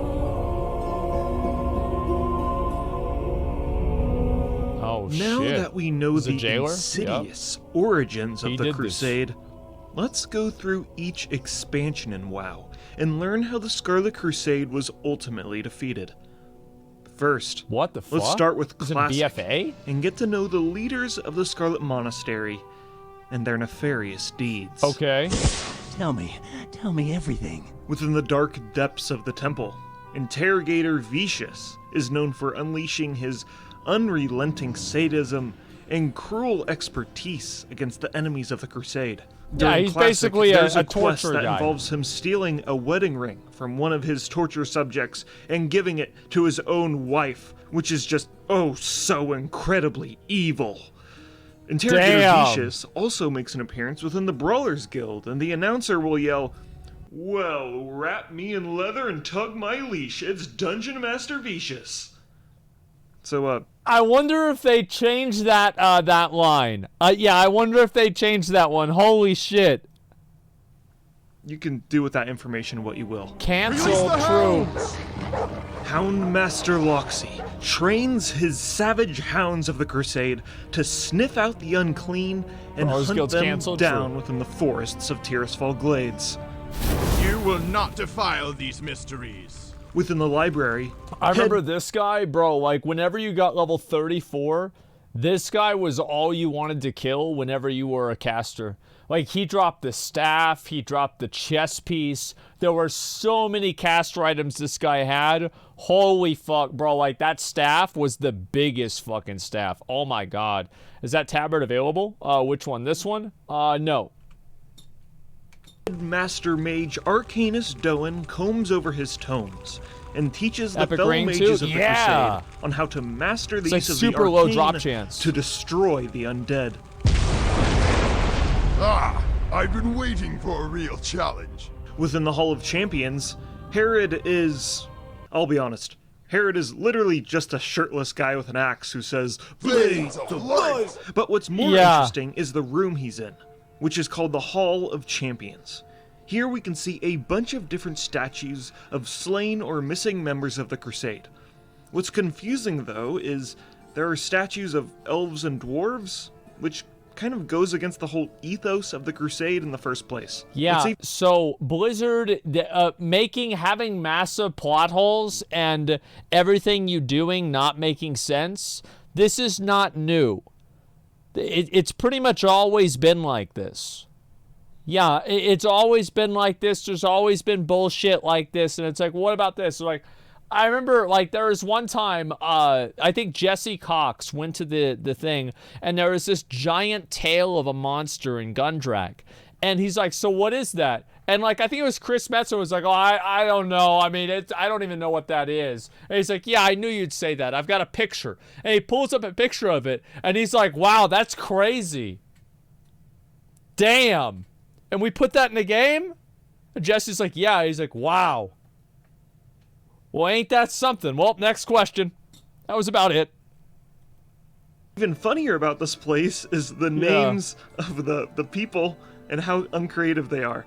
We got Valia Artists Twin just Blades. do crazy stuff, don't they? He's got 2 blades. We got Invar one arm. He's got 1 arm.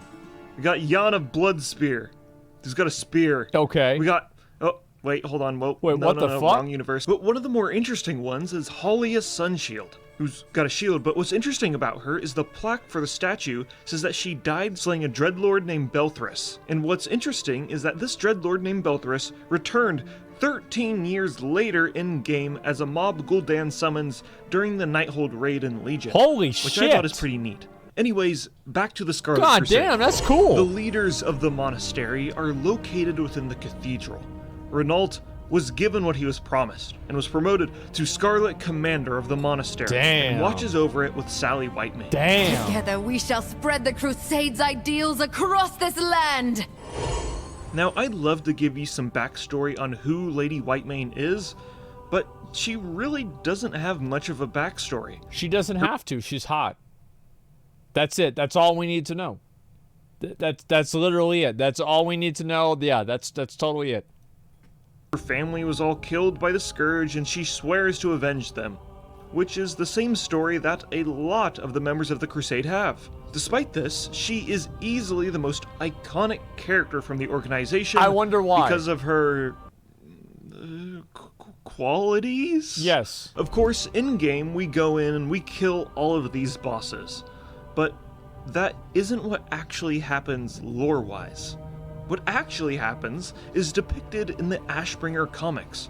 What happens is Darian Mograine, that anime guy I told you to remember, storms into Naxxramas with the Argent Dawn What? and kills his father Alexandros Mograine, whose body was resurrected by the Scourge and is now one of the 4 horsemen. Holy Darian shit! Then takes the corrupted Ashbringer to the Scarlet Monastery, and the ghost of Alexandros Mograine decapitates his own son. No, wait, what? Players can experience this from Darian's Holy perspective shit. when they obtain the corrupted Ashbringer in Classic and take it to the Scarlet Monastery Cathedral. So, lore-wise, Renault is the only guy to die, but everyone else is alive and well. Okay. The next expansion that involves the Scarlet Crusade is I Wrath remember of the this. Lich King, and trust me, it isn't pretty. You see, there is a part of the Scarlet City Tier's Hand called the Scarlet Enclave, which was completely untouched by the Scourge until now.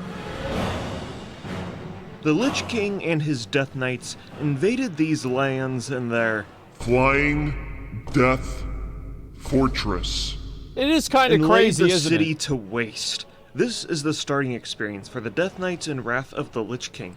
And during this quest line, Dude, I always thought this part of the quest line was really cool.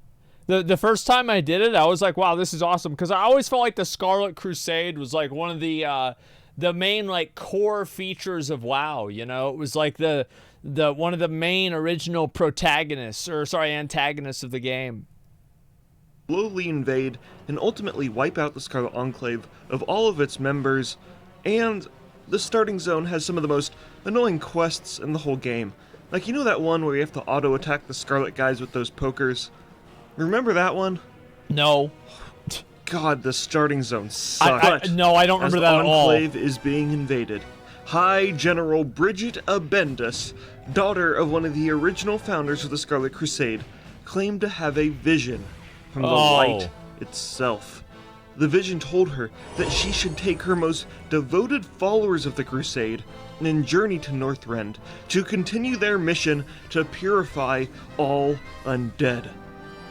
Also, that is where the expansion takes place. This migration would be known as the Crimson Dawn, and it would revive the Crusade to new, glorious heights. I remember that. The group of devoted followers were renamed to the Scarlet Onslaught and set sail for Northrend. This was badass.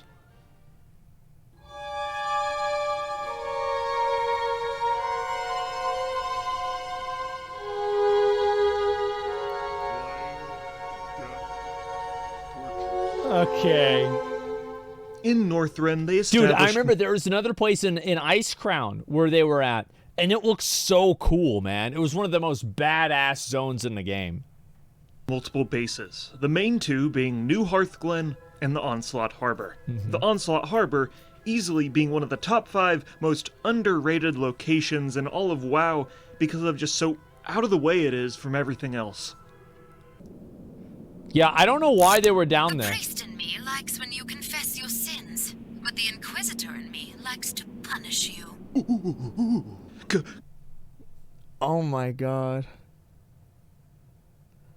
Oh my god. I didn't even know that was in the game. What the fuck? Commander! I see someone on the shore. What? Let me see. By the light, is that Admiral Westwind? Wait, what? On the shores of Northrend, Scarlet member Admiral Barian Westwind was found. He was the captain of a previous Scarlet ship that sailed to Northrend years ago and was presumed to be long dead. I mean, there's even a statue for him in the Hall of Champions back in the Scarlet Monastery. That's cool. Admiral Westwind assured his fellow Crusaders that he was the only one to survive on the ship, and simply wanted to pledge himself to be an advisor for High General Abendus. Besides, he had been surviving in this hellish tundra for years, so surely he knew a thing or two about... Just kidding, you son of a bitch. It was actually the Dreadlord Mal'Ganis. I am Mal'Ganis. I am eternal. So the Scarlet Onslaught was deceived. Wait, why did he do that? What the hell is he doing this for? What the hell? What the fuck? A second time. They're so by a Dreadlord, stupid. and Mal'Ganis manipulated his way up the ranks. Wow. But the real reason for the Scarlet Onslaught's involvement in Northrend ultimately being a failure was because of the overwhelming might of Horde and Alliance player characters. Yeah, we just beat the shit out of I've found that without proper guidance, crusades quickly become onslaughts. Okay, so let's jump to Cataclysm, where it's more of the same story. The Argent Dawn back in the Plague Lands made the best strategic decision of their life, and they allied with the player character. That's smart. Yeah, we just killed all of them, was right? taken over by the Argent Dawn, and Tyr's Hand was still left in ruins after the invasion of the Death Knights. Yeah, it was a also, little bit fucked Balnazzar up. was defeated within Stratholme, leaving the Scarlet Monastery as the Crusade's last bastion of hope. During the Cataclysm, they revamped a lot of dungeon quests by putting the quest givers at the start of the dungeon. Yeah, and the quest that helped giver a for the lot. Scarlet Monastery wings is one of my new favorite characters. What? It's Joseph the Awakened. You see, Joseph is a part of a group called the Scarlet Renegades, a group who have realized the error of their Crusade's ways and are attempting to overthrow their rulers. Okay. Why not just join the Argent Dawn? I don't know. Yeah, I guess that they would think make they sense. just really look good in red. That's Anyways, true, though. Joseph seems to be having problems of his own. As the further you progress through the dungeon, his name changes from Joseph the Awakened to Joseph the Crazed. What? And finally, Joseph the Insane, where he's found dancing in the fountain in the cathedral and has the best art of all time in the old World of Warcraft trading card game. No way, this is true. Is this really true? Like, there's no way. Like, it actually is true. Holy fucking shit. I thought he was just goofing around. You can still see it? Holy fuck, I can't believe this. Wow. Yeah, I'm gonna have to look at this on my own. So during the Cataclysm, lore-wise, is when all of the bosses die, except for Sally Whitemane. Why does everyone who comes to the Scarlet Monastery want to kill me? Am I out of touch? No, it is the heathens who are wrong. And in Miss Pandaria, the Scarlet Monastery was revamped. Instead of 4 separate dungeons, it was combined into 2 dungeons instead. The most notable difference is that all of the bosses have been changed, but they're kind of just like off-brand versions of the original bosses. That Bro, being said, like, I hated that boss. Like, that was the dumbest thing.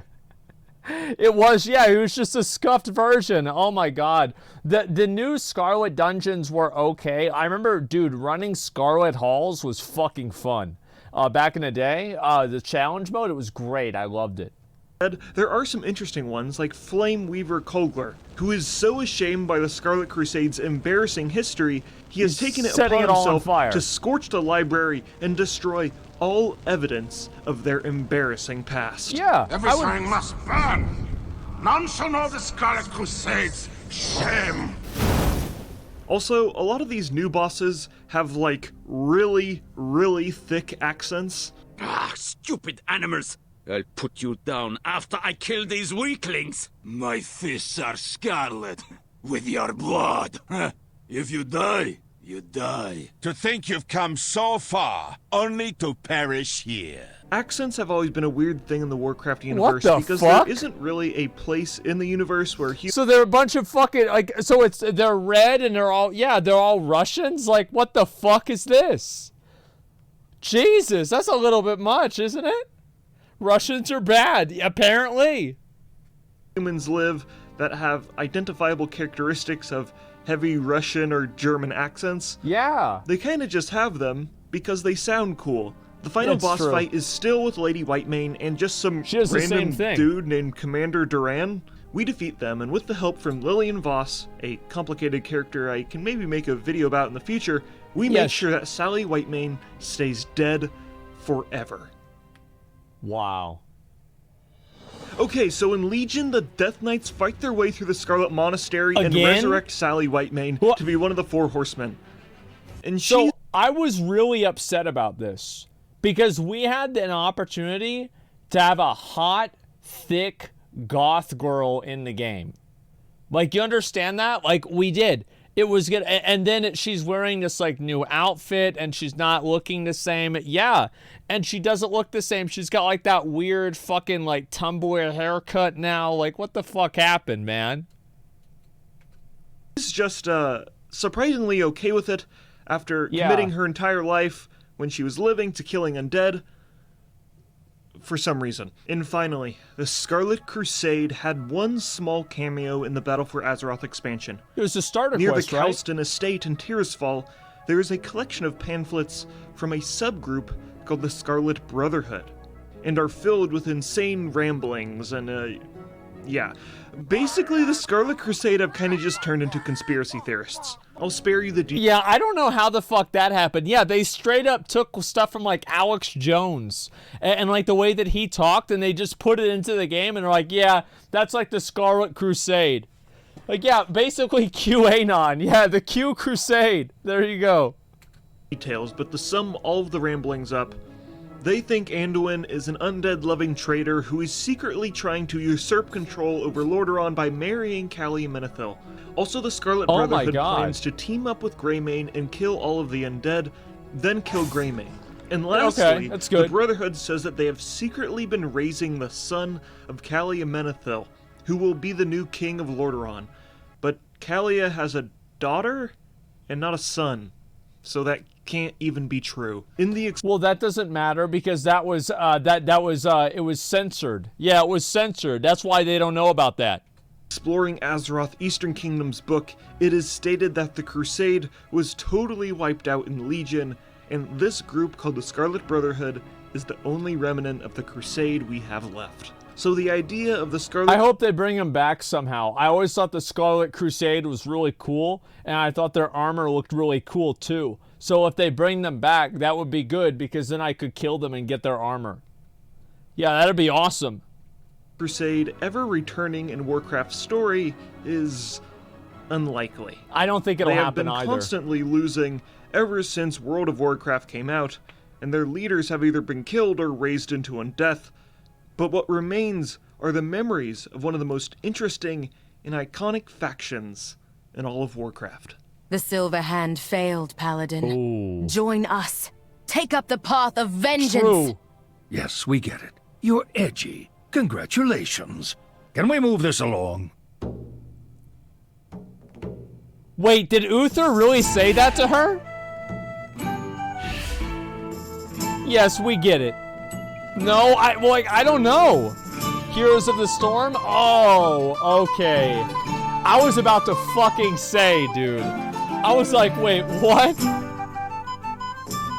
Yeah, oh my god. Yeah, I was like, yeah, how did we even talk to him anyway? Yeah, okay, funny enough.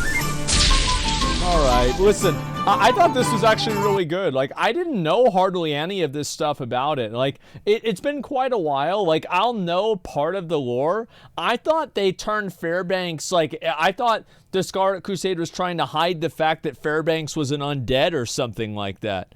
That's what it was. Like, there's another good video on Scarlet Crusade by Platinum WoW. I mean, there's a lot of them for me to look at, man. It is. These are great videos. Yeah, these are fucking amazing. And what's this here? Like the video? Yeah, I'll like the video. For sure, I will. Easy.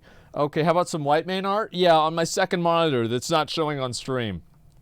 Yeah, sure, I can do that. But yeah, this video was really, really fucking funny, man. I think that it's, watch more Platinum WoW. There's one more, like, shorter, like, Platinum WoW video about Scarlet Crusade. It's 10 minutes. I guess we can do this one, and then I'll watch this one. But then I do want to play the game and get into that too, right? Because, like, it's a 10-minute video. We might as well go with it. Yeah, who gives a fuck, all right?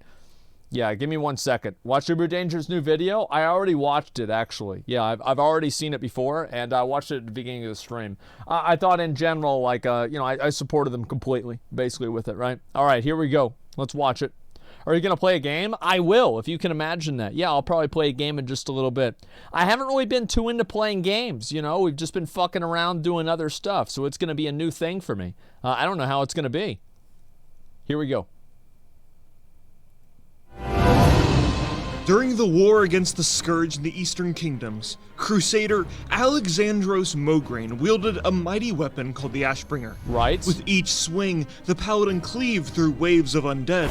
But, in an act of betrayal, Alexandros was struck down, and his holy weapon forever corrupted. I didn't even know it got corrupted that way, too. Weapon against the invading undead dealt a massive blow on the Crusade's morale. If they were ever going to purge their lands of the Scourge, they'd need a new weapon. One that would rival the holy What the power of the fuck? Ashbringer. The priests of the Scarlet Crusade banded together to empower the most powerful weapon Azeroth had ever seen. But little did they know, its strength would soon be the death of them. It's just a stupid little stick. Like, who cares? Yeah, who gives a shit about that? A duck walked into an apothecary and he said, "Give me some chapstick and put it on my bill." We watched this 2 days ago? No, we didn't. I would have noticed.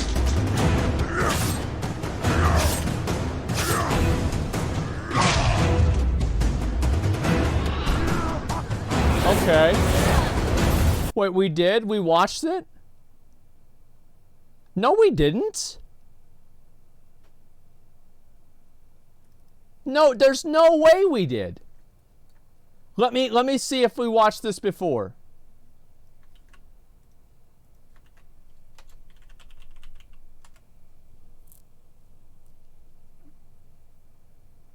No, we didn't, because it would be right there.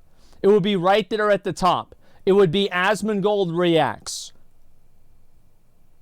Yeah, you guys see that? Yeah, you guys are trolling. That, yeah, fucking right, man. Well, I know. I actually started thinking to myself, we didn't. Yeah, I was about to say. Holy shit. Okay, let's see here. I'll watch it again. Yeah, God, you guys freaked me out. Dude, I was actually thinking, like, wait, what the fuck? Am I going crazy? Holy shit. Wow, all right, never mind. Hey!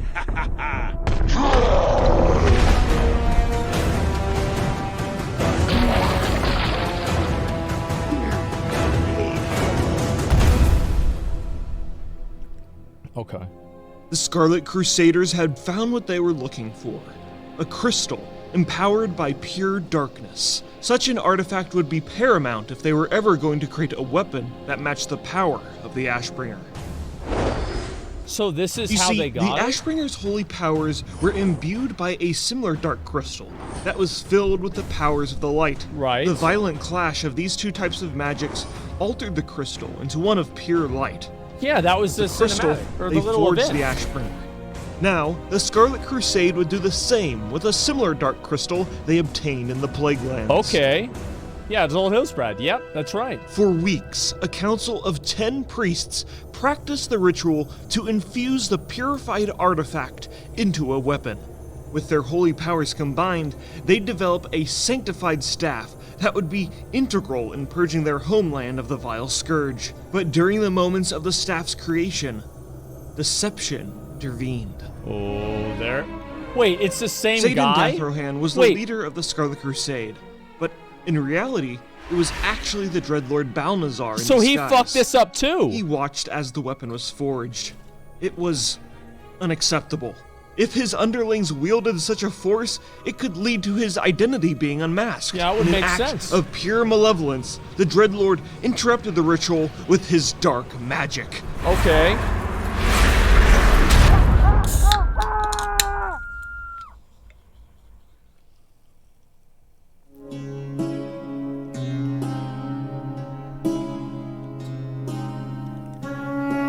Jesus Christ. The violent explosion of holy and dark magic instantly killed the 10 priests. But when the smoke cleared, the artifact, named Light's Wrath, trembled with unstable energies. That's bad, dude. I have no Balnazar idea. pondered for a moment. The Dreadlord decided that he would not destroy the weapon now. Its unstable power made it less of a threat to him, and he kind of just simply wanted to see the havoc it would cause among his fanatical underlings instead. So he's like, he just gave them some bullshit and just let them fuck around with it? Oh my god, yeah, it's badass. Like, this'll be funny, see what they do with this shit. Oh my god. Oh, and havoc it did cause. They're killing You see, each other over foolish it? members of the Scarlet Crusade would attempt to wield Light's Wrath, They'd raise the staff up into the sky, but the artifact's overwhelming power was nearly impossible to harness, and the wielder, their allies, and all surrounding undead would be ignited in an unstable blaze of holy light. So everybody just kills himself over and over? The dangerous, unstable power of the weapon was something every wielder was knowledgeable of, but the enticing power of such a weapon led all of the Crusaders into a violent, agonizing death. They're so stupid! In one recollection, Grand Inquisitor Isilin stated that at Tyr's hand, the Scourge outnumbered their forces 20 to 1. That's a lot. But with Light's Wrath, all of the undead, its wielder, and many of the Scarlet Crusade soldiers were killed in a holy blast.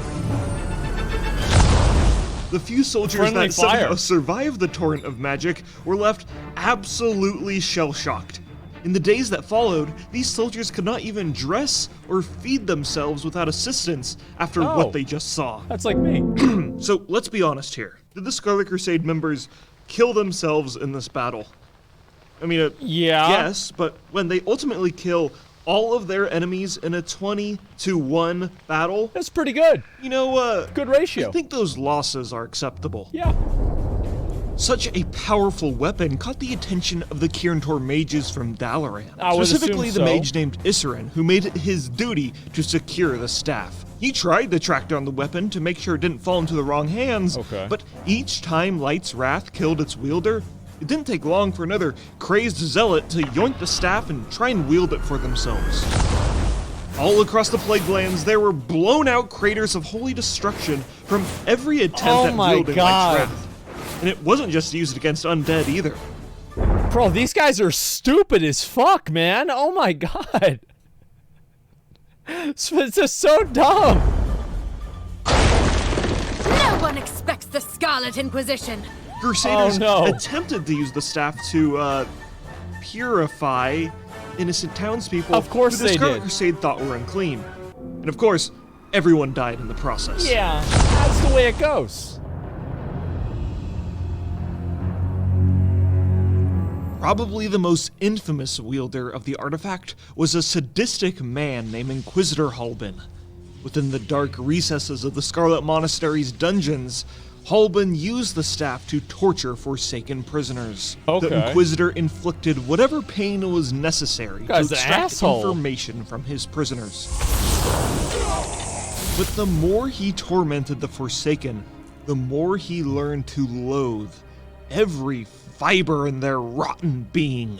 No longer was Halbin torturing Forsaken for information. Now, he was doing it just out of sick, sadistic just beats pleasure. the shit out of him. One night during an intense torture session, his hatred for the undead dominated his mind, breaking his focus on wielding Light's Wrath.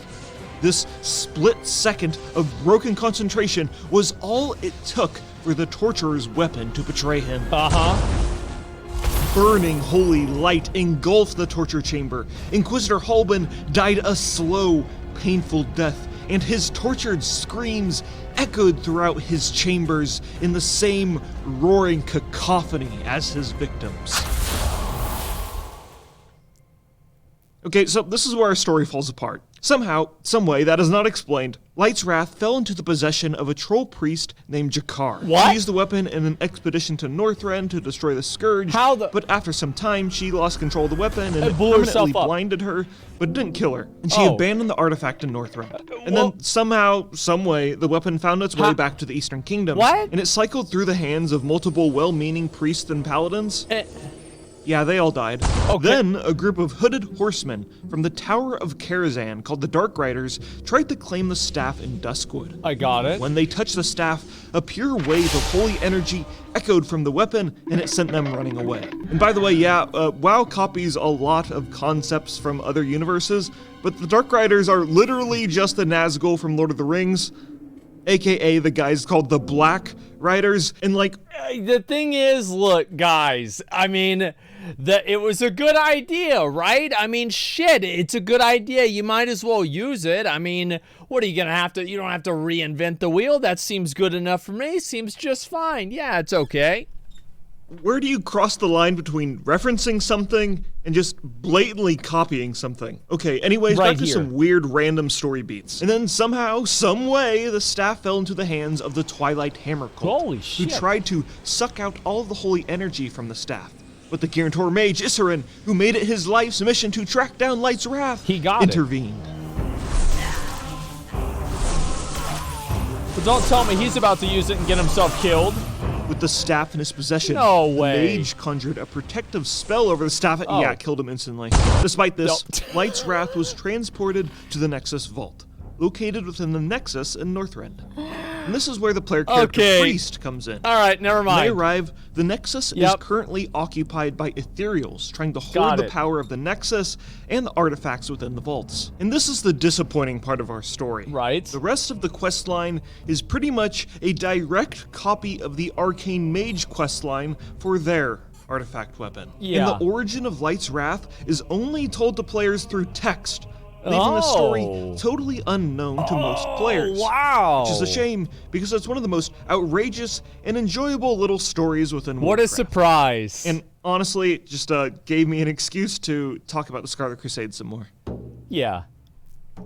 And by talk about the Scarlet Crusade some more, what he really means is use Whitemane Rule 34 art for clickbait again. Which, to be honest, I'm not complaining.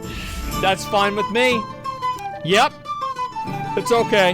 Yeah, it's a good video. I thought it was a good video. I had no idea about any of this shit, man. I really had no idea. Bait me daddy, yeah, smart. Yeah, he's a smart man, absolutely. This is a good video. I didn't even know that's what the staff was from. I thought it was just some fucking, like, you know, it's some, it's some pretty shit, right? So you've got the pretty shit, and it's got, like, stained glass windows, like a church. It looks kind of cool. That's about all I thought about. Yeah, that's about it. If only storytelling was as good as it was in these videos. I know, man. That's what I think is so sad. It's just like, I wish that they were better. Yeah, this is from Platinum WoW. Give them a sub, give it a like. This video came out kind of recently, so it'll definitely help out. And WoW Secrets video, yes, I said I would watch it. We will watch the WoW Secrets video. This is the one that people have been asking me about a lot. We will watch this one, guys. Don't worry about it, okay? Give me 1 second. I'm just going to talk about this for a second, and then afterwards, let me see here. I get Ashbringer strong and Light's Wrath is impressive, and that match the sheer strength and power of Whitemane's thighs. Okay. All right. So that's enough for the comments there, and let's see this. It's okay, not great. Well, it's okay. Like, if you guys, what's this here? Didn't you watch that already? Is this a good video or not? Yeah, I'm not sure if it's a good video, or is it or is it not? It is good? Yes, it's good. Okay, yes. All right. Let's see here. That sounds fine. We will, it's one of the best. All right, we'll watch it. Here we go. Anything that's better at playing game. True. All right, let's go.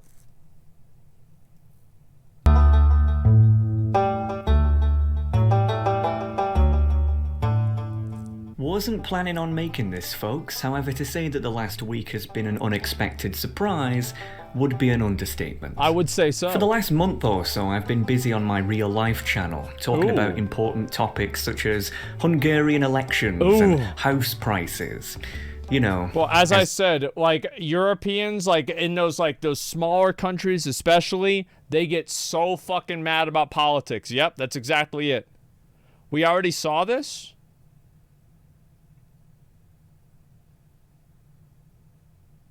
Wait, no, we didn't.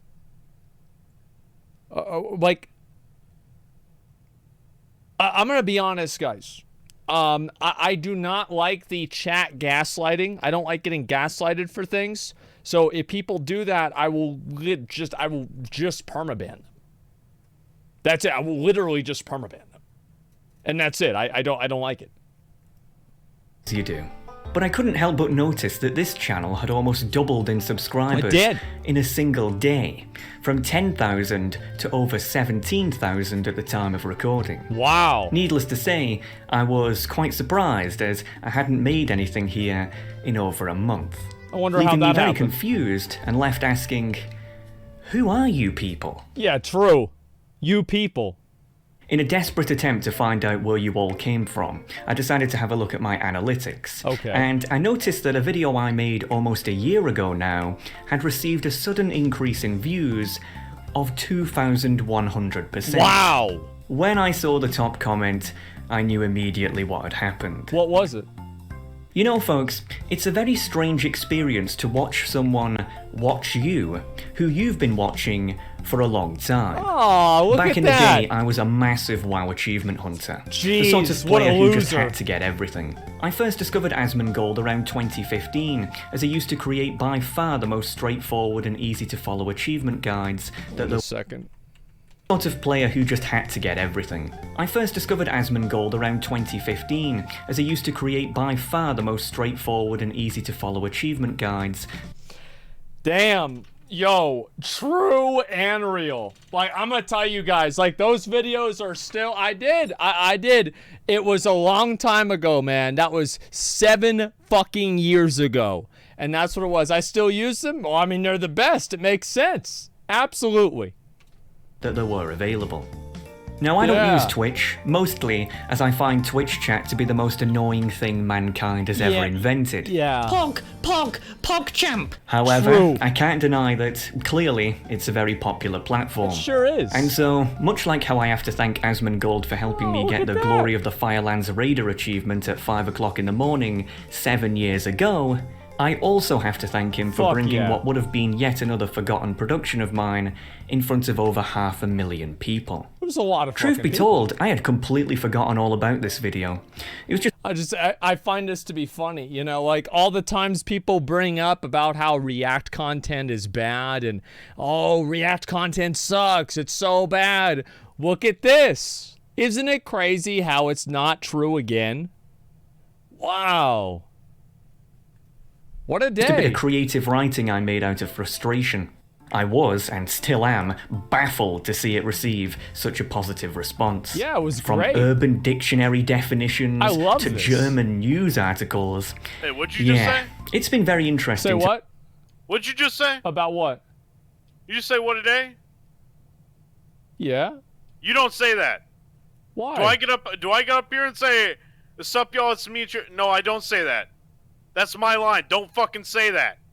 That's my fucking line. You stick to your line, I got my line. Cunt. Okay.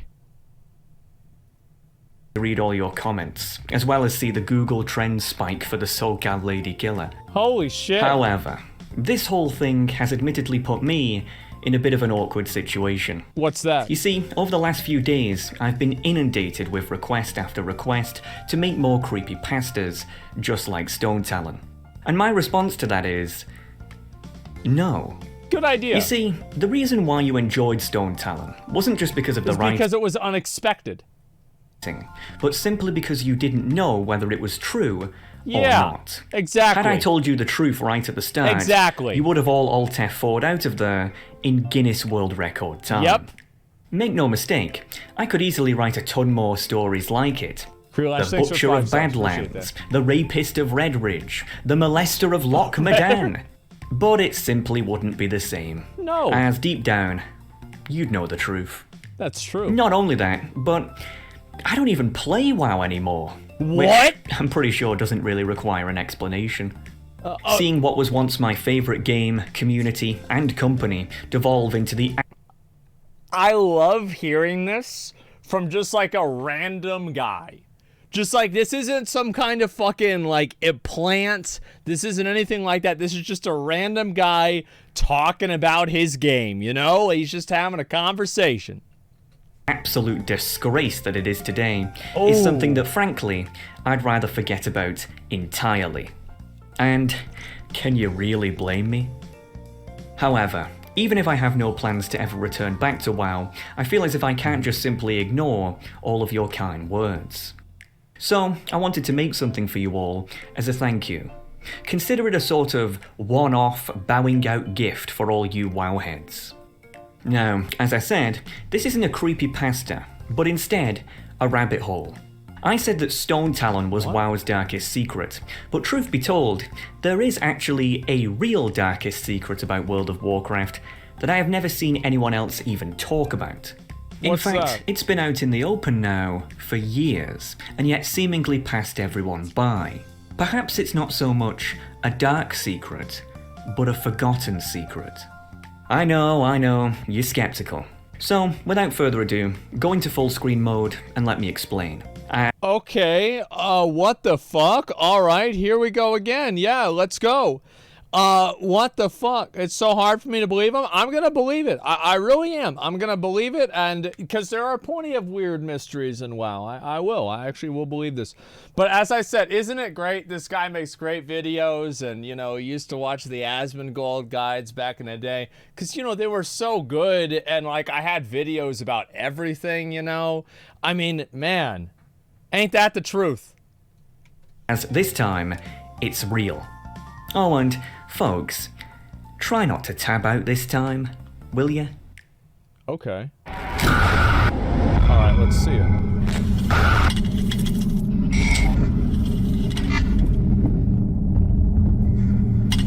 That's George Bush.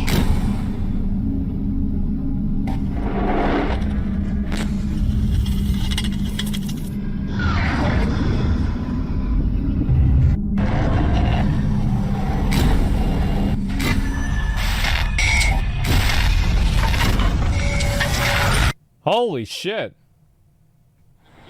I feel like I'm just about to hear about the Illuminati.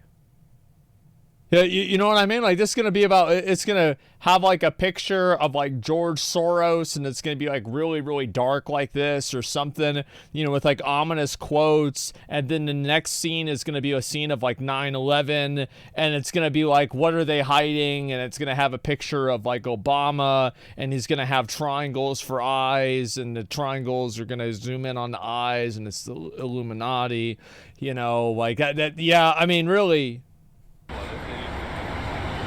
I had one. Okay.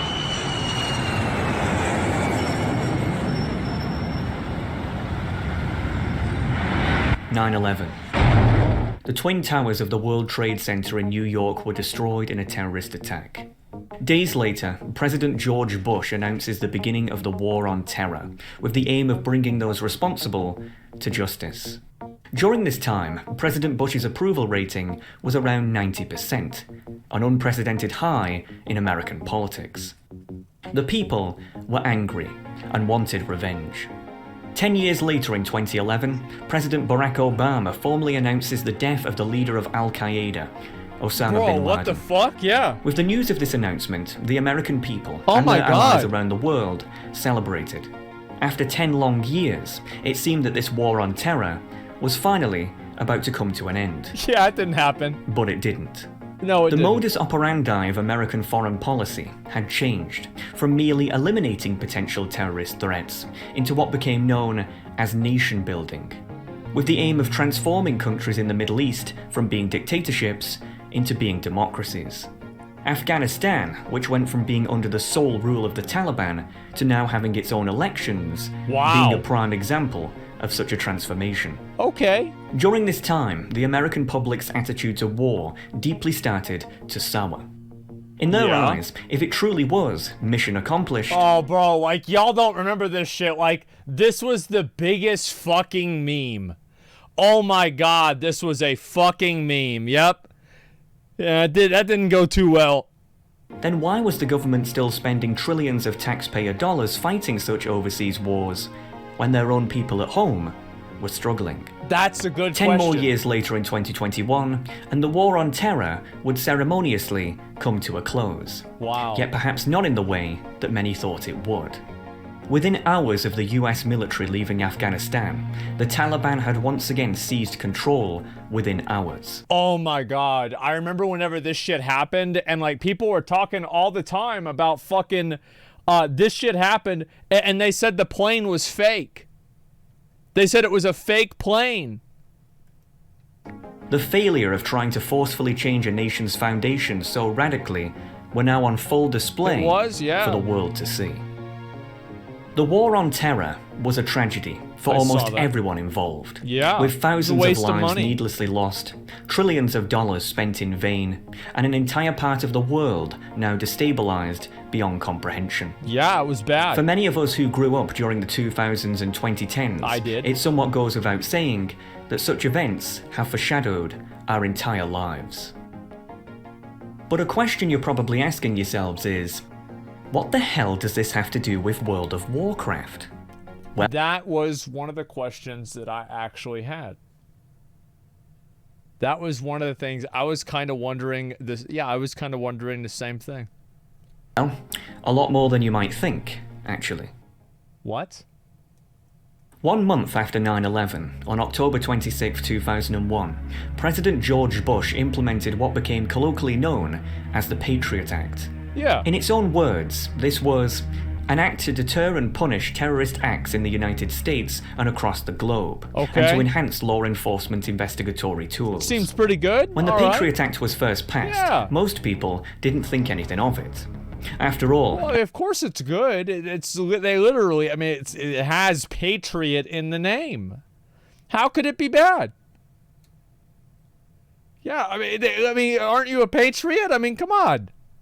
at the time, America had just been attacked, and in many people's eyes, if the government was going to do something about it, then that could only be a good thing. But the sudden combination of this blind trust, hunger for revenge, and sudden rise in patriotism created an almost perfect environment for opportunistic bureaucrats to expand their palette of power. Next scene is going to be Dick Cheney. And that's exactly what they did via the Patriot Act. The first half of the Patriot Act, to deter and punish terrorist acts, was obviously most effective and required. However, the second half, consisting of enhancing law enforcement investigatory tools, would turn out to be much more sinister than it was presented. I love how, this was they passed this 20 years ago, and cops still can't figure out if they're getting a fake phone call or not. They still can't figure it out. Oh my god. The US, UK, Canada, Australia, and New Zealand comprise the vast majority of the English-speaking Western world. That would be true. Being strongly culturally and economically interlinked, these nations tend to cooperate much more with one another than what would usually be the case. That would make sense. One of these means of cooperation is in the form of intelligence, whereby they form what is known as the Five Eyes. Oh, that's what's on the... I see. This is the dollar bill. An intelligence alliance that behind the scenes works together with one another to achieve their mutual aims. As you may remember, back in 2013, a man known as Edward Snowden would quit his job in American intelligence and flee to Russia for asylum, whereby there he would reveal a bombshell beyond belief. Snowden disclosed an estimated 15,000 classified Australian intelligence files, 60,000 classified British intelligence files, and a staggering 1.7 million classified American intelligence files. God damn! And to say that these files were damning would be an understatement. The English-speaking Western nations, who so proudly proclaim themselves to be the so-called free world, had, behind the curtain, created a dystopian surveillance system that even rivaled that of China. I love how, whenever people, mention this, yeah, what a fucking legend. Yeah, I mean, I was glad that he said this. I remember, whenever this came out, my mom was like, yep, that's right. That's what Alex has been saying for years, you know? I told you this shit was happening. You should have listened. Yeah, I knew it. That's what it was. Alex Jones, yeah. And it's like, oh, brother, yeah, brother, China does it. Well, we gotta do it too. We can't let China get ahead of us. We gotta survey our citizens too, man. Come on. It's his fault, yeah. Now, I'd be here all day if I was to go into everything that such files revealed, such as the PRISM program, whereby, according to leaked slides, large American corporations, such as Microsoft and Apple, had seemingly agreed to become providers, whereby they'd hand intelligence agencies information about their customers, such as emails, chats, videos, photos, data, and much, much more. All such companies officially deny such involvement, even to this day, mind you, so I'll leave it up to you on who you want to believe. Well, it doesn't really matter who am I going to believe? Am I going to believe the company of nerds, or am I going to believe that the company of nerds was pressured by a company of individuals with nuclear bombs to provide data and information? Which one could I ever possibly believe happened? I wonder. But as stated, the sheer extent and vastness of the Snowden leaks are beyond belief, and with almost 2 million files out there in circulation, could span numerous hours worth of explanations on their own. However, out of all these 2 million documents, there was one that was well and truly unbelievable. It did get some media attention when it was found, but not much, and was, ultimately, forgotten about. I'm going to show you this document now. This is the first page of an 82-page document that's been colloquially nicknamed NSA Documents on Games and Virtual Worlds. As you can see, this document was given the security clearance of Top Secret, which means that for most of you, had you laid your eyes on this just a few years ago, you'd be spending a lot of time behind bars. Yeah, they have there's information, there's a lot of levels of clearances in government. I remember we had basic clearance, and there's secret clearance and top secret clearance, and I mean, obviously I'm sure there's other stuff above that I just don't know about. Yeah, it's very complicated. Is this okay to watch? No, it's not. Everybody's going to jail. You're all accomplices to a crime, and we're all going to jail together. It's going to be great. For those who are unaware of what a top-secret security clearance pertains, in the United States, the Department of Defense has 3 clearly distinct categories of security clearance. Confidential, which is applied to information which could cause some damage to national security. And then secret. Secret, which is applied to information which could cause serious damage to national security. And top secret, which is applied to information which could cause exceptionally grave damage to national security. Obtaining a top secret security clearance is incredibly difficult and can take many months just to obtain, with numerous background checks or situational qualifications required. Only an estimated 800,000 people, or 0.2% of the American population, is said to have had a top secret security clearance. However, it should be noted that merely having obtained such a security clearance does not necessarily mean that said individual automatically has access to all the information within said clearance level, as such information is often still only provided on a strict need-to-know basis. Bottom line is that prior to the Snowden leak, hardly anyone but very high-level American NSA, British GCHQ, and other Five Eyes intelligence operatives would have ever laid their eyes on this document. This was never meant to be seen by the public. Well, let's see it. The first page reads, "Get in the game with target development for World of Warcraft online gaming." Although online gaming may seem like an innocuous form of entertainment, when the basic features and capabilities are examined, it could potentially become a target-rich communication network. Online gaming represents a technology that is rapidly growing in popularity worldwide. Holy shit! World of Warcraft, WoW, is one with an impressive following of gaming enthusiasts, with over 10 million users worldwide. The exact date when this document was made is unknown. However, it is believed to have been produced sometime between 2007 and 2008, aka the Burning Crusade expansion. We know this not just from the comments throughout, but that it specifically mentions the 10 million subscriber mark, which was achieved around that time.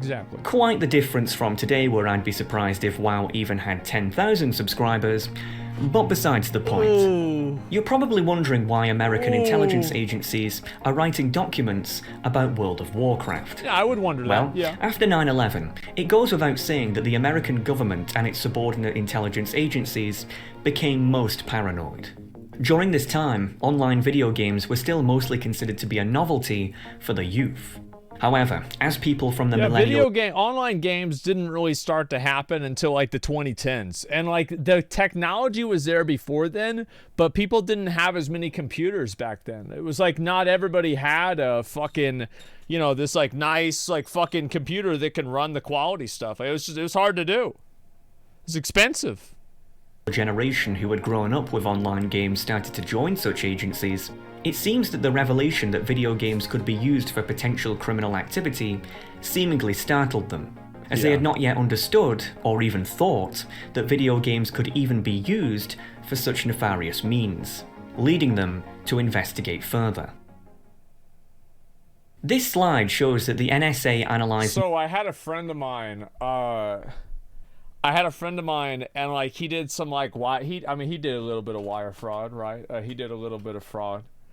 And anyway, he was in my guild, and so this guy got caught, and they put him in jail for a while, and they found out that like he was talking and making deals with the different things. Like it was a friend. It was a guy in my guild. Like we hung out all the time, but it was a guy in my guild. And the guy who mailed money, I didn't mail him money. That was somebody else. And so how many guild members have gone to jail? A lot. But anyway, so like the guy, he was actually talking with one of his friends in WoW and dealing with like what they were going to do illegally in the game to like avoid having any sort of like detection for it. And the government finally found out about it. I think they put him in jail, but I don't know how long he was in jail. And in the article that they wrote about, it was a news article, they said that the quote from him was that he was glad that he was going to go to jail because then people wouldn't bother him. Straight up. Fucking straight up. Yeah. And so, I don't know what he's doing. I have no idea what he's doing now. I don't. I guess I can say his name is Sean Hogan. You can look it up. And, yeah, it was in WoW.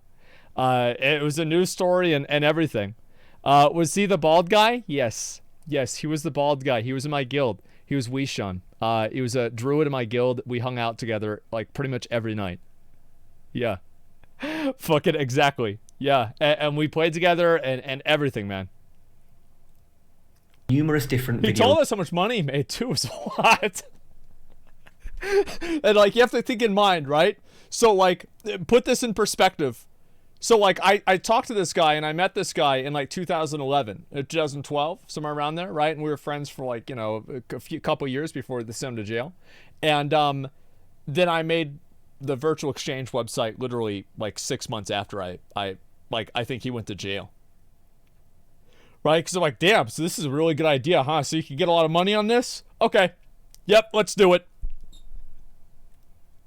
Game genres, from first-person shooters, educational games, simulations, mixed or alternate realities, MMOs, and strategy games, and gave them a traffic light grade based on how effective they would be in numerous key areas for criminals to take advantage of. As you can see, all genres had some flaws, except for the MMO, which was seemingly a perfect attack vector for criminal activity. Thus, WoW, being by far the most popular MMO of the time, would naturally become a place of interest. Absolutely. The NSA had three main fears when it came to video games and their potential: communication, propaganda, and recruitment. Throughout this, I'm going to tell you how the NSA planned to deal with such fears, and how you may have been affected by them. Starting with communication. Let's read. WoW may be providing SIGINT targets a way to hide in plain sight. Targets have been spotted receiving no reply emails from gaming providers, and GCHQ analysts have correlated known SIGINT targets to online gaming events. The new Mission Development Center at MHS, the Global Network Exploitation and the Applied Research Special Topics Organization at GCHQ, are working together to filter the Fornsat survey environment for this traffic and extract various types of WoW metadata for SIGINT development and network knowledge enrichment. Holy shit! Yeah, that's quite a mouthful. Let's break it down. SIGINT means signals intelligence, essentially the art of intercepting signals and, if necessary, decrypting them to reveal their message. Whereas the United States has PRISM, here in the United Kingdom we have Echelon, which has been described as a global network of electronic spy stations that can eavesdrop on telephones, faxes, and computers. I see. It's a fucking... I get it. Yep. There we go. Yeah, all right. It's one of those things. I got it. It can even track bank accounts. This information is stored in Echelon computers, which can keep millions of records on individuals. Officially, however, Echelon doesn't exist.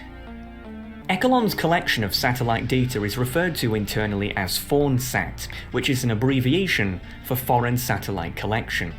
Essentially, it seems that sometime in 2007, GCHQ found that an unidentified person of interest, or a group of them, was playing World of Warcraft, and actively infiltrated Blizzard's servers in order to sniff out such targets, as confirmed by the following paragraphs.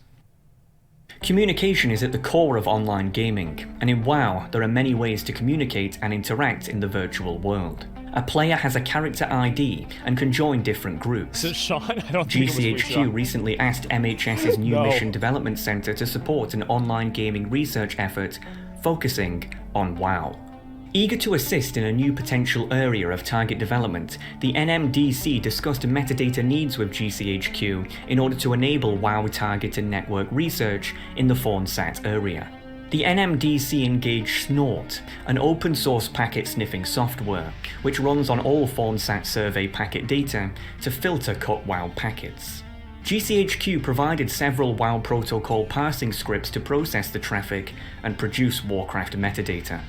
By fusing information from different systems, databases, and resources, GCHQ has correlated target entities to WoW login events, and continues to uncover potential SIGINT value by identifying accounts, characters, and guilds related to Islamic extremist groups, nuclear proliferation, and arms dealing. But wait a minute. Holy fucking shit! Well, the thing is, like, a lot of people would use, this is the thing, right, is like, a lot of people would use different like video games and stuff like that to talk about things that were illegal, especially back in the day, because they didn't log any of their chats. Yeah, they didn't log their chats. Drug deals, yeah, and then so they had to have like, there was a law about this, and it was like a big thing, man.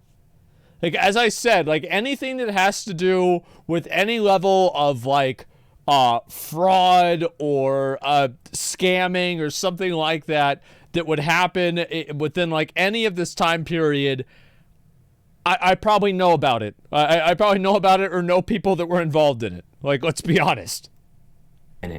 Islamic extremist groups, nuclear proliferation, and arms dealing in World of Warcraft? Surely this must be an over-paranoid exaggeration. Well, actually, maybe not. When people are asked to imagine where they think criminal activity takes place online, they will typically respond with the deep web. Yeah. A hidden series of servers that exist seemingly independently from the rest of the internet, that can only be accessed using certain special software. Yeah. For example, if we were to load up my super secure virtual machine on my super secure private operating system with my super secure private browser, we can see that someone here is trying to sell a weapon of mass destruction. I think I know who that is. Now, the criminal behind this might think that they're being smart by conducting such an illicit transaction in this way. After all, in their mind, the payment could be transferred and untraceable via cryptocurrency, and they would never get caught, as they're using the deep web's criminally hosted servers as to avoid identification. They're starting to get people on this, by the way. Like, now they are, because the government, it's a cat and mouse game, right? Of course, but yeah, they're starting to get people on this shit. Reality, of course, is anything but. You see, by merely using the deep web in the first place, this gentleman has already placed a target on himself. As let's face it, nobody uses the deep web for anything other than criminal activity. And that's what Bitcoin used to be. Bitcoin was 100% for buying drugs and buying firearms. That's it. So like, if you wanted to buy a gun without a license or without a registration, you would do it with Bitcoin, right? Silk Road. Yep, that's how you did it back in like 2009 to like, when did they shut it down? I don't even remember. It was like the late 2000s, like maybe was it 2011 or so whenever they shut that shit down? I'm trying to remember. Still used a lot for that. 2013? I remember, I thought it was a little bit later. I thought it was early, 2013. Holy shit. Okay, it was around longer than I thought. Should an intelligence agency successfully manage to infiltrate a deep web server, which is something that happens all the time, then they will have access to numerous different signals intelligence that will lead back to a huge number of potential criminals. B. Yes, Mr. Hexagon. Infiltrate this server, please. At once, Mr. Hexagon. Server infiltrated. Wonderful. As we can see, this gentleman's IP address is now exposed, meaning that all intelligence agencies have to do is correlate customer information with said ISP, and he's in the bag. Mr. Hexagon, we have a problem. IP address is from a known VPN. Oh no! The target has shielded his IP address from identification via using a virtual private network. Imagine that! Who cares? Ladies and gentlemen, if you're watching this production, then the chances are that you also watch a ton of videos online. Let me ask you a question. True. How many times have you seen a video that's been directly sponsored via VPN? I'd never have seen that before. Have we seen one of those before? Do VPN sponsor videos now? Because, like, it would be, like, is a VPN in for video? Wow, okay, yeah, all right. Well, we'll see what happens. Maybe this one's sponsored by them. And it seems like... What if this whole thing was just a very elaborate NordVPN sponsor video? At the very end, and, like, for the last 5 minutes, he just talks about NordVPN. That'd be good. Ever since around 2017 and onwards, every content creator and their mom is being sponsored by them. I couldn't imagine. But how? I mean, VPNs aren't exactly a lucrative business. Where do these firms get all their money to splash in mere marketing alone? Well, admittedly, and this is just a thought of mine, but I strongly believe that a large number of VPN firms are either directly or indirectly ran by intelligence agencies. So there's compliant, and this is my understanding, right, is that there are compliant and also non-compliant VPN services. And many of them will comply with the government for certain things to, like, get the information out of the government. Yeah. Like, I don't remember, like, the thing is, it's like, nobody knows how IP works? Yeah, sure. And no log VPN, exactly.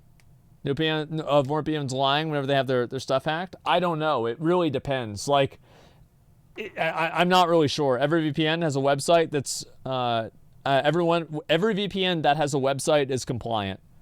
I mean, it's not really a surprise, right? Again, it's the same thing as I said before. I mean, what are these companies going to tell the government no? I mean, it's the fucking government. Why? Well, let's think about it.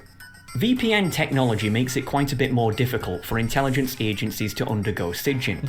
However, the technology isn't ever going to go anywhere, and simply making its use illegal, shockingly, isn't going to deter criminals from using it. Exactly. So, by simply operating the VPNs from in the shadows, they can create a false illusion of security for such criminals, which can then be used against them. Again, just a thought of mine, but either way. The ultimate point here is that for online criminals, by trying to mask their activities via the use of technology such as the deep web and possibly VPNs, they inadvertently make themselves even more of a target. However, should such criminals do their business in a place whereby nobody would expect, such as a video game, then they simply blend in with the rest of the environment with no suspicion. Essentially, they are hips, hidden in plain sight. WoW certainly provides entertainment for a large number of people worldwide, but its gaming format can provide a virtual organizational platform. Bro, I hate whenever the cops, they have, like, the unmarked vehicles, and it's like you still have the small hubcaps. There's still, like, a fucking computer in the car. Bro, like, we know what's going on here. Like, I mean, this is not... I mean, come on. Like, we got 3 antennas on the car. Wow. I can't believe they figured it out. It's a Crown Victoria with the tiny little hubcaps. 3 fucking antennas coming out of it and an exempt license plate. How could we possibly imagine what this unmarked car would be? for potential SIGINT targets as well. Furthermore, this technology can assist the target and simultaneously assist the SIGINT community in tracking that target. The WoW gaming infrastructure provides ample information for network development through the data passed through WoW messages, such as country and time zone information, local IP addresses, and realm server addresses. In terms of active target development, there are clear parallels. Traditional SIGINT development may follow emails, chat, and buddy lists, whereas WoW target development may follow character IDs and logins, gaming communication channels, and guilds. MHS and GCHQ will continue to develop and collaborate on this potentially there could be somebody in my guild venue. that's a Fed? Holy shit! A question I have to ask is, why is it that we now live in such a low-trust society that our intelligence agencies have actually become so paranoid that they went looking for Bin Laden in Nomragon? Wouldn't it instead be why— That would probably be a mistake. Yeah, I would say that would be a big mistake. He probably wasn't there. Yeah, I bet they didn't find him. Yeah, Asmongold. Yeah, listen, I thought about doing that actually, but I decided not to because it's like I heard like you had to deal with a lot of like fucking like kid like weird fucking like kid sexual stuff, right? Like seeing it and like dealing with it. Like I didn't want to I honestly just didn't want to fuck with that, right? It's it fucks people up. Yeah, like it does. It fucks people up and like I don't know if I'd want to deal with that. Yeah. Yeah, I wouldn't fuck that. Yeah. Worked for NSA for 4 years. Holy shit, dude. I feel like people always ask me, like, what was it like working at the IRS? It's like, it was great. People just ate food all day and processed documents. I wonder if the NSA and, like, these other places are the same. Where it's like, you think it's, like, this fucking super secret thing, but it's actually just a bunch of fucking 35-year-old moms processing paperwork. Nice to reflect on how we ended up in this nightmare situation in the first place. As opposed to, you know, spying on everything that moves? Of course it would. But ladies and gentlemen, our nations are ran by idiots. Essentially, I would generally say this is true and also not true. I think that in many cases they're not idiots. I think that they just have different goals than we do. Yeah, they're not dumb. They're just... Their goal is not to... this is not trying to help us out. No, they're trying to do some other bullshit.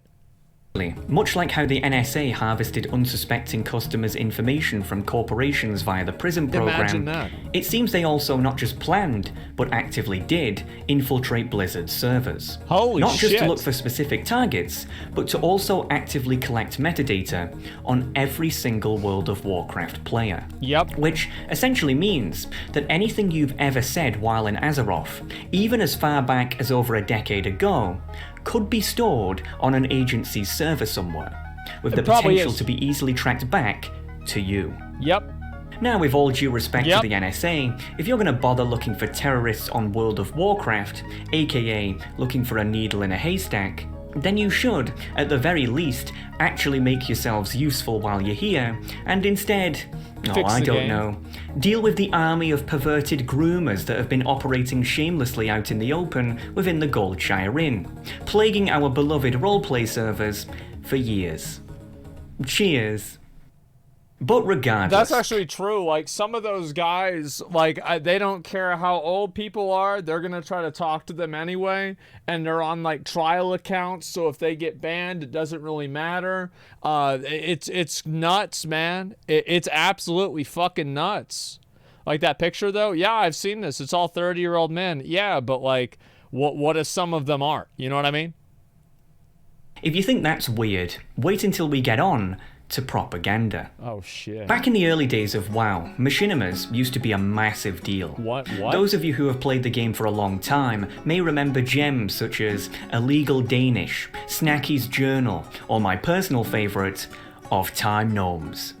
In the year 2022, World of Warcraft had just released its 7th expansion pack. Jesus Christ, we're getting old.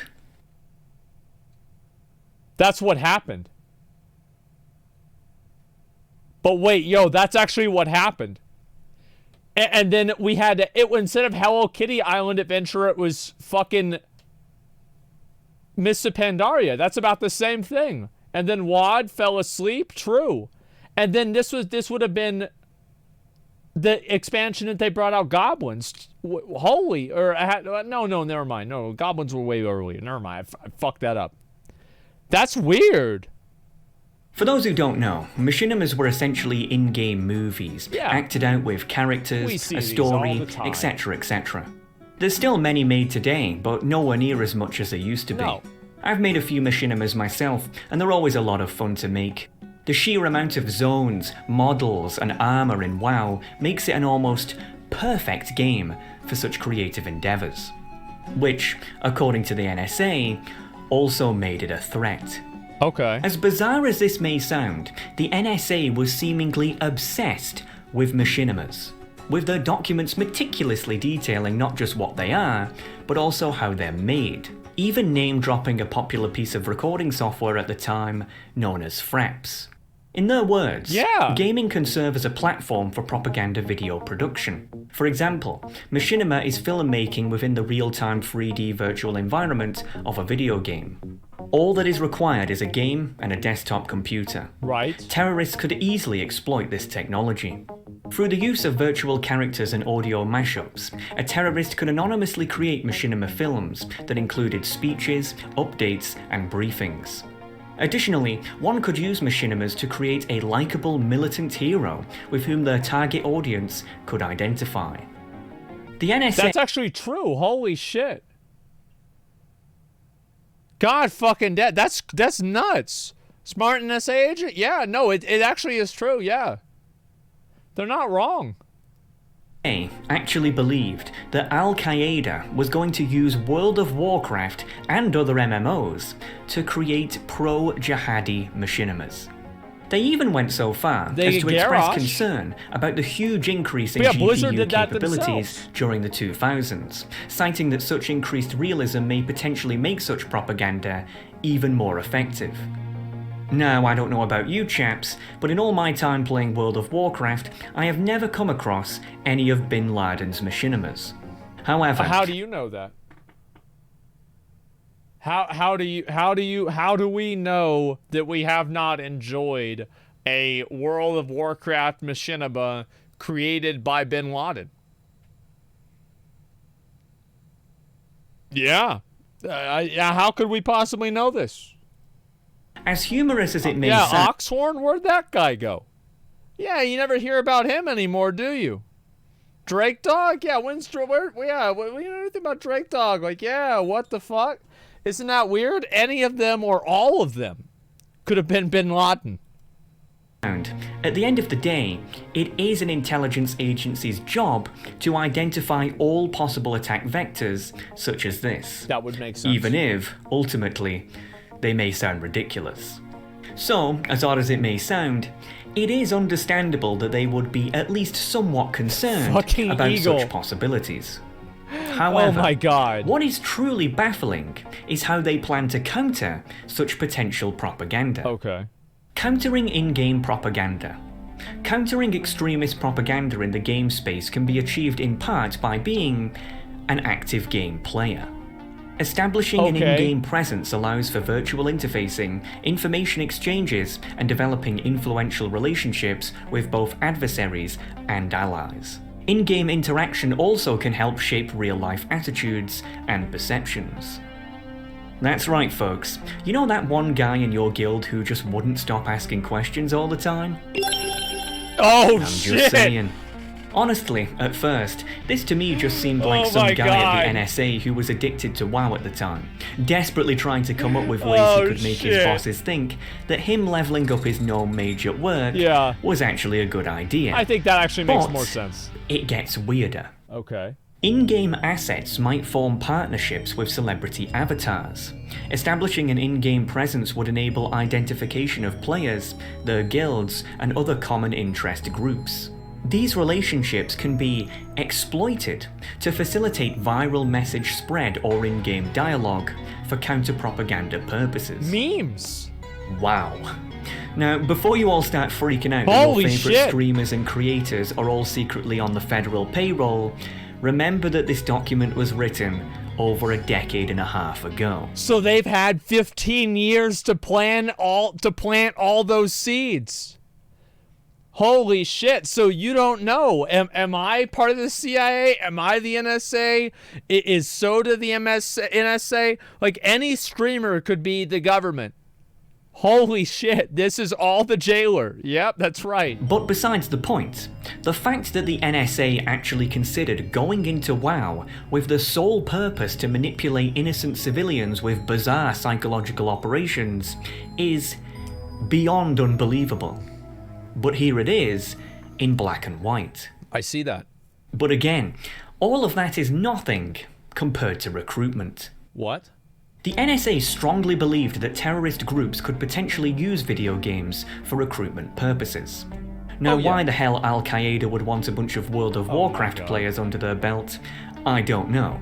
However, in all likelihood, this logic might have been a matter of projection. If I told you to think of a first-person shooter, I'm sure there's many that you could name. Yes. But in the early 2000s, there was an FPS juggernaut that not many people know about, known as America's Army. Now, despite looking like a typical FPS, what makes America's Army so peculiar is not necessarily the game itself, but who made it. Was it the actual Army? US Army itself. That would make sense because they would know about the subject matter. Because it would be about them. They should have the next Avengers movie or game made by the Avengers. I think that way it'll be better. Because the last one was kind of a dud. You know what I mean? Like, yeah, it was a good game. Yeah, I remember my dad, I think my dad got me this game, or I showed this game to my dad. My dad thought I should get it. Because, like, you know, my dad was in the Army, so he thought this was fucking cool. America's Army came out in 2002, and despite being a fully fledged AAA experience, was available for download completely for free. Holy now, shit. This might not seem unusual by today's standards, with free-to-play games being all over the place. But back then, this was almost unheard of. Nobody did free-to-play games. But why, exactly? Why would the American government choose to finance an FPS game of all things, and deliver it out for free? I mean, for Christ's sake, this is a country that fights tooth and nail as to not give its own people healthcare. So if they're giving away something for free, there just has to be a catch. If you're not paying for something, if you're not paying for a product, then you are the product. And, yeah, the catch was, it was a recruitment tool. Online gaming can serve as a recruitment tool. 28% of players logging on to play its America's Army online game also visited the corresponding recruitment site. Of course! But, hey, that's not exactly surprising news. I mean, come on. A free game created by the American government that's a military simulator. Yeah, not I mean, it's not exactly like they're trying to hide it. No. Now, if they were trying to use third-party games as subtle propaganda, well then, we'd have a problem. Mr. Hexagon. Yes, B. Yeah. They were doing that. Oh. What? There's someone watching me. I can tell. Another opportunity to focus IC counter-terrorism efforts in the game space is new or modified game development to compete with extremist groups operating in the game space. Working with commercial partners, students, and others in the game space to develop a competitive game and attract the target audience would aid this effort. Market research could provide valuable insights into the interests and habits of game players from a particular target audience. Using focus groups throughout the game production cycle would also help to identify the strengths and weaknesses of the story, graphics, and gameplay. That's usually how most games go. Student groups could also fuel new game development. Many colleges and universities now host programs that focus on game design and production. Asset-sponsored scholarships and incentives could be used to encourage students to develop appropriately themed games. That's right, the NSA was planning to actively infiltrate the entire gaming industry and create games with the specific purpose of being propaganda, in order to sway how their players thought about real-life geopolitical events. Needless to say, video games, especially MMOs, were taken very seriously by such agencies. I haven't even delved into people- how they meticulously converted the value. People turn video games, like I remember MMOs, like back then. People treated MMOs back in like the 2000s like they treat the metaverse now. It's like this was the next big thing, and like everybody is in on it. It's gonna be like change the world, etc. Right? It was that was that time's metaverse. Yeah, Second Life. Yeah, there you go. Of the top MMOs in-game currencies into real-life currencies, or how they did deep dives into the psychological effects that games have on their players, or the eerily accurate predictions on the rising prominence that mobile gaming would have on the industry in the years that followed. At the time of recording, this document has been in open circulation for over 8 years. What it contains and the methodologies used have almost certainly changed since it was leaked, as otherwise I wouldn't have felt comfortable even mentioning it. Yeah. But the point still stands. When the general public think of their intelligence agencies, they think of very smart people working hard behind the scenes to keep us safe. But true, except the last part, to keep us safe. Very smart people? Yes, I think that they are very smart. Working behind the scenes? Yes. Keeping us safe? Sometimes incidentally. Borderline everything here has nothing to do with keeping people Incidentally, safe, sometimes this but is happens. simply flat-out surveillance and even psychological manipulation. Yeah. I mean, let's go over everything we've learned here. 1. GCHQ actively collected World of Warcraft metadata without Blizzard or their customers' knowledge. 2. The NSA planned to send agents into games to spread in-game counter-propaganda to players. 3. The NSA planned to specifically form relations with highly influential... Remember what I said about how New World was actually just a massive psyop, and the oppressive taxes in the game were actually just a way to slowly change public sentiment towards being negative about taxes, so people would view Jeff Bezos and Amazon as a company in a more favorable light because of their lack of paying taxes? That's all New World was there for. The game itself, that was all just, as I said, incidental. That the game, that's just, who cares? It's mainly that tax structure. Players within said games to exploit them. And 4. The NSA planned to actively manipulate the gaming industry to facilitate game development at large. I mean, Jesus Christ. People play video games, especially MMOs, as an escape from reality. Not anymore. A place whereby they can just zone out and immerse themselves within a fantasy world. Not anymore. And yet, what this document proves is that even within video games, no one is safe from the surveillance and psychological manipulations of their so-called free world governments. True. So, this is probably the part where you're expecting me to say, hey, don't worry, I was just making it all up. You know you weren't. But no, sorry. Everything I've read throughout this production has been 100% legitimate, and I challenge you to do your own research and see for yourself. You all wanted a creepypasta, but guess what? How about a You've real been one? living in one this whole time. Holy Sadly, however, shit. it's not a murder thriller, but a dystopian society that's in denial.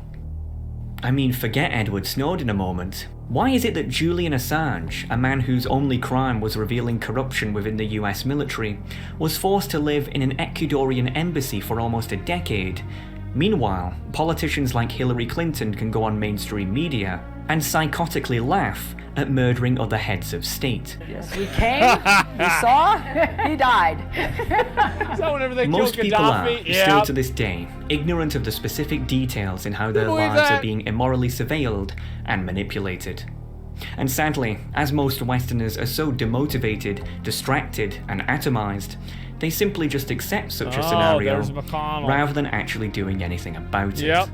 I imagine that had these leaks came out in the early 2020s as opposed to the early 2010s, due to the current heightened distrust in our governments, perhaps they would have been more effective. But nevertheless, I hope that this production helps open one's eyes into learning the cold hard truth about how our governments really operate. Because ladies and gentlemen, I think anybody should expect that if there is anything that you say on the internet And it's like, there are ways to get around the government finding out what you're saying, and the odds are you're probably not using the right ones. And if you want to find out, say something really bad, and then you'll see if they show up at the house. And that's a good way to test, right? I mean, listen, the way I see this stuff is obviously the government's going to be doing this stuff as much as they can, because that's what they're going to do. They want to have as much power as possible. I mean, that's what the government does. People can only bury their heads in the sand for so long. Yep. But the facts are that the way people think our society works and the way that it actually works are clearly two very different things. And frankly, it's time for people to feel like most people wake up and get smart. Because I feel like most people assume the government is spying on them. Like, they straight up just assume the government's spying on them. Like, at this point now, like, because at the very beginning, whenever this stuff first came out, people were like, wow, I can't believe this. And then after a few years, they're like, yeah, the government spies on us. So what? It is what it is. You know, because, like, for a few years, people would get rid of, they'd turn their webcam away, etc. And then they just got to the point, they're like, well, if Agent Smith wants to watch me jack off the horse porn, I guess he's gonna have to do that. That's his job. Fuck him. That's just it. People just stop giving a fuck.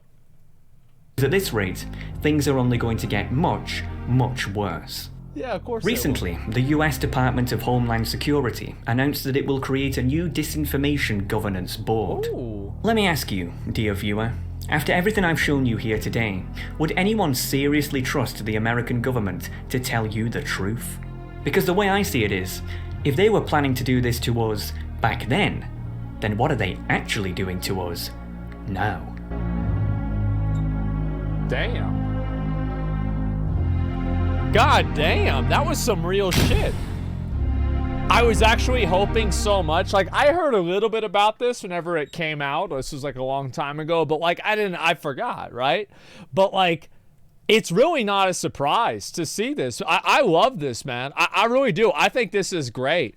And like, the best part about it, I was hoping that at the very end, he would do exactly what he did. He would say, guess what? You thought this was a fucking meme. It's not a meme. Brony Alex, thank you very much for the 10 gifted community subs. I appreciate that. Thank you so much.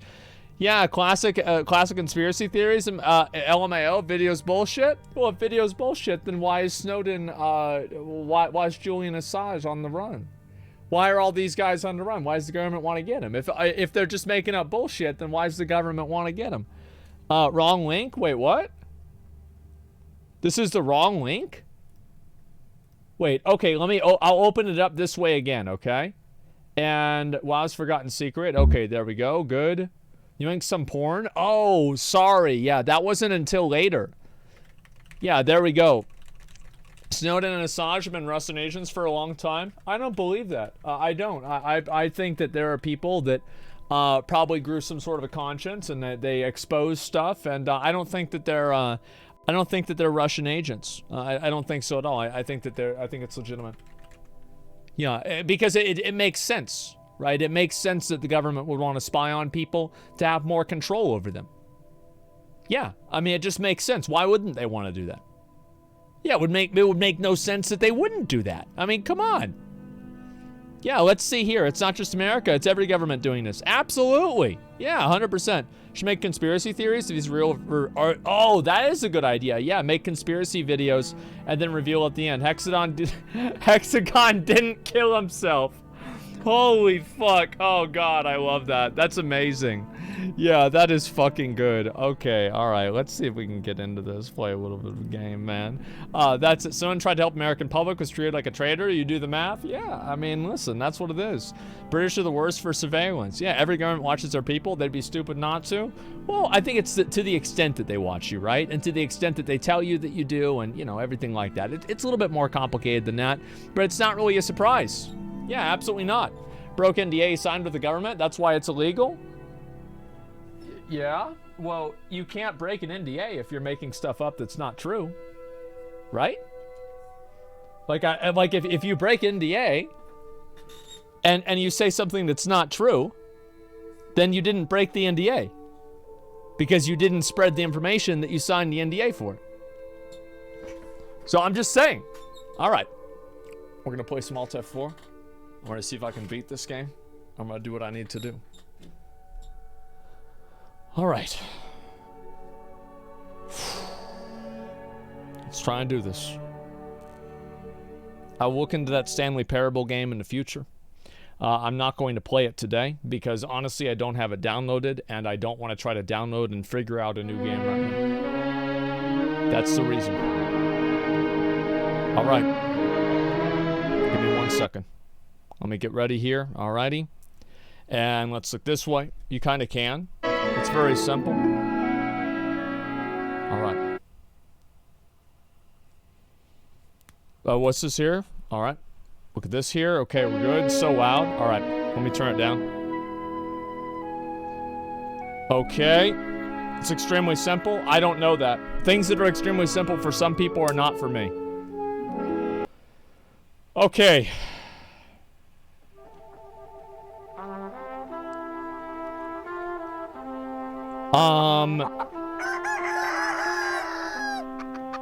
Fuck. Okay, so let's try this out. I guess I went over this way, so I guess I should go this way again, right? Okay, good. All right. I got my little buff there. That's nice. Move over here. Move over here. Move over there. Good. Okay, so I don't even know where. Oh, I have to go over there. Okay, so I think I have to go this way. Shit. Shit.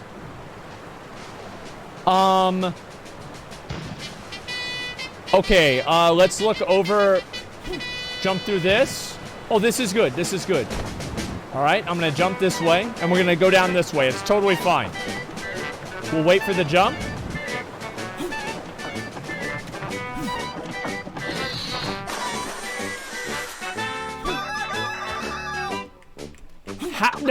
Okay. All right. That's fine. Let's just get this out of the way. Alrighty. Okay, now we're gonna go. Maybe we should go down here. Okay, let's not do that. All right, so that's a bad decision. We thought it was a good decision. It wasn't. That was a fucking awful decision. I can't believe that. Okay, we'll wait over here. You missed again. I fucking know that. All right, let's go here. Let's go.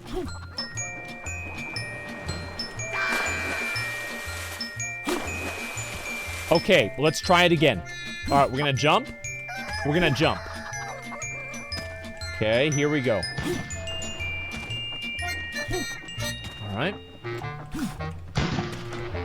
Jump over here. Jump over there. Good. And I don't go down there. I don't want to go down there. I'm going to stay up here as long as I can.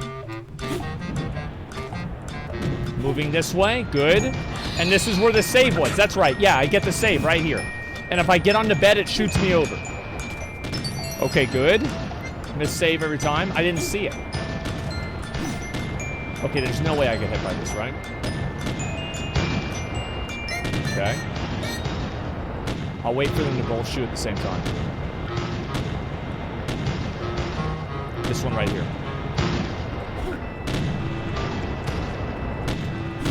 Okay. Easy game, easy life. Easy game, easy life. Okay, good. All right, let's look around. We're gonna look around first before we decide where we're gonna go. So I think that we should go... I think maybe... Miss Chicken? I see it, I see it, I see it. Okay.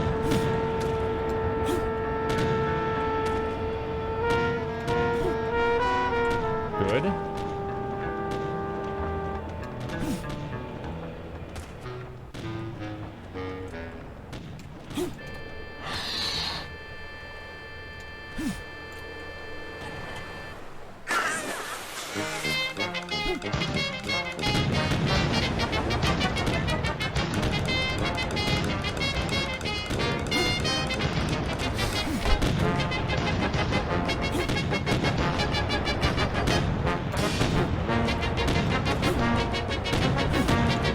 Okay. All right. Come on, please, please, please. Let me just get over there. Let me just get over there. Okay, all right, good.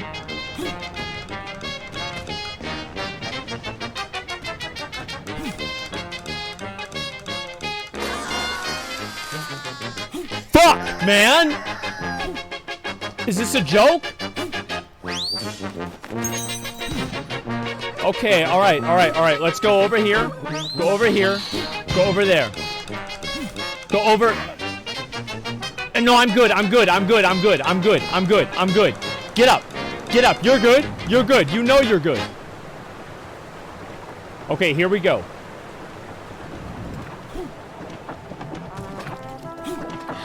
I made it. Okay, alright, whoa, right there. Okay, I missed. That's okay. Now I know what to do. This is fine. Okay. I made it. Holy shit, I'm actually making it. This is it, I'm good.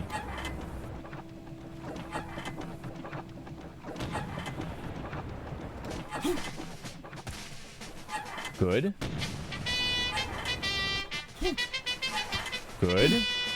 Wait, oh, that's where I was. Holy shit, Boys!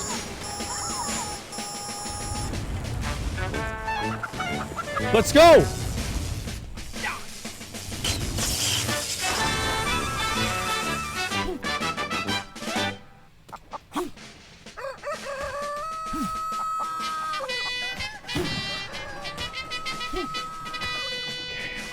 All right. It's fine. I'm not worried about it. It doesn't matter.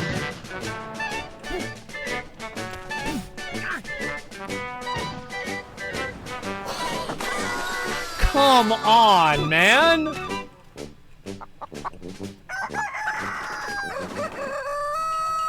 No.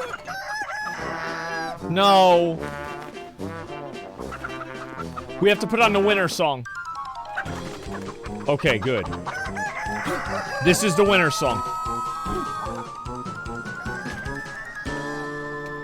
Okay.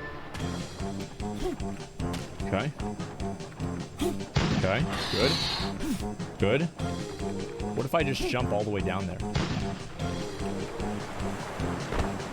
Yeah, this is way better. This is a way better idea.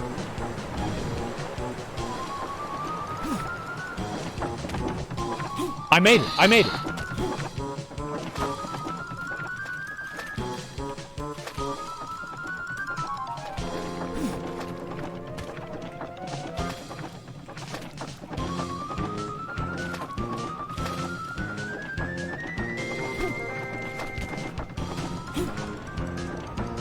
I'm good. I'm actually good.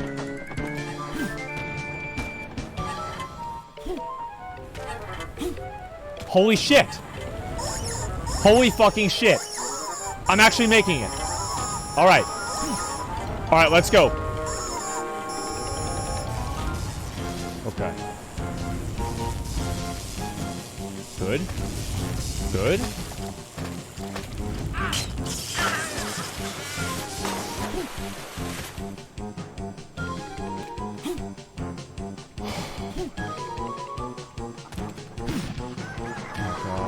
My god, bro, like, oh my god, bro, like, is this real? Like, what is going on, man? What is this shit?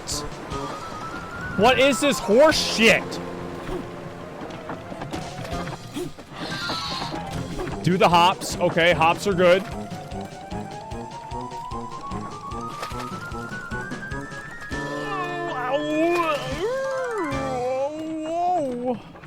Okay, we're good. Okay.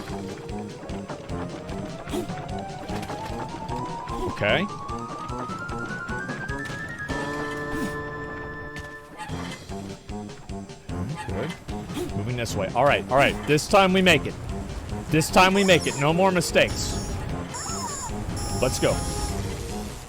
Easy game, easy life. All right, right on the edge. Nice. Watch your head. Oh, I go this way? Okay, I got that. Nice. All right, we made it. Fuck yeah. Save, save, save. Nice, I got it. Holy shit. Okay, let's get on this one.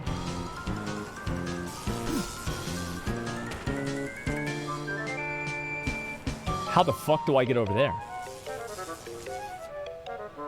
How the fuck?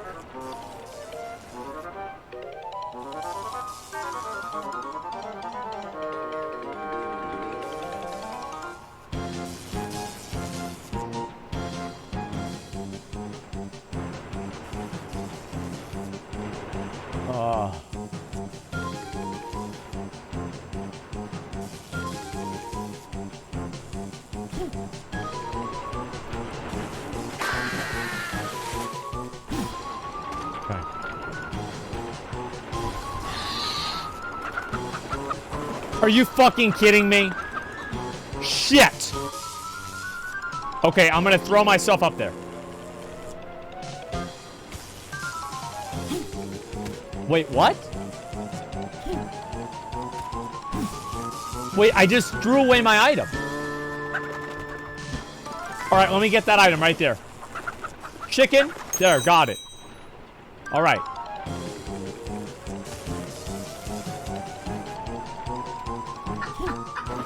Wait, what? But it didn't work. Oh my god, what? Wait, what? There was electricity? Okay, okay, it's fine, it's fine, it's fine. I'm not gonna worry about it. Okay, alright, that's not a big deal. It's fine. Chickens can't fly. But I thought that... Well, what the fuck does me being a chicken do except for make me a chicken? I feel like that's a pretty bad power-up. If it's like, okay, congratulations, you're a chicken. What the fuck does that mean? Okay, they can fly, just not far. Okay, alright, let me do it again. Here we go. This is an easy part of the game now. Like, I've completely mastered this part of the game. Oh, I forgot about the save. I've completely mastered all of that part of the game, and this should be no problem for me, okay? Should be no problem. Okay, good. All right, we're gonna jump right here. Okay, good. Easy GG. All right, now this is another one of the easiest parts in the game. Here we go.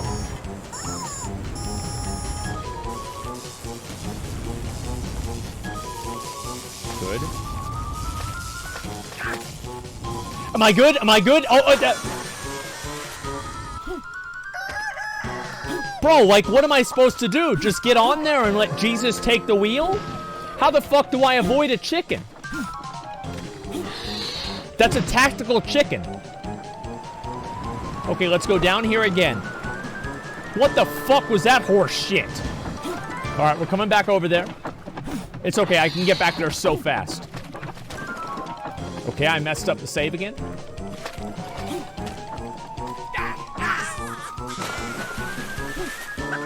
Come on, man. Like, no, I'm not tilting this early. I'm not gonna tilt this fast. I literally just started the game. That's not gonna happen.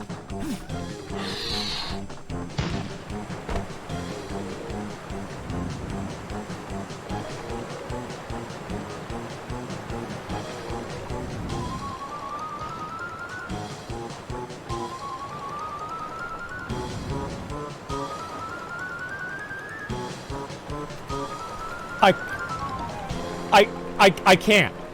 I can't. I'm literally like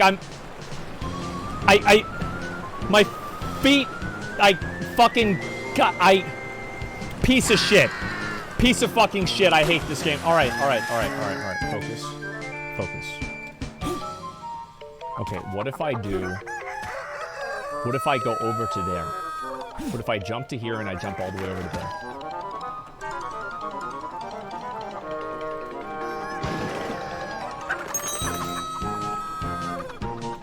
What? What? The fuck was that? What the fuck was that? Okay, we're good. All right, I'm good. I'm good. I'm good. Okay, all right, that's not the way to go. All right, so let's think about this again. I'm just gonna use the buff. I'm gonna use the buff. I'm gonna use my buff. I'm gonna use my buff. It's gonna help me a lot. We're fine. Okay. There we go. Nice. Nice. Nice. We are totally good now, boys. I can easily avoid these. There we go. Nice. Okay, we'll go right here. Jump up here. Do I go over to there or not? I don't know. I think I go over there. Okay, great. Now we're taking another path. We're gonna make it no matter what. What? It's a save. Okay, all right. I got it. I got the save. I got the save. I heard a pig. For some reason, saves are pigs. Okay, good. All right.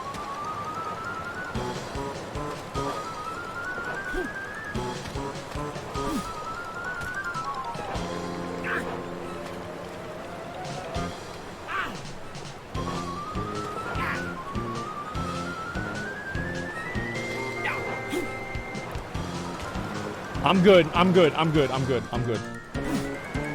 I'm good.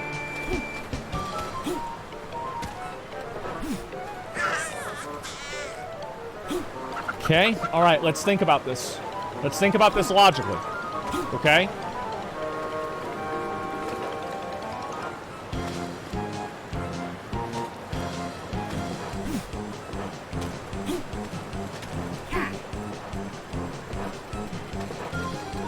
Get up, get up, get up, get up.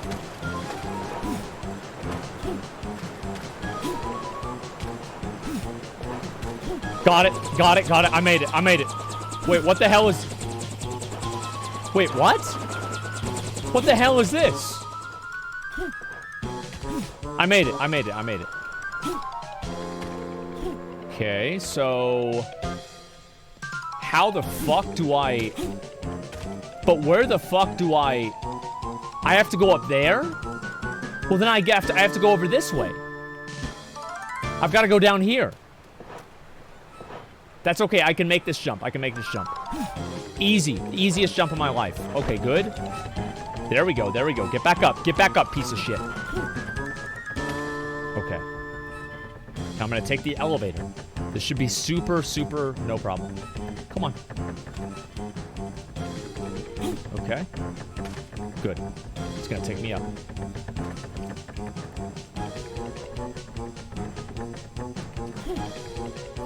Perfect. Okay, so... Now I go down here. Wait, floppy fish? It's fine, they won't hit me. See, I knew they wouldn't hit me. Okay, so... Now I have to go...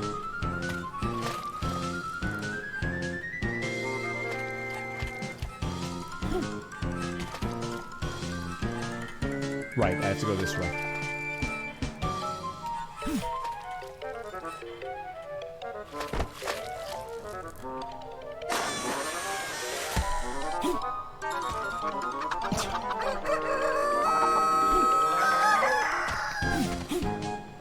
Are you fucking kidding me?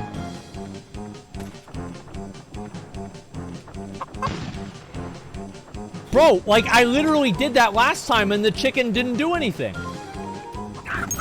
This is so fucking stupid, man. Alright. Alright, it's fine. I'm speedrunning now. I'm speedrunning now. It's okay. Okay, good. Up this way. Over that way.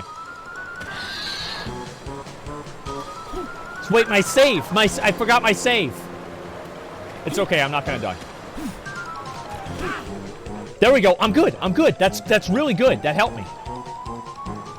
Okay, so now we have to jump down to there.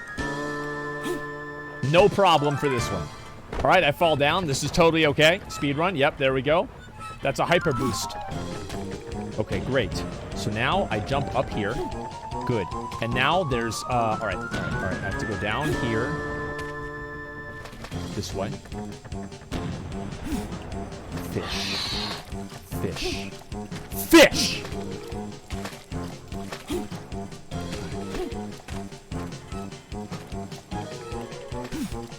Got it. Come on, bitch. Come on, bitch. Wait. But this just led me to this...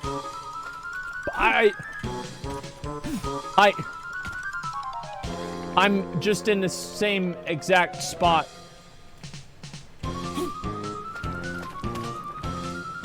I was already here.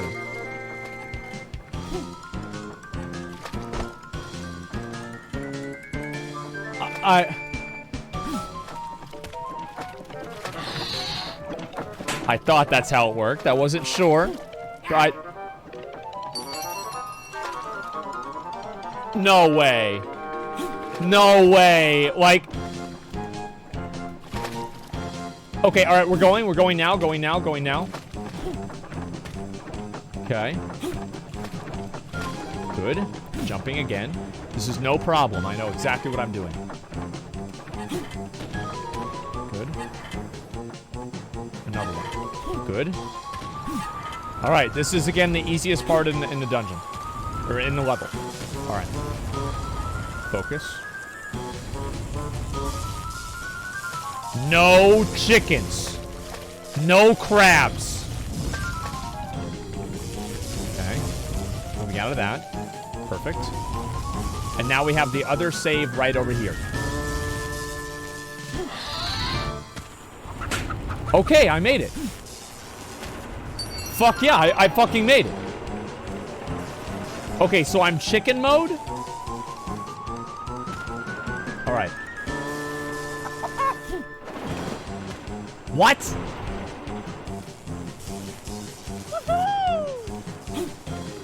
Come on, man.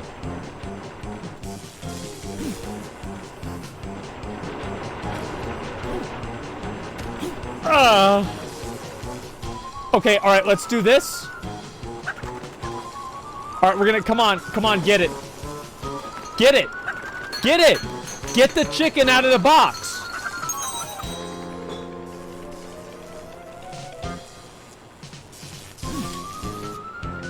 Okay, good. There's just no way I can make that. I don't know what to do.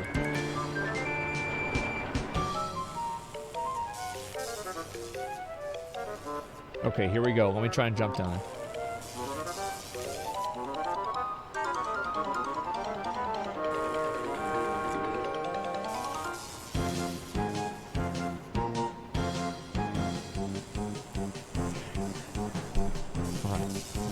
Calm down.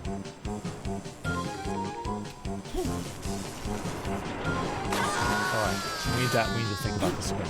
Alright. So, so I can't go there.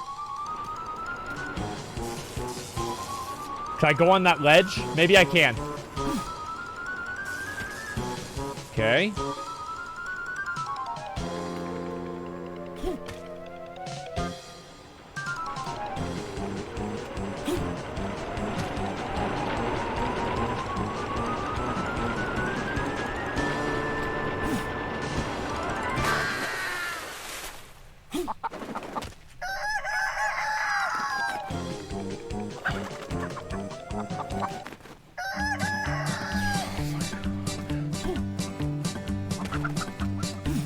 I can't stop.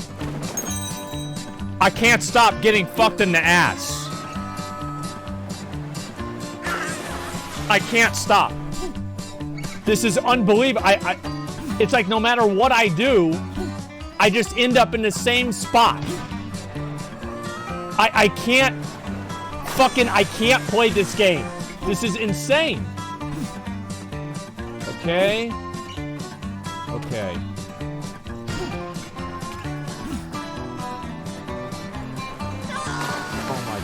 Bro, oh my god, bro, like, oh my god, bro, you mad?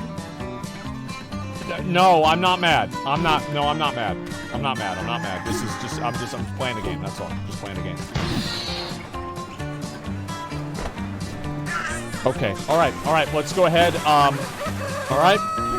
Let's go. Okay.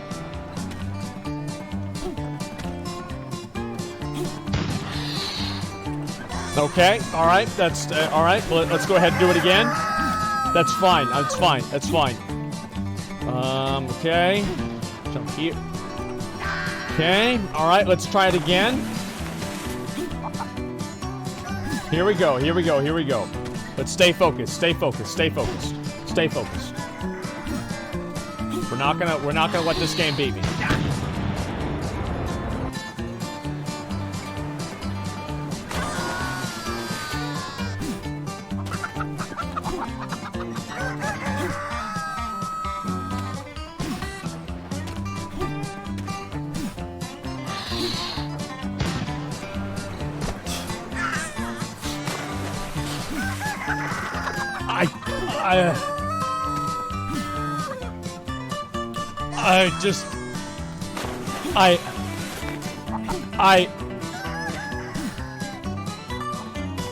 Okay, alright. Can I at least just get over here? Alright, good. Now we jump over this way. Come on, please, get back up. You're not hurt. Alright, I made it. Good. Throw that. Perfect. Alright, let's get the save spot. Great. Now we're playing the game. Okay, move through this. Alright. Okay, let's try that again.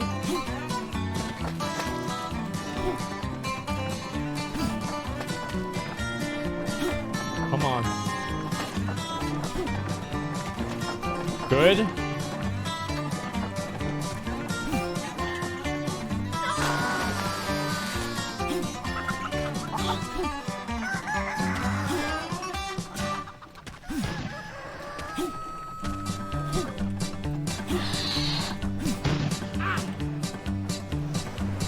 Shut up!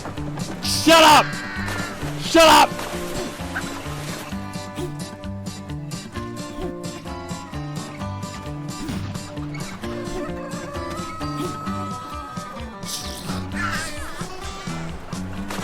Oh, bro, like, I can't fucking do this. Speedrun, I'm trying, man. I'm trying to get back to where I was at. I can't fucking do it. I can't fucking do it, man. What is that?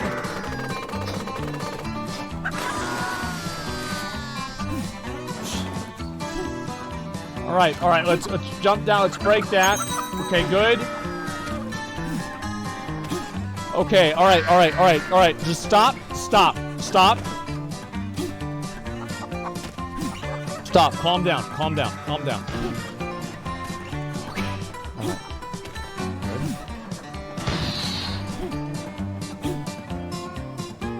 Alrighty. And there we go. We're good. Alright, let's go.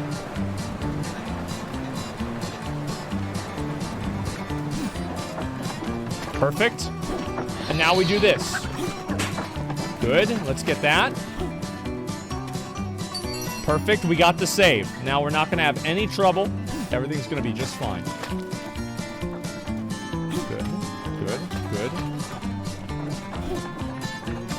Good job.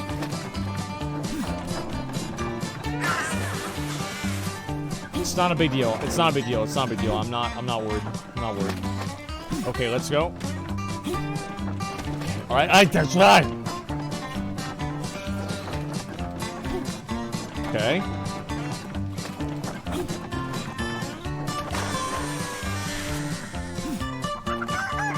Okay, alright, let's go.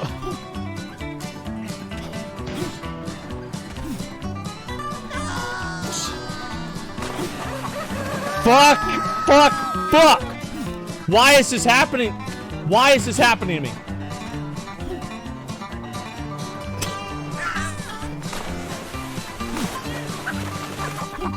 Okay, alright, let's focus. Okay.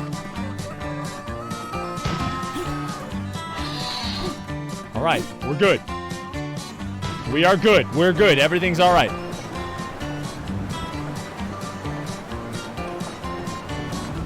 All right.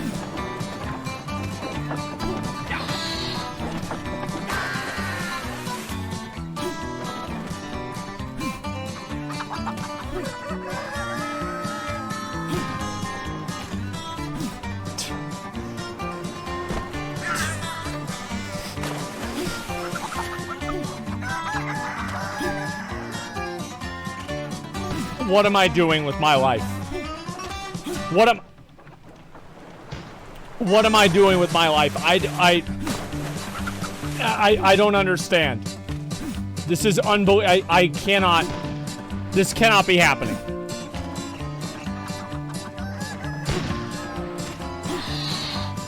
Okay. Let's go down here. It's fine. All right, good. We're gonna be okay. We're gonna go after the next one right here. Let's go. Let's get back to where we were originally at. We're gonna be okay. There we go. Break that. Good. No problem. I told you guys I can do this.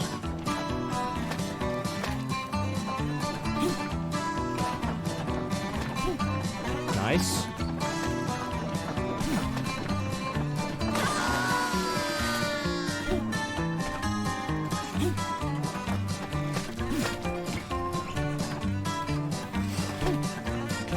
Okay, all right. Let's focus. Focus. Good. All right. I made it.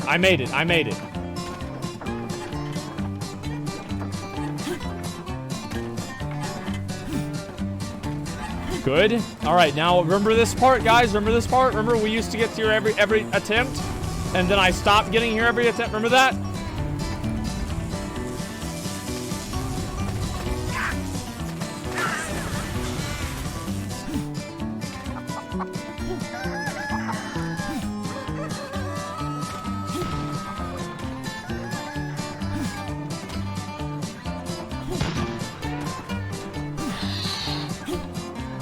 Get over here. Just get over here. I don't want to talk about it. I don't want to think about it. I'm just gonna beat this level. I never want to think about this level again. As soon as I beat this, I'm done. Never think about it again.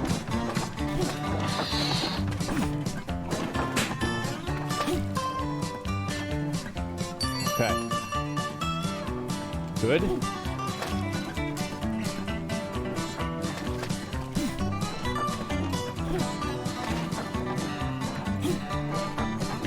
Nice. Well, that was a good one.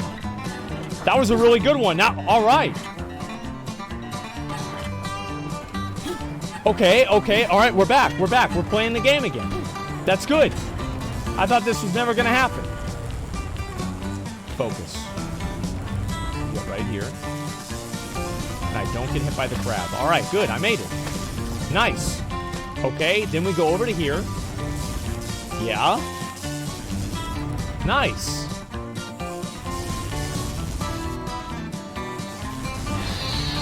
Oh, whoa! Okay. Now I'm gonna use this and I'm gonna throw myself up there.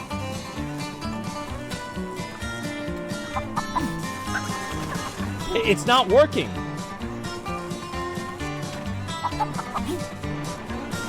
But what?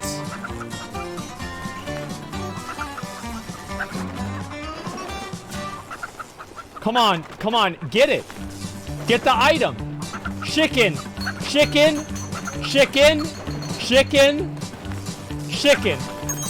Got it. I knew I'd get it. Let's use it this one. I made it. All right, we're good. Wait, what? Oh, okay. All right, we're good.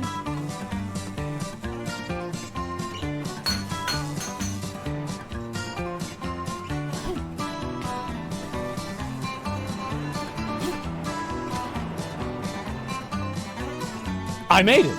Oh, holy shit, I fucking made it. All right, let's go. There's gotta be a save here, right? Where's the save? Where's this? Where's this safe? Oh no.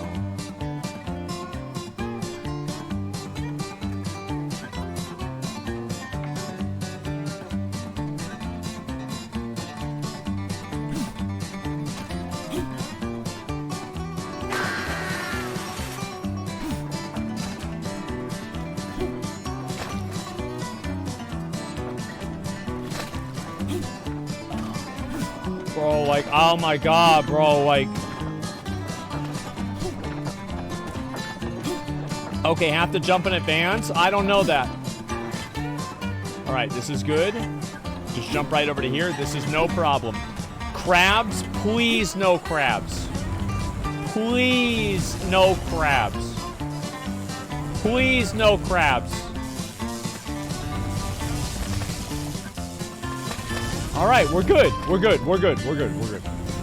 All right, perfect. Good. So go down this way. That's great. All right.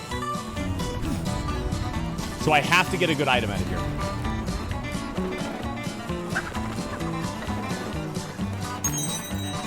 Nice. I got helicopter dick.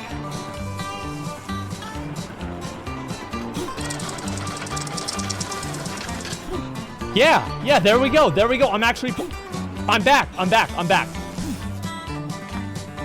Okay, great. And now we're going to go over to here. I'm going to jump over to there.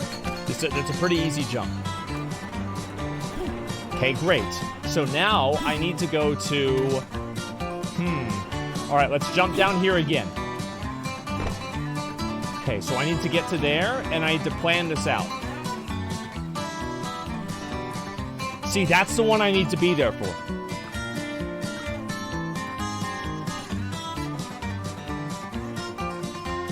Okay, all right, let's think about it. Okay, I thought about it.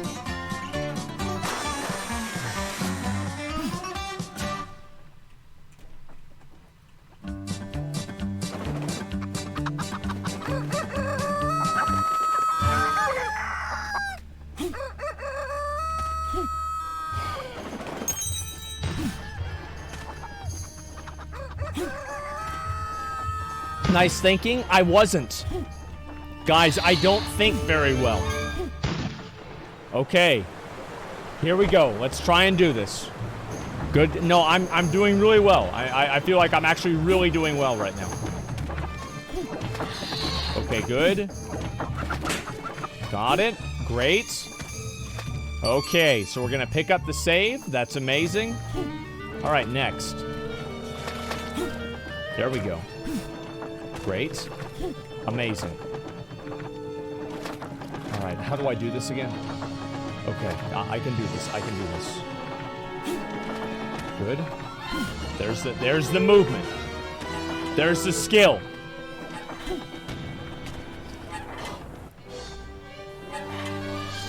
Okay. All right, now we've got to get through this. This part's really easy. I never die here.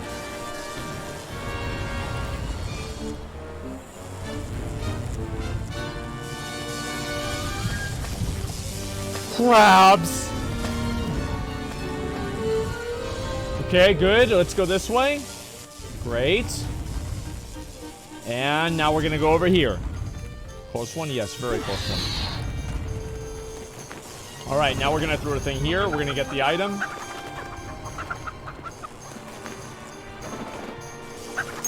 Got it. All right.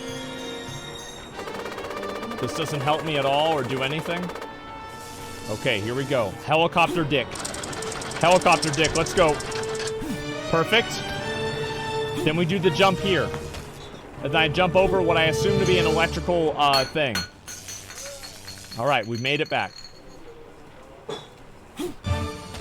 Good. Good. Good. All right. We're still in the game.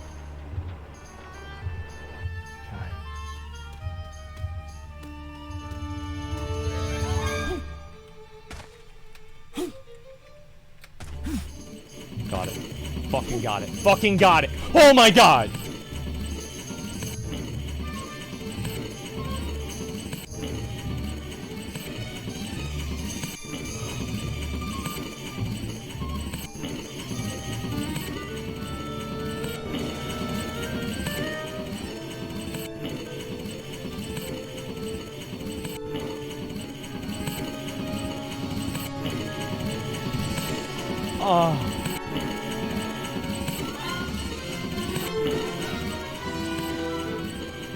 Maybe I could go... No. Are these good guys or bad guys?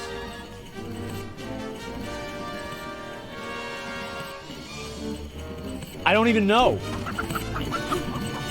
Okay, let's go around through here.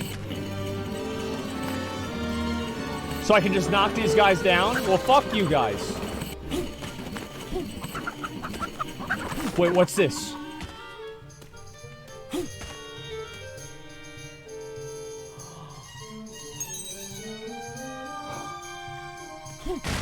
I just got a golden chicken.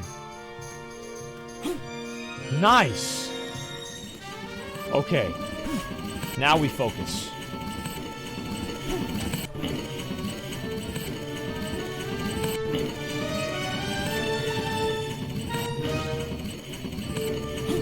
I have to go this way.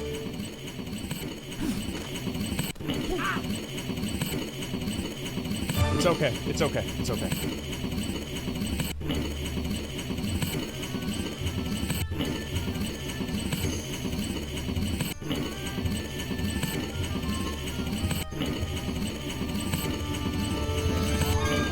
I'm gonna make it. I'm gonna fucking make it. I'm gonna fucking make it. I'm gonna fucking make it, man. I made it. I made it. Oh, right there, right there. Save. Save. Save. No, save.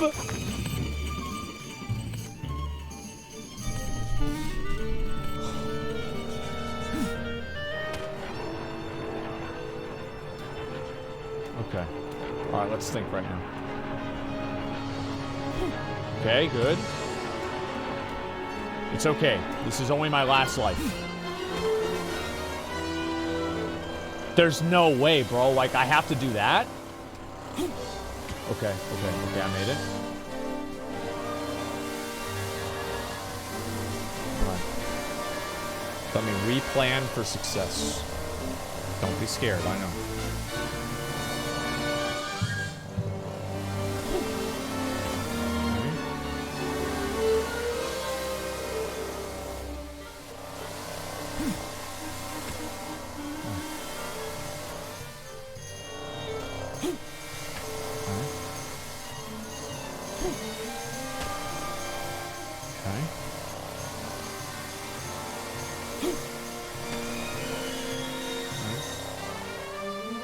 That's a real cocksucker, isn't it? That's a real cocksucker, wasn't it?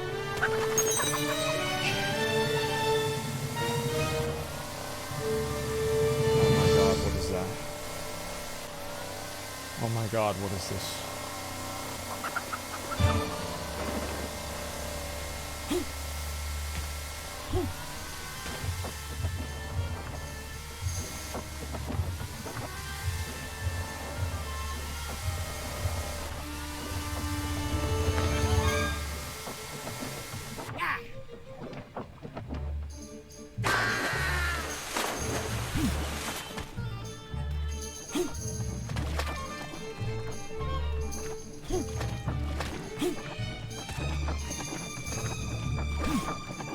I'm mad. I'm actually mad. That really fucking pissed me off. Can't read? I don't read, man. This isn't a game for reading. How are you gonna read a chicken? You can't read a fucking chicken. Alright, it's okay. It's fine. It's not a big deal.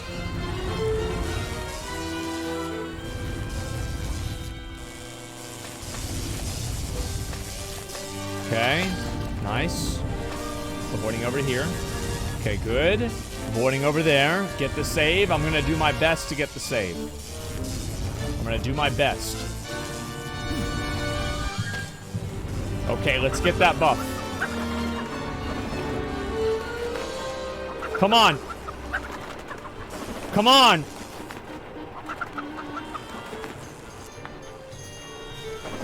Chicken. Got it.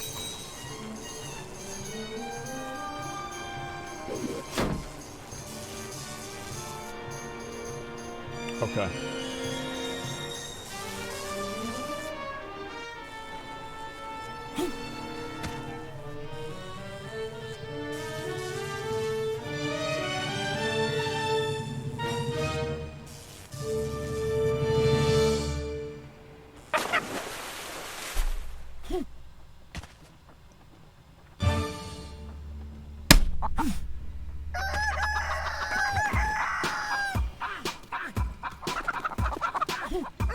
I can't believe this horse shit. I can't believe this horse shit, man. Like, why is this happening to me? I'm just getting fucked in the ass every day. I don't even know how, like, how is this even real? Okay, here we go, and there we go. Good. Pop. Popping off, popping off, popping off. Where's the, wait, I didn't get the thing. I didn't get my save. It didn't give me my save. Guys, it didn't give me my fucking save.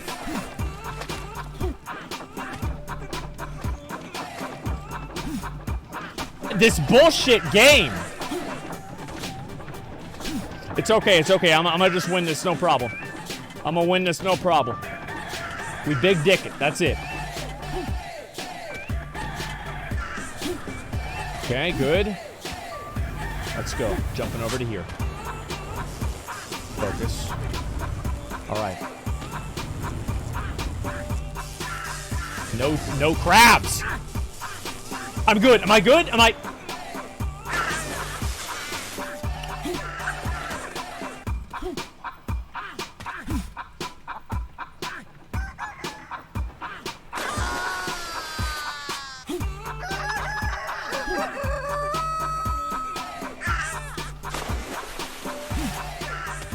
Okay. Let's do it. Let's do it. Let's do it. There's no problems here. Okay. There we go. Alrighty, good. I'm making it. It's no problem. Nope, here we go. There's not tilt time. It's not tilt time yet. Let's go. Got it. Good. Okay, we pick up the save. No problem. No problem. Now...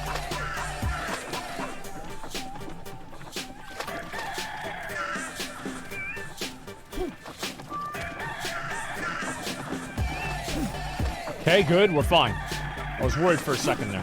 But I'm not worried anymore. Okay, good. Great. All right. This is going to be no problem. Let's get this done. No crabs. No crabs. No crabs. Am I good? Am I good? Am I good?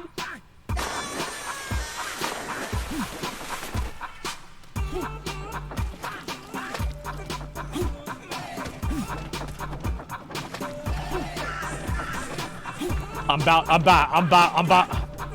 about to fucking have this motherfucking bullshit, man. This is some fucking horse shit.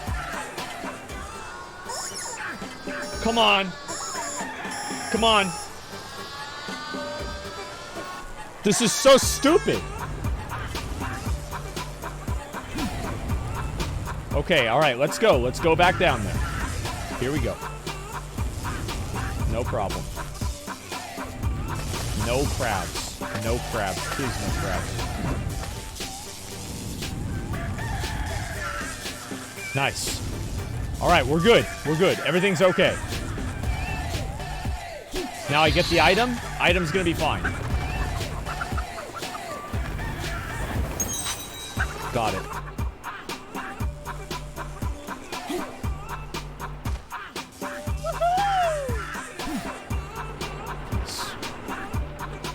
I probably could go all the way over there, to be honest, but I didn't.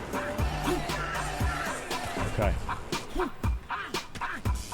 And I also have propeller head. I also have helicopter head. This is a really, really good attempt for me, guys. Like, this is honestly, this is the best attempt I've ever had. Yeah, let's go, let's go. This is gonna be no problem. All right. Okay. Focus, focus, focus.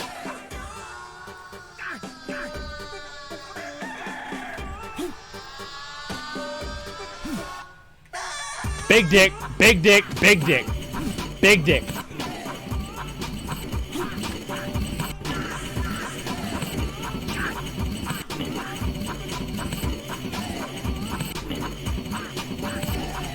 I meant to do that. All right, let's go.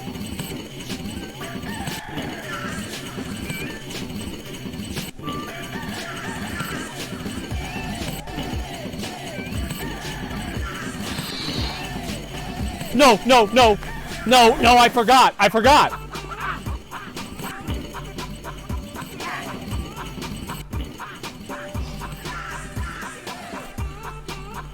Oh my god. Oh my god. I don't need to save. It's okay. I don't need to save. It's okay. I don't need to save.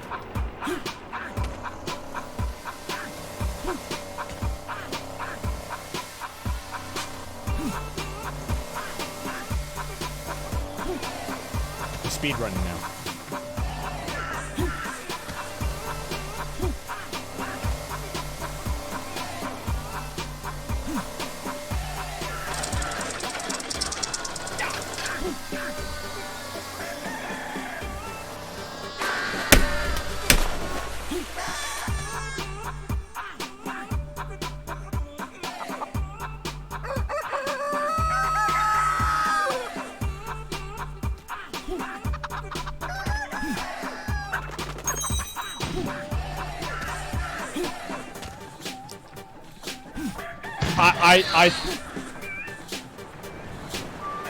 I think this game's rigged.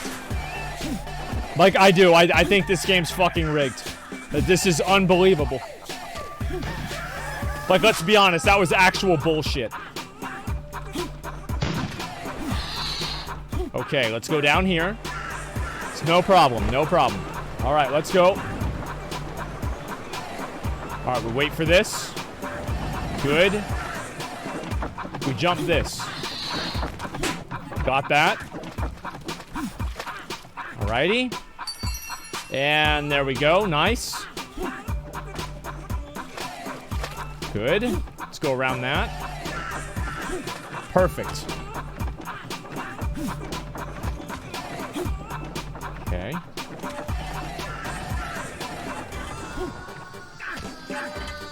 Nice. Perfect, perfect, perfect. All right, no crabs. No crabs. Zero fucking crabs. No crabs. Fucking crabs, man. Fucking crabs.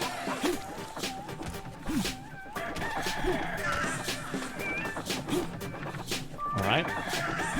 It's okay, it's okay, it's okay, it's okay.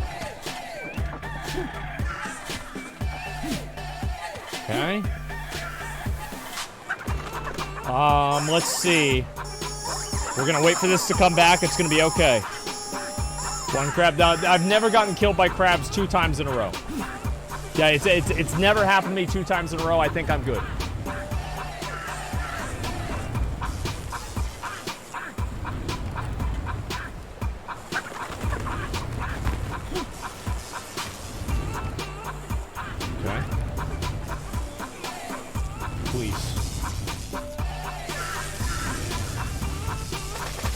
I'm good. I'm good. It's never twice in a row. Crabs, yep. That's right. See, I told you guys I'd be okay. All right. Wait, there's a save there? Oh, shit.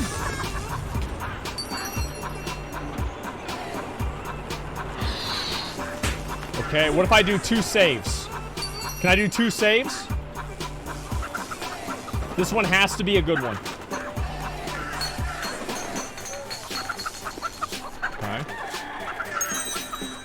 Wait.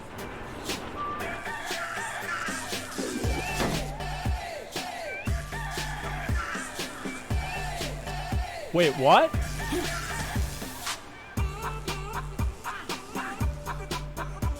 Huh?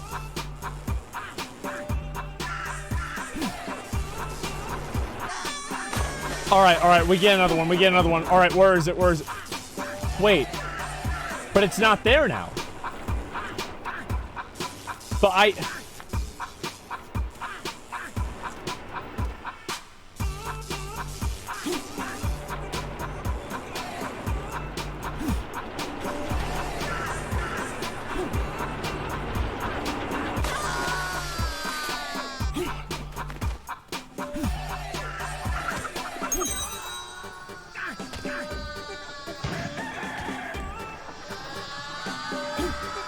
There it is. All right, good.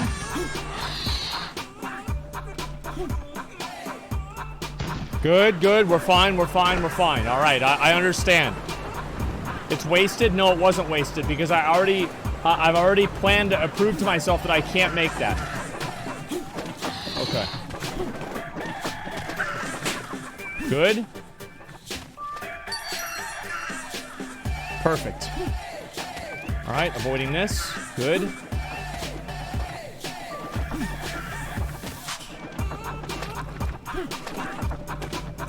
All right, here we go, here we go, here we go. Where is train tracks on the second level? I have no idea how you get to those. I don't know. But, like, I wish I did. I just don't know. I don't know how to do it. This one seems pretty easy. It's just that I have to get lucky with the item. All right, please don't hit me. Thank God. All right, we're okay. We're okay. We're okay. All right, please. Jesus, take the wheel. Please give me a good item. Please give me a good fucking item. I swear to God, if I get a bad item, I'm gonna be so fucking upset. All right. Shit, I forgot about the save.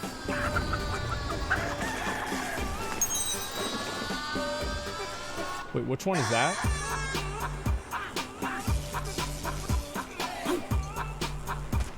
Isn't that just the cannon?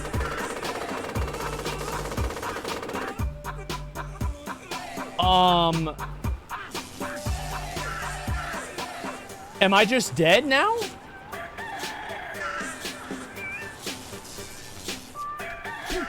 Oh my God, bro. Like, oh my God.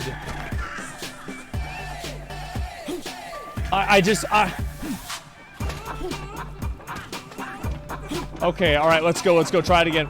Who's do the wall thing again? Oh my God. All right, let me try and go another way. How about that? Okay, all right, let's see if I can make this jump. Come on.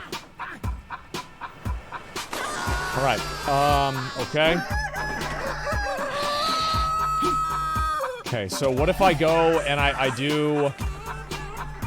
All right, so if I... Okay, all right. All right, all right, all right, okay, just investigate it? Yeah, we're gonna go on an investigation. Can I please make this jump?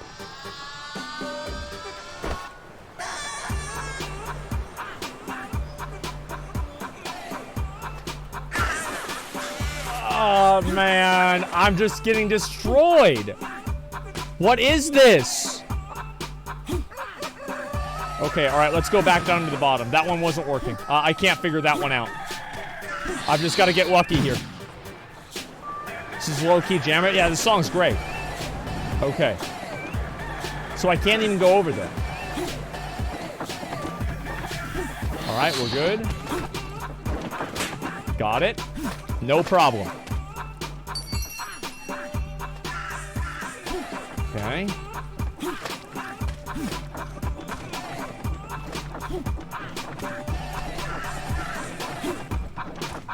Good.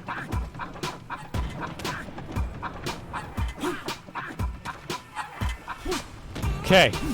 Let's focus up. Let's get lucky on this item. We've got to get lucky on the item or we lose. We get lucky on the item or we lose.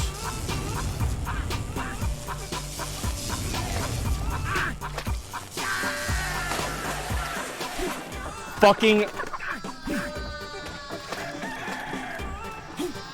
crab. Fucking crab, man. All right. All right.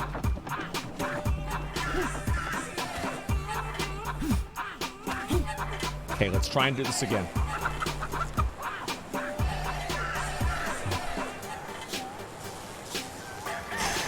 Never twice. Never twice have I been killed by a crab. So that means this time I should not get killed by a crab. Let's go. Let's go. Come on. Never twice.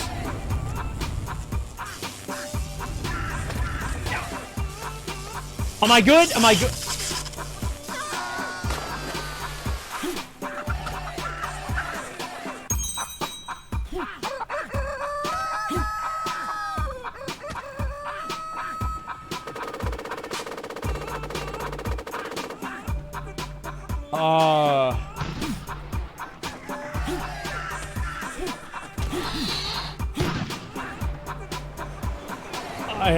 I can't figure this out. Like, I can't figure this shit out. Okay, let's go ahead and go over here. Okay, let's go down this way. Alright, it's gonna be okay. Use your roll and jump. I don't know how to, like, what the fuck? Okay. Here we go. Good. Good. Good. Alright, alright, alright, alright. Here we go. Please, please give it to me. Please let me do it.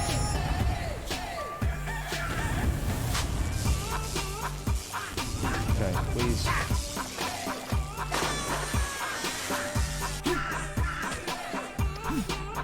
Oh my god, bro, like... Oh god, bro, like, I'm actually getting mad. Like, I'm actually getting fucking mad. Like, this is so annoying, man. Like, I can't fucking... Alright, alright, alright, it's okay, it's okay, it's okay. Okay, focus, focus, focus.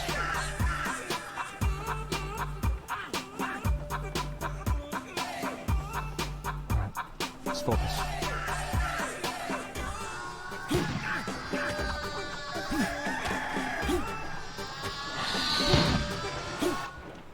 Okay. Here we go. Here we go. It's all right. It's all right. It's all right. I'll be okay. I just have to focus. Got it. Now let's get this save. We're gonna be okay.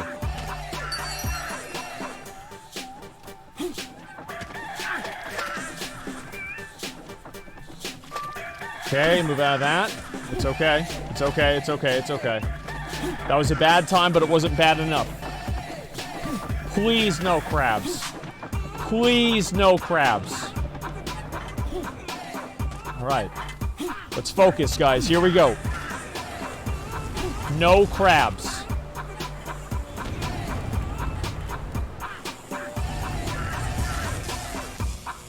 Please, no crabs.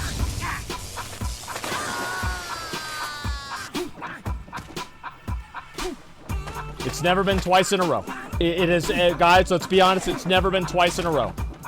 It's okay, it's not a big deal. Come on, please, please, please don't crab me. Please don't crab me, man. Please don't crab me. Please, no crabs. Don't stand in the middle. Stand still, you won't get hit. No, that's not how it's gonna help at all. Don't stand in the middle. Okay, I won't. Yeah, I won't stand in the middle. That's fine. I'll stand over here.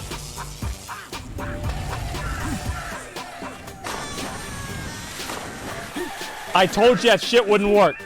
I knew that shit wouldn't work.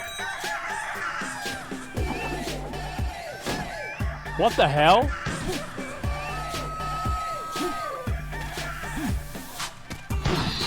Yeah, are you able to lay down ragdoll? I don't know.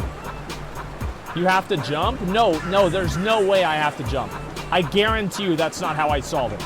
Because I think I just have to get lucky, that's all. Shit, I forgot to save. Okay, got it? Okay, focus. Good.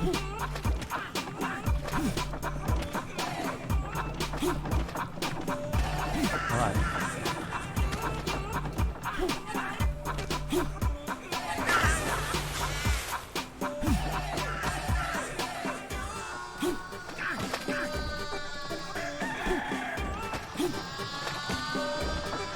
I'm getting pissed. I'm actually getting pissed. I'm like unironically molding. All right. All right, I've got to get this done. I've got to get this done. Don't do that. I know that. Okay, all right, we're fine. We're fine. This way is really bad in RNG base. I don't know how to do anything else. Okay, I'm not going to get hit by a crab, hopefully. Please, no crabs. Okay, all right, we're fine. We're fine. We're fine. Let's go.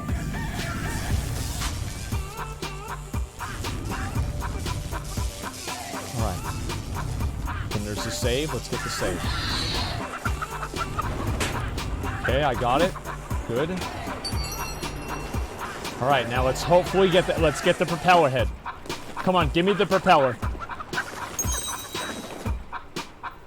Okay.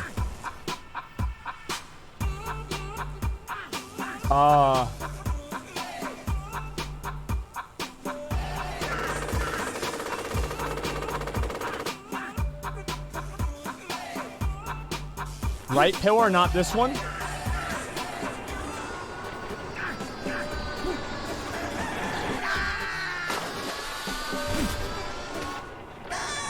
Fuck, man. Like...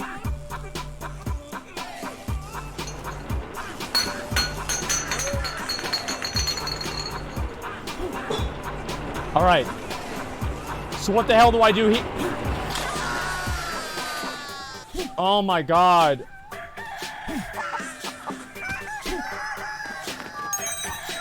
Okay, let's just pop that. Okay, good. Let's go over here. Jump to the shield. I can't. All right, good. We've got ourselves a checkpoint. This is going to be way easier. Okay. It's a save right there. All right, good. Let's go this way instead. This is going to be way better.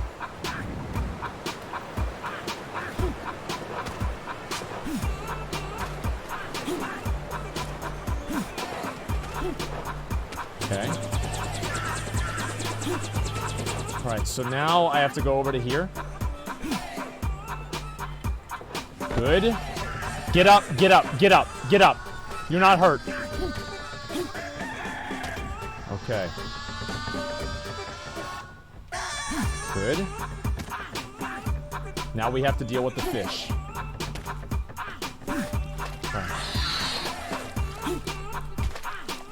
Okay. All right, let's do a checkpoint right here. Let's do a checkpoint right here. Got it. And I just got... Wait, didn't I just get another one of the bullshit ones?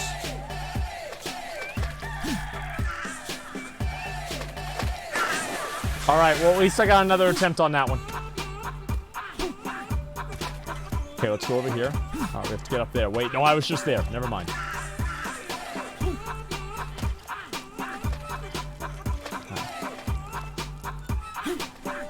Good. All right, so I don't need either one of these, right? Yeah, okay, so these are both just like a huge waste. Okay, so now I need to go over to here. All right, good. Yeah. All right, this is good.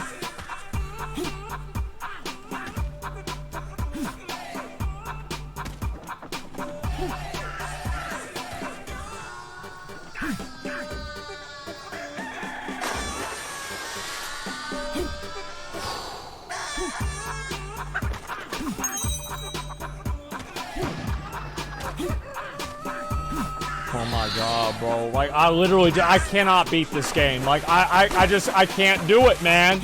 I can't fucking do it. All right. Fucking wheel. Yeah, I'm... Shit!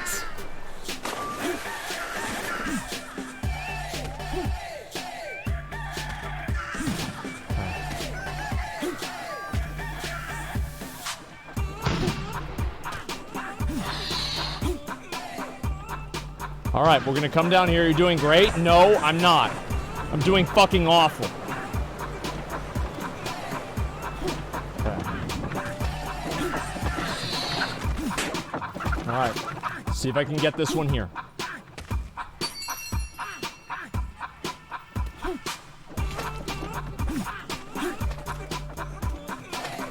Good, I got underneath it. All right, let's focus.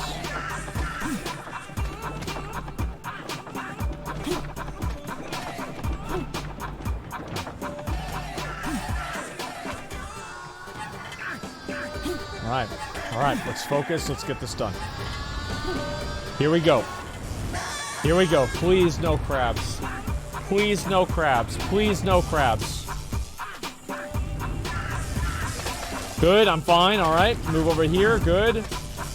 And we'll move over there. Perfect. All right.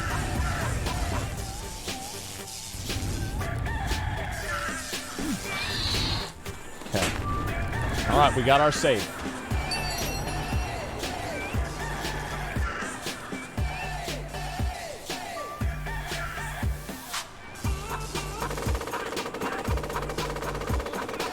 Okay. Let's go over that way. Got it. All right, I'm gonna try to do what you guys said.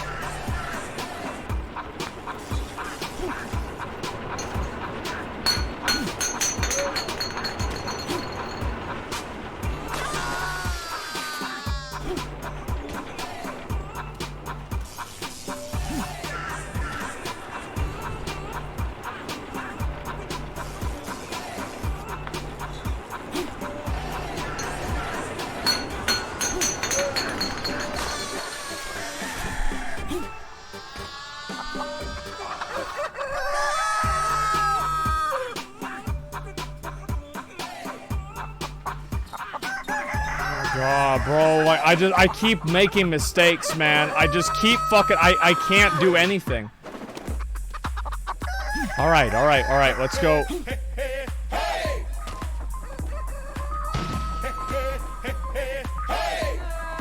Okay, let's go over here.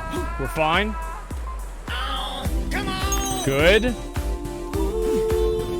Come on, please, please, please. Please, let's get this done. Please do not fuck me anymore. Alrighty.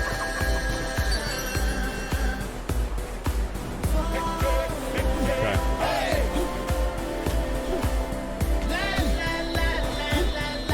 Alright. Let's go down here. Come on, please, please, please don't fucking kill me. Please don't fucking kill me.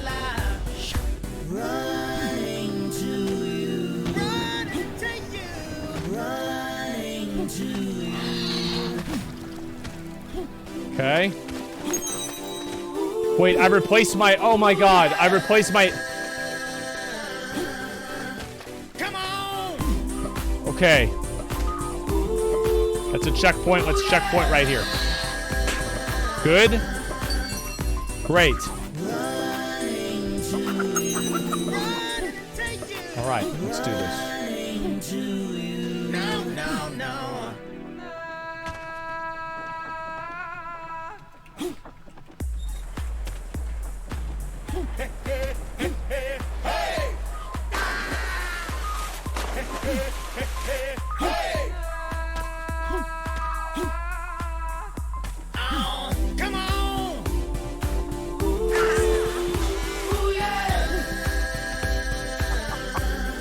Oh my god. Oh my god. Like, I just... Oh my god. Like...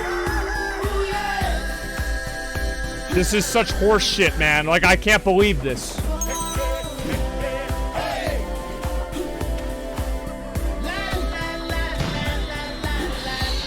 Okay, we'll go down here. Please, please, please, let's get this done.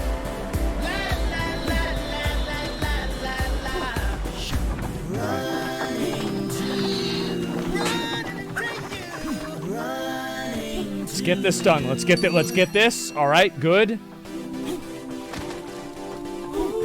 Good. Okay, all right, here we go.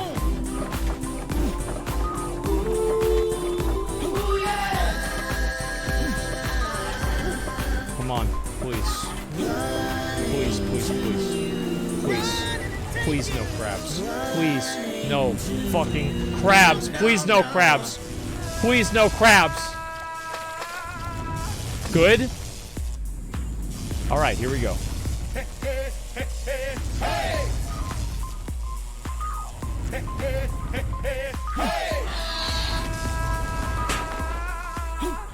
Okay, I'm gonna throw that one away.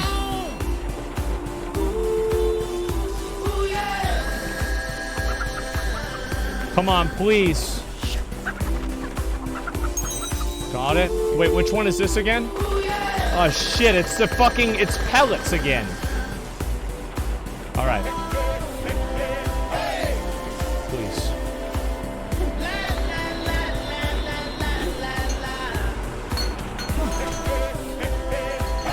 What?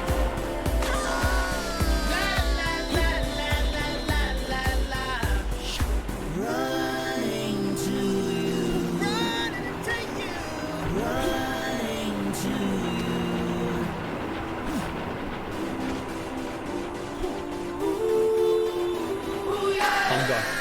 I'm done. I'm actually done. I'm actually done. Come on! I'm actually done. I can't do this. I can't fucking beat this. Like, I'm actually done. I'm done. I'm done. This is just such bullshit. You have to jump early. I don't know. It's the momentum of the pillar. I'm actually done. Like, I'm done playing this. I don't want to do with this anymore. Like, I can't beat the game. I cannot beat the game. I'll do one more attempt. I go 100%, okay? Alright, I'm gonna go 100% on this one. Okay. Alright, I got a checkpoint. I'm kind of fucked here. I'm tilted off the fucking planet, man. Okay. Alright, that's it. I'm fucking done. Alright, thank you guys for watching today. We had a good time. I had fun. I'm done for the day. I'm fucking done. Like I'm never playing that game again. I'm so done. I'm so done. I'm actually done. Fuck. Like there's something about it today. I just can't. My hands don't move, and it's just I don't see on Alt F4 tomorrow. Nope. That is it. I am done. No shot. Yep, that's done. On Crash Out Crypto, I am dog shit, bro. I am dog shit at these games. I get so mad. I get so mad and frustrated. I can't deal with it, bro. I don't know what to say. You're a pussy? I know I am. I know. I just can't deal with it. Thanks for watching today, guys. I appreciate it. Thanks, guys. Yeah, it's just, Boshi's better. I don't want to play these games. Like, it's just, there's no reason, like, yeah. Oh, but you're lying? You got this tomorrow? No, I'm actually, like, I'm, like, straight up, like, done with this. Like, I'm uninstalling it. I'm done. Not playing this game again. Alright. Fuck. Play V Rising? I don't know if I want to play that or not. Like, I'm gonna run some ads and just relax, man. Oh my god, bro. Like, I hate this shit, bro. You get nothing negative vibe from that game, mate? Yeah, I know. I had fun playing it first time. It's just that, like, I just can't, I could not, like, I just couldn't fucking figure it out, man. That's it. I'm gonna just run ads and just chill, man. Like, that's it. I'm done for today. Follow my Twitter, follow my stream, follow me everywhere except for real life. That's it. That's it. Let's go. I'm all down as soon as, what's this here? As soon as I realized checkpoints weren't permanent, yeah, I know. The whole restarting thing is what sucks for me. Watch a speedrun of the game? I don't want to right now. Watch speedrun? I don't want to. Like, I'm just gonna feel stupid. I don't want to watch it. Yeah, I just don't want to. Stanley's actually chill. Maybe I'll play that. Like, I don't know. Like, I don't want to, like... Any game that's, like, hard to play, I can't play it. Like, that's it. I can't fucking, like, I'm not, like, I don't know what happened. Negative progression? Yeah.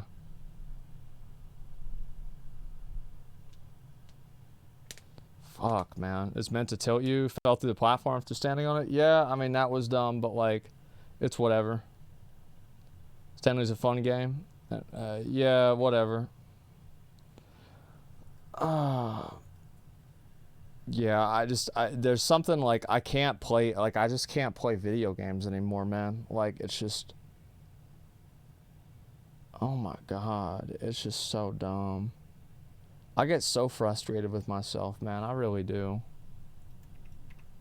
Alright, let's see, what do I have to even do today? I'll go kill this, I guess. Alright, whatever. Okay. Having to me too, bro? Yeah, it's just, don't stress yourself? Yeah. No comment on delay of Starfield? I don't give a fuck about that. I don't even know what it is, man. Why do you keep getting me try and talk me, give me talk about that? Stop. I don't fucking know what that is.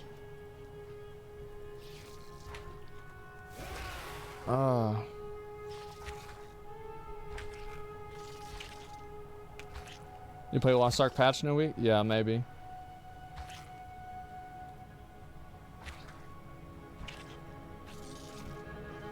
Alright. Cute yellow sword from Earth Mortis? No, I didn't. The game is made to be quit at some point.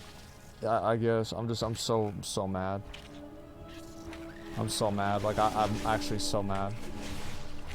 Like, I don't know if I'm ever gonna be unmad from that.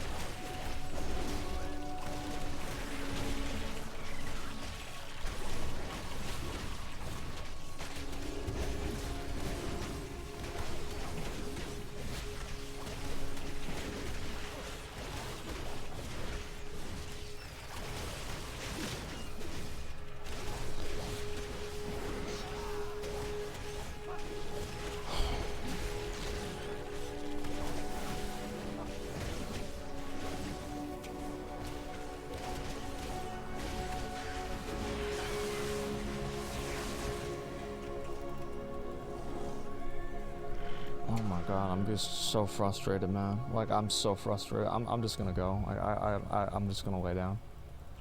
Like, I'm so fucking I'm so pissed. I'll see y'all. I'm be on Saturday. I'm gonna be on Saturday. Like, I'm actually just so pissed. I can't even deal with it. All right, peace.